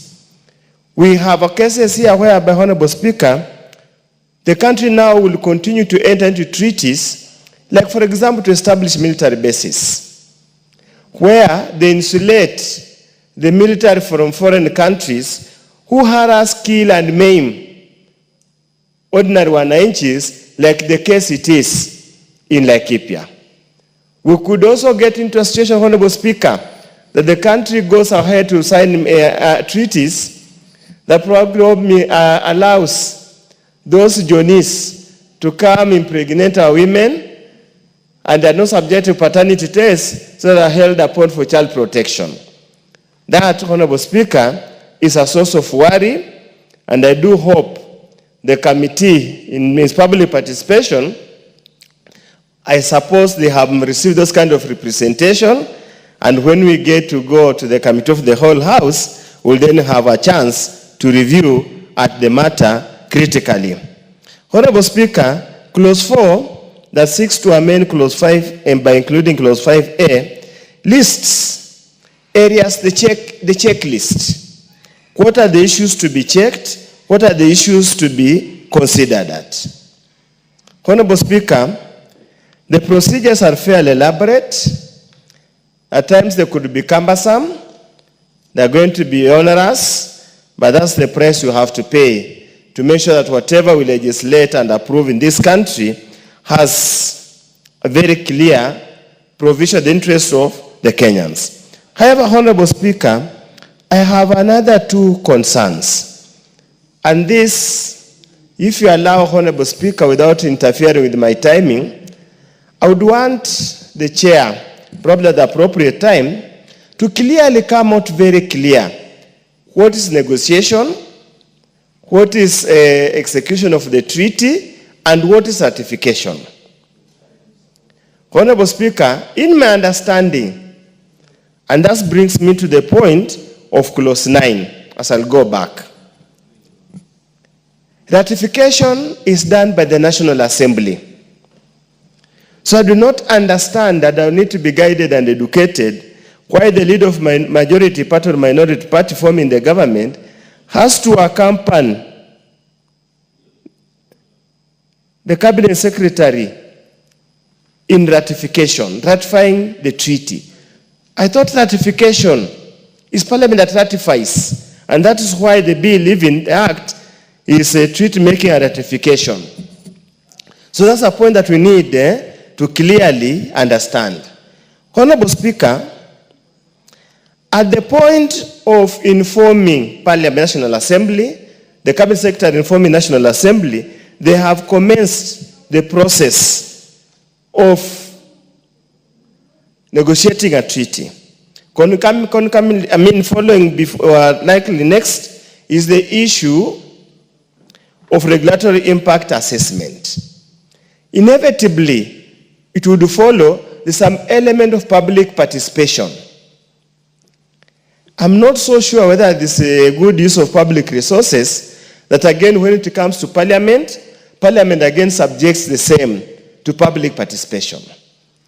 I suppose with the new, I don't know, I need to be guided whether the public participation bill that we discussed here, or we attempted to discuss here, was finally enacted, because it said the threshold, the modalities, the process of public participation, so that we could actually lift what the views the people said, synthesize the same, and clearly inform without having to waste more public resources. Honorable Speaker, when you go to clause 7 of the bill,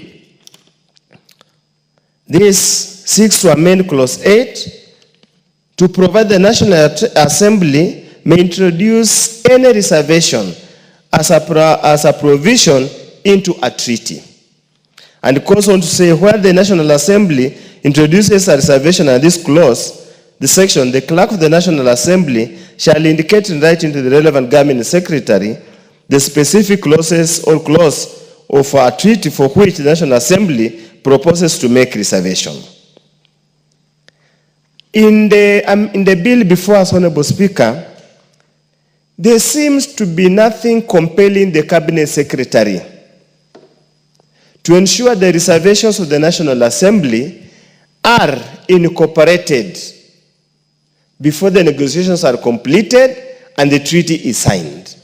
We would seek an amendment to make it compulsory, because the National Assembly is a representative of the people. We presume they act on behalf of the people. So consequently, whatever recommendations they make, they must be carried.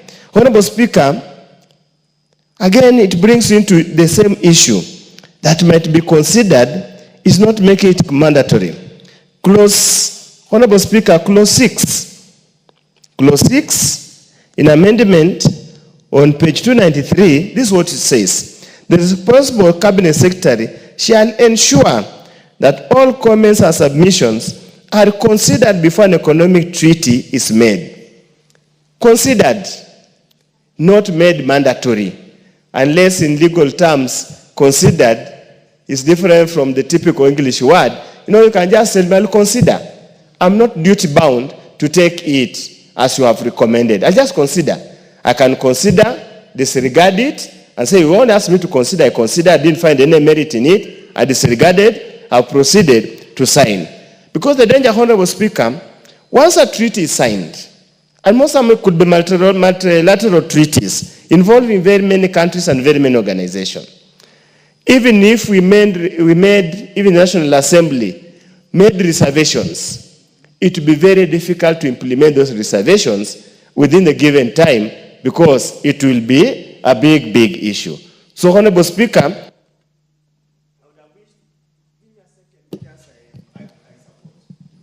You have had your bite, and you had actually indicated you support the bill. So let's have the next speaker, Honorable Mary Amase.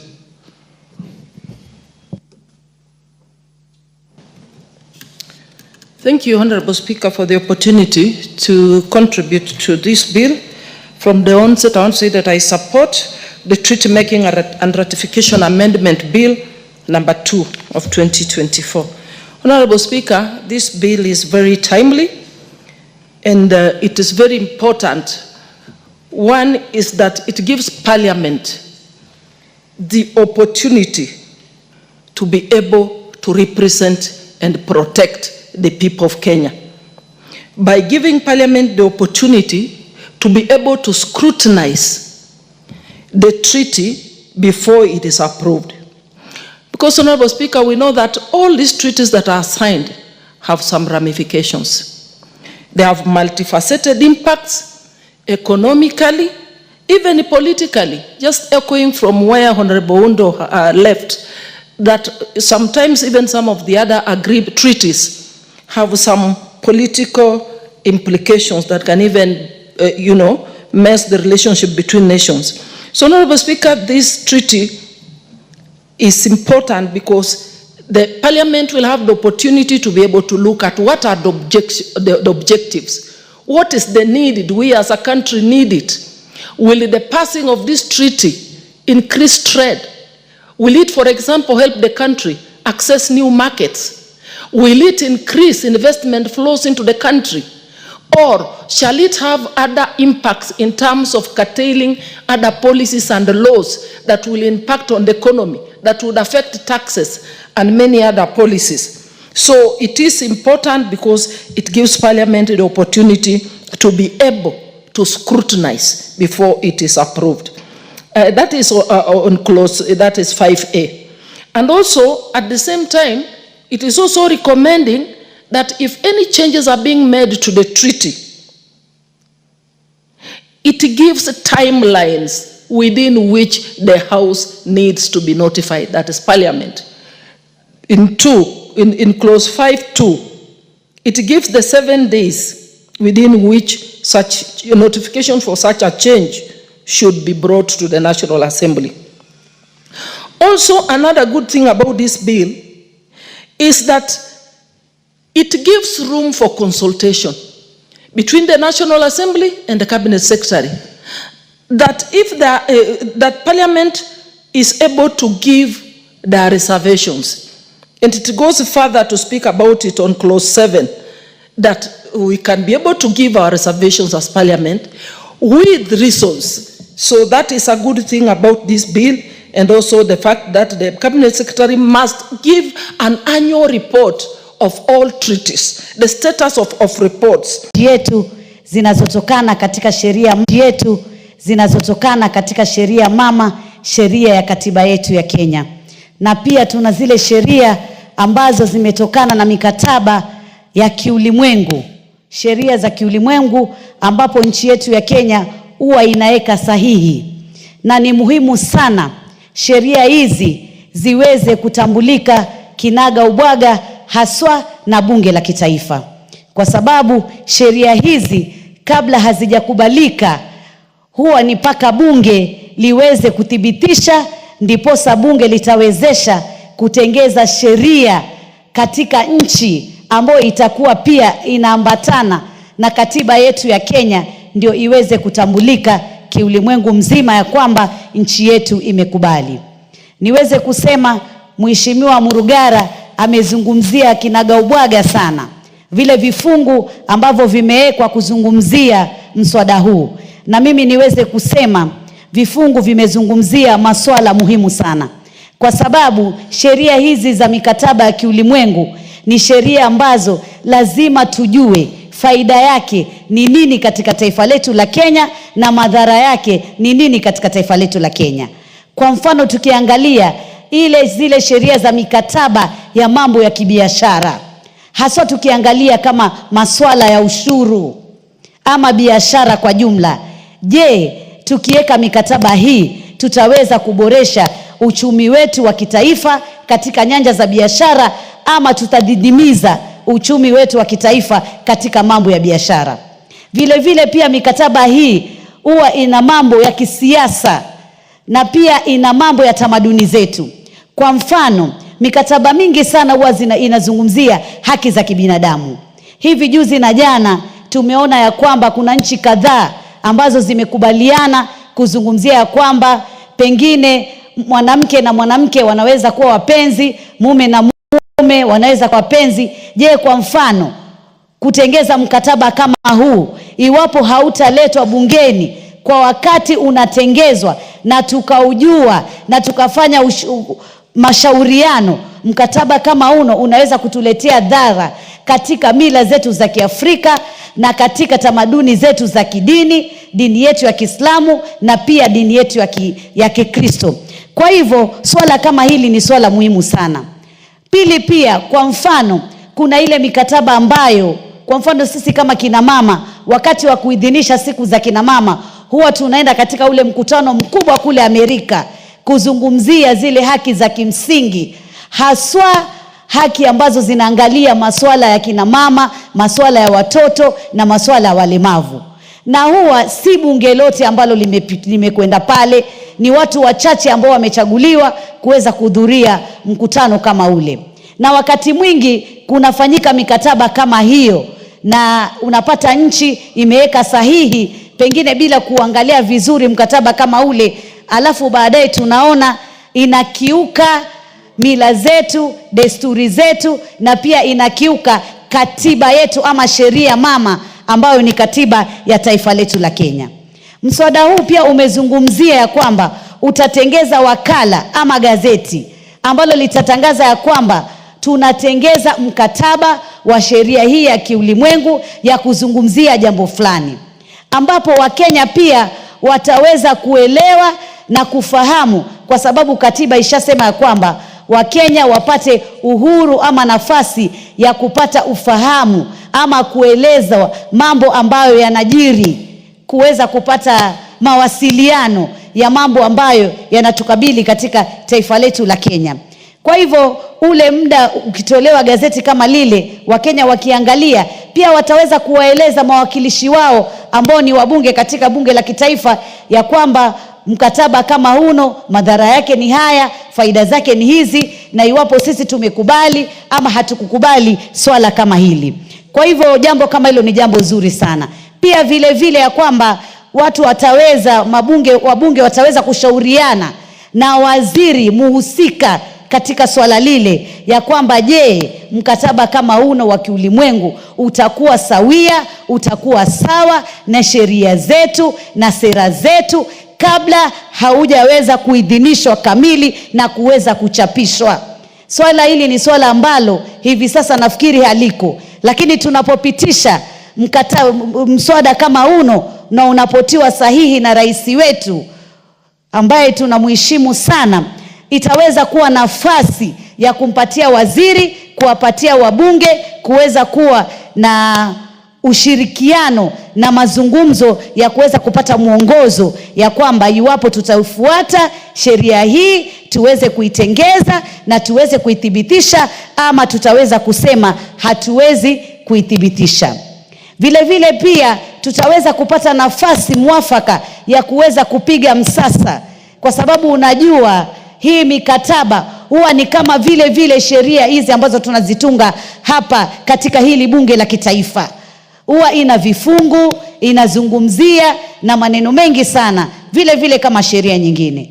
Na vile pia tutapangilia ya kwamba je, iwapo sheria hii tumeikubali, tukaweka mkataba, tuna uwezo wa kuitengeza sheria katika taifa letu ili ule uthibitisho uweze kuwa sawia, ndiposa iwe pia sisi ni pamoja na zile nchi ambazo zimekubaliana na sheria kama ile.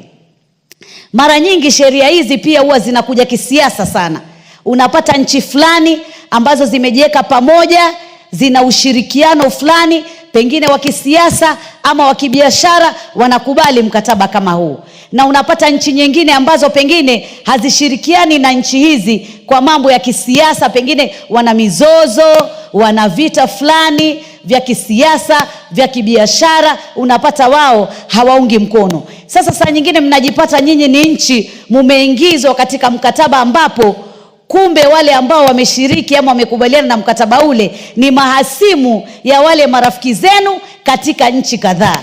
Kwa hivyo hili ni swala nyeti sana. Sio swala la rahisi, ni swala nyeti sana ambalo lazima kuwe na mazungumzo na ushirikiano wa kina kwa Wakenya, kwa wabunge ambao wanawakilisha Wakenya wengi huko nyanjani, ili kusudi wakati tumeweza kusema kwamba tunathibitisha ile tunaita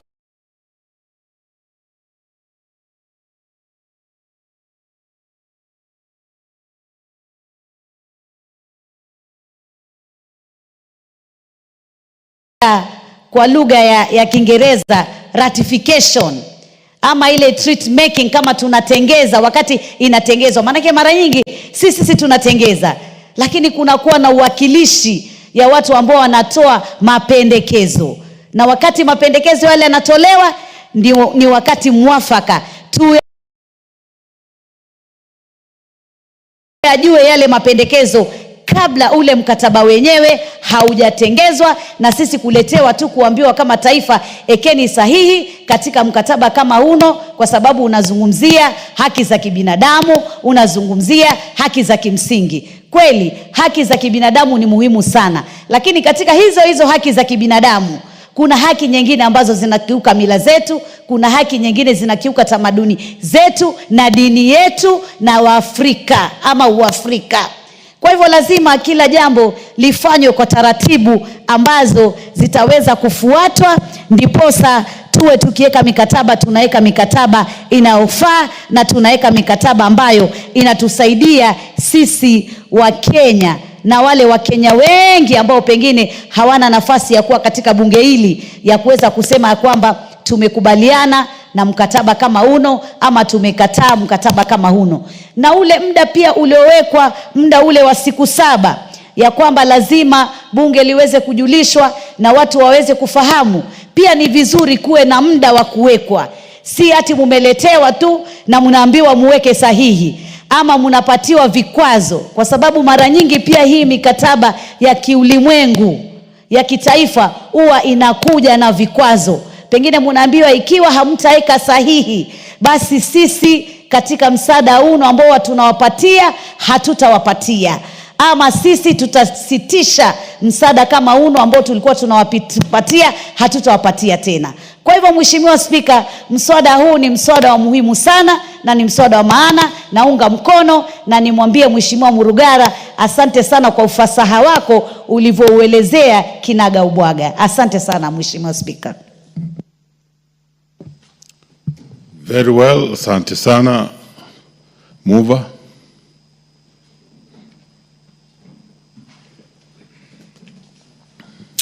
Thank you very much, Mr. Speaker. Speaker, allow me to thank everyone who has made a contribution to this bill.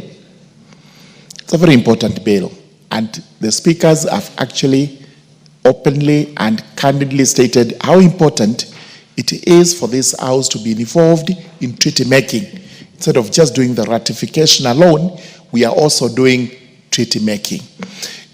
I did listen to Honorable Oundo when he actually said we have to make it very clear what we are doing and where this accompanying is going to be, whether it is at the time of signing or it is at the time of ratification, because the words may have been interchanged. We will be looking at this as we move to the Committee of the Whole House so that we are able to get it right. Thank you, Honorable Speaker. I beg to reply. Very well and very progressive law. Next order. Order number 17, the Kenya National Council for Population and Development Bill, National Assembly Bill number 72 of 2023. Second reading. Leader of the Majority Party. Honorable Speaker, I want to thank you for this opportunity to move the Kenya National Council for Population Development Bill 2023.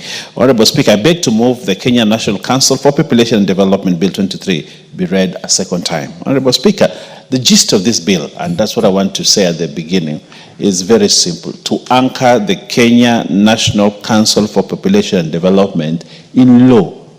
It has existed because of a legal notice.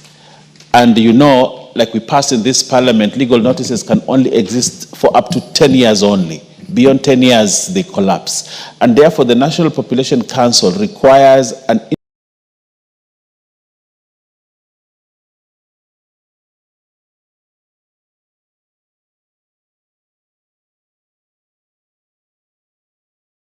instrument, a legal instrument that can now allow it to exist in perpetuity, and therefore we need to put it in law and develop an act. So that is the gist of the matter for those that ask the questions. The Kenya National Council has been there for many years, many years. You actually realize that it was set up in 2004.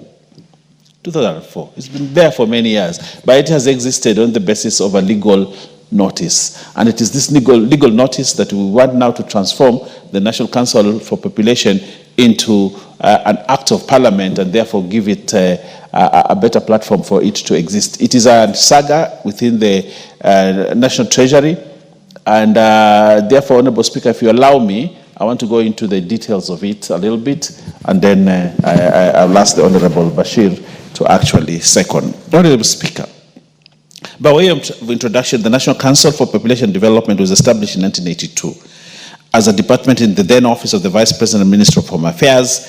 The National Council of Population Development was set up to formulate population policies and strategies and to coordinate population-related activities. In 2004, the National Council of Population Development gained the status of a SAGA, semi-autonomous government agency, under the name National Coordinating Agency for Population and Development, NCAPD, through a legal notice number 120 of 2004. In 2011, Honorable Speaker, NCAPD reverted to its original name, NCPD, through legal notice number 172 of 2011. Honorable Speaker, initially the role and mandate of NCPD was contained in Session Paper number 4 of 1994 on population policy guidelines. The policy guidelines were later revised and formed the backbone of the Sessional Paper number 1 of 2000 on National Population Policy for Sustainable Development, NPPSD. In 2012, the government issued the Sessional Paper number 2 of 2012 on Population Policy for National Development, PPND. Subsequently, Sessional Paper number 3 of 2012 on Population Policy for National Development was revised, leading to the issuance and adoption of Sessional Paper number 1 of 2023 on the Kenyan National Population Policy for Sustainable Development that recommended the establishment of NCPD through an Act of Parliament. So, Honorable Speaker, see how late we are.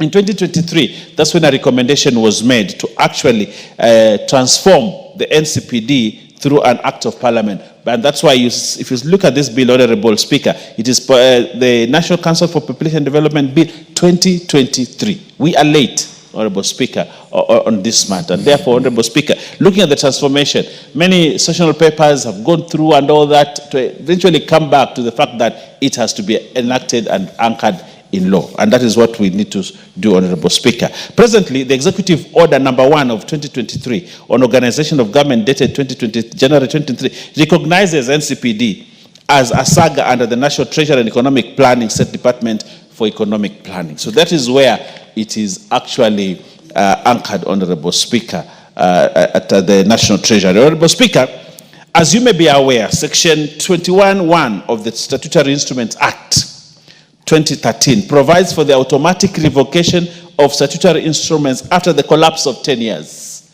That's what the Statutory Instrument Act of 23 says. After 10 years, you collapse. In view of the above historical background, the principal object of this bill is to anchor the National Council for Population Development and an Act of Parliament to ensure its perpetuity, just like I said. The same sought to be cured by the Finance Bill 2023, which deleted Section 21 of the Statutory Instrument Act, but you know what happened to that Finance Act, Honorable Speaker, and therefore we have to do it independently as we are doing now. Honorable Speaker, I just want to make a few remarks, highlights on the provision of this bill, which is very important for members, Honorable Speaker. The principal object of the bill is to anchor the National Council, like I said, Honorable Speaker, and that's what we should do. Part 1, that is clause 1 to 3 of the bill contains the preliminary matters, including the interpretation of terms used and guiding principles. Part 2, clauses 4 to 20 of the bill provides for the establishment, composition, and administration of the National Council for Population and Development. So, Honorable Speaker, those are the two, Part 1 and Part 2 of the bill. Now, to move on to the next, Honorable Speaker, the objects. What are the objects of the Council? The objects of the Council are: 1, act as the focal point on matters relating to population and development in the country, and B, develop a national population policy, and C, coordinate the implementation of population and development activities being carried out by the various stakeholders in Kenya. So those are the objectives, Honorable Speaker. We have the Council, Honorable Speaker, and the functions of the Council are included in Clause 6. Honorable Speaker and members, you may take cognizance of the functions contained in the bill, provided for additional functions to those set out in the legal notice. We have more functions than the ones that are there, which are provisions for resource mobilization, and finally the establishment of standards for population programs in the country. Honorable Speaker, governance structures are in Clause 6, and of course, they work around the State Corporations Act and that Cap 446, which provides for membership of board of body corporate to include the principal secretary for the relevant parent. So all that, Clause 7, Honorable Speaker, gives you the governance structure for this bill. Honorable Speaker, the bill further seeks to establish an audit committee and any other committee that will enhance the Council's performance under Clause 12, which seeks to strengthen the role of the Council to enable it to perform its duties. Honorable Speaker, Part 3, that is Clauses 21 to 26 of the bill, provides for financial provisions. Just like any other saga, the financial provisions are provided in Clauses 21 to 26. Part 4, Honorable Speaker, that is Clauses 27 to 31 of the bill, sets out general provisions of the bill, and Clause 27 provides for the seal of the Council, and Clause 29 allows the Council to engage persons or organizations with specialized knowledge and skills in different areas where necessary for the Council to discharge its functions and to offer consultant services. Clause 30, Honorable Speaker, provides for the services and documentation. The last part, Honorable Speaker, that is Clauses 32 to 33 of the bill, proposes transitional provisions. We need to transit from the secretariat that sits at Treasury now to a full autonomous organization that is called the National Population Council and Development, that is established and anchored in law. And therefore, Honorable Speaker, the current secretariat and the members that are there will transition to the new organization. Honorable Speaker, in conclusion, I urge members to support this bill as it strengthens the implementation of the population programs and enhances interagency collaboration. Honorable Speaker, as I move, this bill is an important piece of legislation to ensure that all the gains that we have had through the National Population Council and Development that has been there for many years can now be anchored in law for perpetuity, and to ensure that we have an organization that looks at population in this country and looks at policy on population. We don't want to end up the Chinese way. We just want to of course, we are Africans and children are blessings, and the higher the population, the bigger population is good for a country. But then we need to have it controlled in such a way that development programs, financing, and all those come together, you know, a harmonized way. What we do with our schools is about population. What we do with your universities is about population. What we do with our food production is about population. What we do, even with the economic activities that we have in this country, is about the population that is here. And therefore, this is an important bill that we must anchor in law and ensure that the perpetuity of this organization is assured, but more importantly, Honorable Speaker, to deal firmly with matters population and development. I thank you and request the Honorable Bashir to support. To second. Honorable Bashir.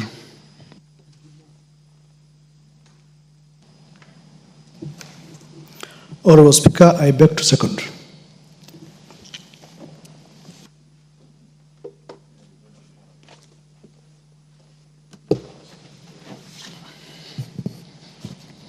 Honorable members, I now propose the question that the Kenya National Council for Population and Development Bill, National Assembly Bill number 72 of 2023, be now read a second time. First to speak on this is the Honorable Mary Emase. Thank you, Honorable Speaker. Honorable Speaker, I want to support the bill as proposed. And it is a very straightforward bill, Honorable Speaker, because the bill seeks to give the council, the Kenya National Population Council, seeks to give it legal standing so that it becomes a body corporate. And secondly, it seeks to give it a new lease of life after the expiry of the 10 years as stipulated by the policy or the act at formation. Issues of population, especially population census, are very emotive issues. We've had cases in this country where even after population census, some Kenyans in some areas have felt the census was not done properly. So therefore, it is important that this bill sets to give this council a legal status so that it can be properly constituted, properly staffed in terms of the employees that it requires in terms of the qualifications so they can be able to do a good job for this country. In terms of even the budget, you know, when it has been given a legal standing, then it is even possible to give it its own independent budget by this House, Honorable Speaker. Honorable Speaker, like I said, the bill is straightforward. The rest of the clauses as moved by the mover just speaks to the function of this Kenya National Population Council, speaks to its duties, speaks to the administration issues, speaks to the audit, speaks to the general provisions, and how it transits further to the next level for the future. Honorable Speaker, I support. Thank you. The Honorable Gitonga Murungara. Thank you very much, Mr. Speaker. Mr. Speaker, allow me also to support this bill, which seeks now to establish for us the Kenya National Council for Population and Development in the country. It's a bill that has been with us for quite some time, but it is important. It has now been reached and we are in the final stages of passing this one so that we can establish the Kenya National Council for Population and Development. Mr. Speaker, the country cannot boast of good population development policy, especially bearing in mind that we began all of it with a sessional paper. Then after that, we had a legal notice coming in. A legal notice is subsidiary legislation. And after such a lull of time of over 60 years, today we are coming up with a bill of an act of parliament which will regulate policy on the population in the country. Mr. Speaker, recently I watched a clip by the late President Mwai Kibaki when he was actually our Minister for Finance and Economic Planning in 1974, where he was articulating in a very eloquent manner the population policy of the country, and during that time, it was interpreted that we have to plan our families. His statement was that planning a family means you really have to control so that the number of children you get are commensurate with your income. And that is how what we used to call as the family planning policy of the country came up to be. We are not very sure whether that is the policy today, and therefore we need an entity to tell us exactly how we can go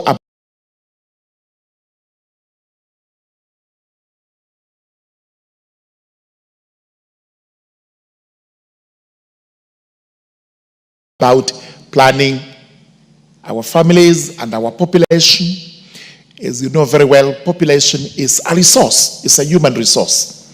And therefore, it has to be properly planned for. It's a resource that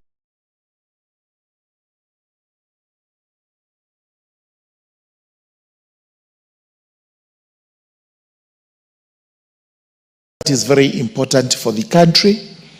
In fact, that's why you're here today. China is number one. 50 years from today, Africa may actually be leading.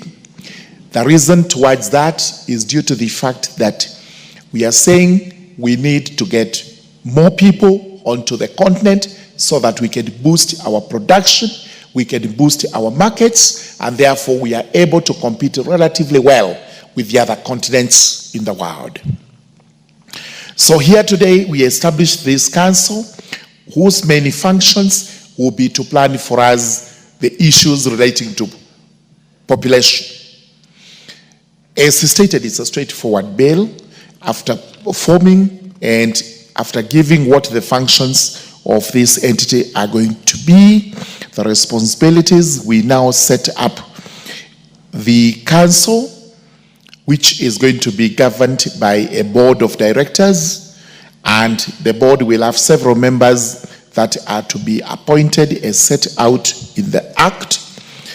After that, we will have the functions of the board, what it is supposed to do, which is the day-to-day running of the council from time to time so that relevant reports are made and they are presented. This is the council that will also advise us on census, the periodical census we have to do every 10 years. I think it's 10 years. And one must be possibly looming soon because the last one we had was highly discredited. It's purely because we may not have a policy to govern how that population census was to be done. We hope this is now the solution to that problem, and we will not have various counties disputing their figures on population, and others saying their figures are underflated while others are inflated. Then we have the financial provisions. This is purely in accordance with our constitution, that this is the house that allocates money, this is the house that appropriates. So we will be appropriating money to this council once it is established, and once the monies are appropriated, the board will be responsible. We have made general provisions regarding the council, which in fact make it an offense if you actually act contrary to the provisions of this act. We have also made a provision where we have to make a subsidiary legislation regarding the act, and this is going to be by the cabinet secretary responsible for matters, and he will have to do this in consultation with the board, which is actually the governing body of the council. Then after that, we have several schedules that have to be read together with the act after the transitional provisions, which is the format in which laws are made. And therefore, since this is a straightforward bill, which we actually need to pass as a house, I do support and would urge that if there are any issues to be considered during the third reading, those do come up and we quickly put into place this council and we start planning for our population using an agency that is established by an act of parliament. Those remarks I beg to support. Very well. There being no further interest in this particular one, I call upon the mover to reply. Honourable Speaker, in reply, I want to thank the members that made contribution in this bill and that they underscored the fact that's a very important piece of legislation that we must have as a country to anchor the National Council of Population and Development into law. Honourable Speaker. Honourable Speaker, as a country, like the Honourable Murugara said, it is very important that we plan families, when we plan populations, although just like Mary Massey said that, population matters are very emotive. We saw a case that took very long in court.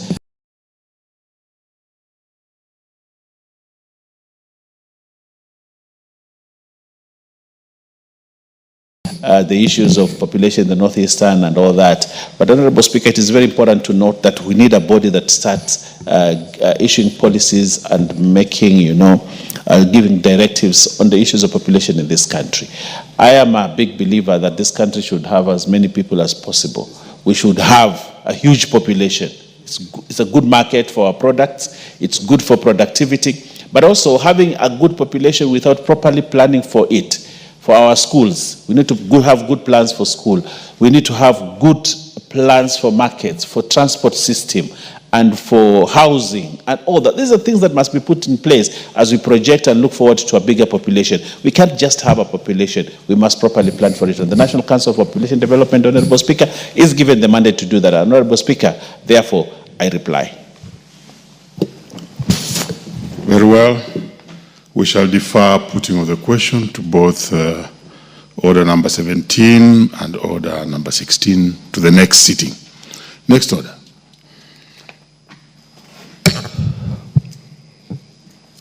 Order number 18, the National Cohesion and Integration Bill, National Assembly Bill number 74 of 2023. Second reading. Chairperson, Committee on National Cohesion and Equal Opportunity. The chair had already gave a notification that he will be away on some other important matters affecting that particular committee, and therefore we shall defer this particular order to the next sitting. Honorable members, let's be upstanding, and honorable members having completed the entire, let me go back on the mic. Thank you, honorable members. Having completed all the business on the order paper, honorable members, and the time being 7:24 p.m., this House stands adjourned until Thursday, 24th April 2025 at 2:30 p.m.